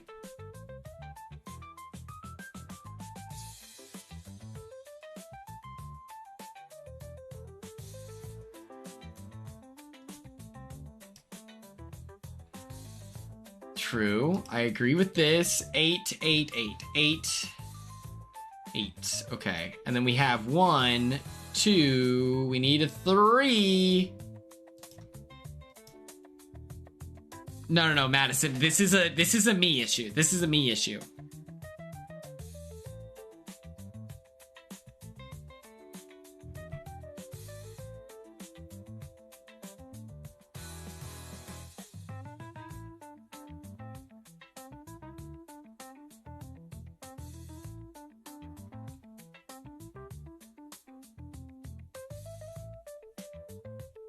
So 4 and then 7 here.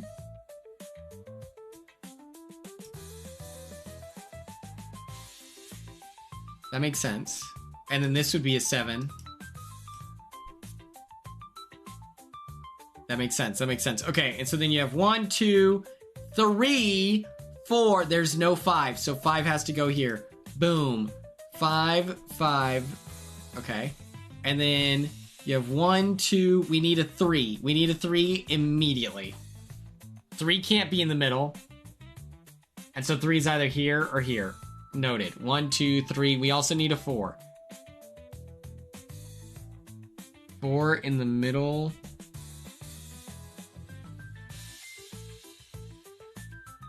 Oh, wait. 1, 2, 3. And so this is a 4. This is what you're saying. This is a 4. True. Everyone's doing so good. Meanwhile, Ella is going to have to kill someone. And listen, we'll cover it up. Whatever the alibi has to be, Ella, we're there for you. Wait, don't even stress. 1, 2. We need a 3 somewhere, Your Honor. And it's either here or here. 4, 5, 6. We also need a 7. 7 could be here. Could 7 be here? 7 could, of course. 3 between the 6 and 8 in the middle. Let the record show. This is overstimulating. 1, 2, I suppose. It could be here. Oh, it has to be here. Yeah. 1, 2, 3. We need a 4.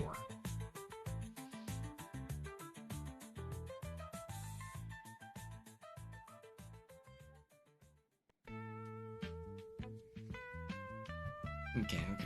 1.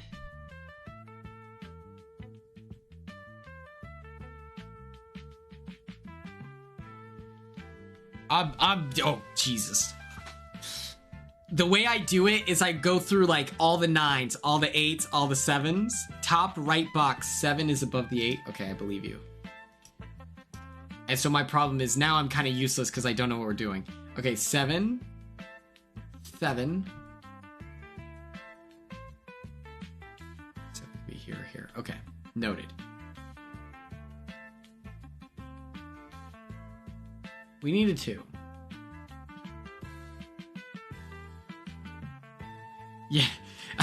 I legitimately, I have no clue where we're at. Okay. 1, 1, 1, 1, 1, 1, 1, 1, 1. Okay. 2, 2, 2. We have 2s, 2s, and 2s. We need a 2 over here. 2's in the middle. Perfect. Check. 2, 2. All right, 2 can't go there, so 2 has to be here. Okay, and then that's all the 2s. Bottom right box, 7 above the 6. Perfect. Okay. Then you look at the 3s. You have 3 up here, so 3 is right there, meaning 3 goes here. 3, 3, and then 3 goes here. Check. And then you have 3, 3 up there, so 3 in the middle here. Just like that. You have 3, 3, 3, 3, 3, 3, 3. All the 3s! 9 in the middle, all the way to the right next to the 7. Okay. 5 above the 7. Okay. Let's skip ahead to 4. Okay. 4. 4. There's no 4 in here yet. 4 has to go here. So that means 4 goes here. Easy. 4, 4, and then in the middle is 4. And then you have 4, 4. 4 goes in this bottom corner. Uh-huh. And then you have...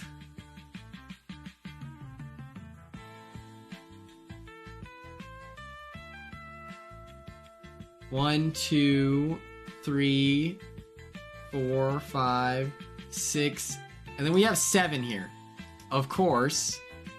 And then you have 1, 2, 3, 4. We need a 5. Check.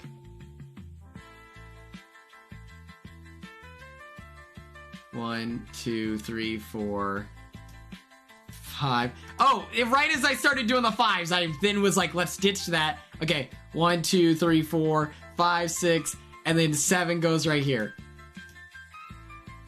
Puzzle complete. All right, thank you all so much. tomorrow on Patreon, I will be going live, and we are going to be watching Survivor Australia. It's gonna be a watch-a-thon. Make sure you're all there. It's a great deal. I'm having so much fun. I've been uploading vlogs. I literally went out of my way to do a vlog for getting a chicken bacon ranch sandwich. I think it's a pretty good vlog.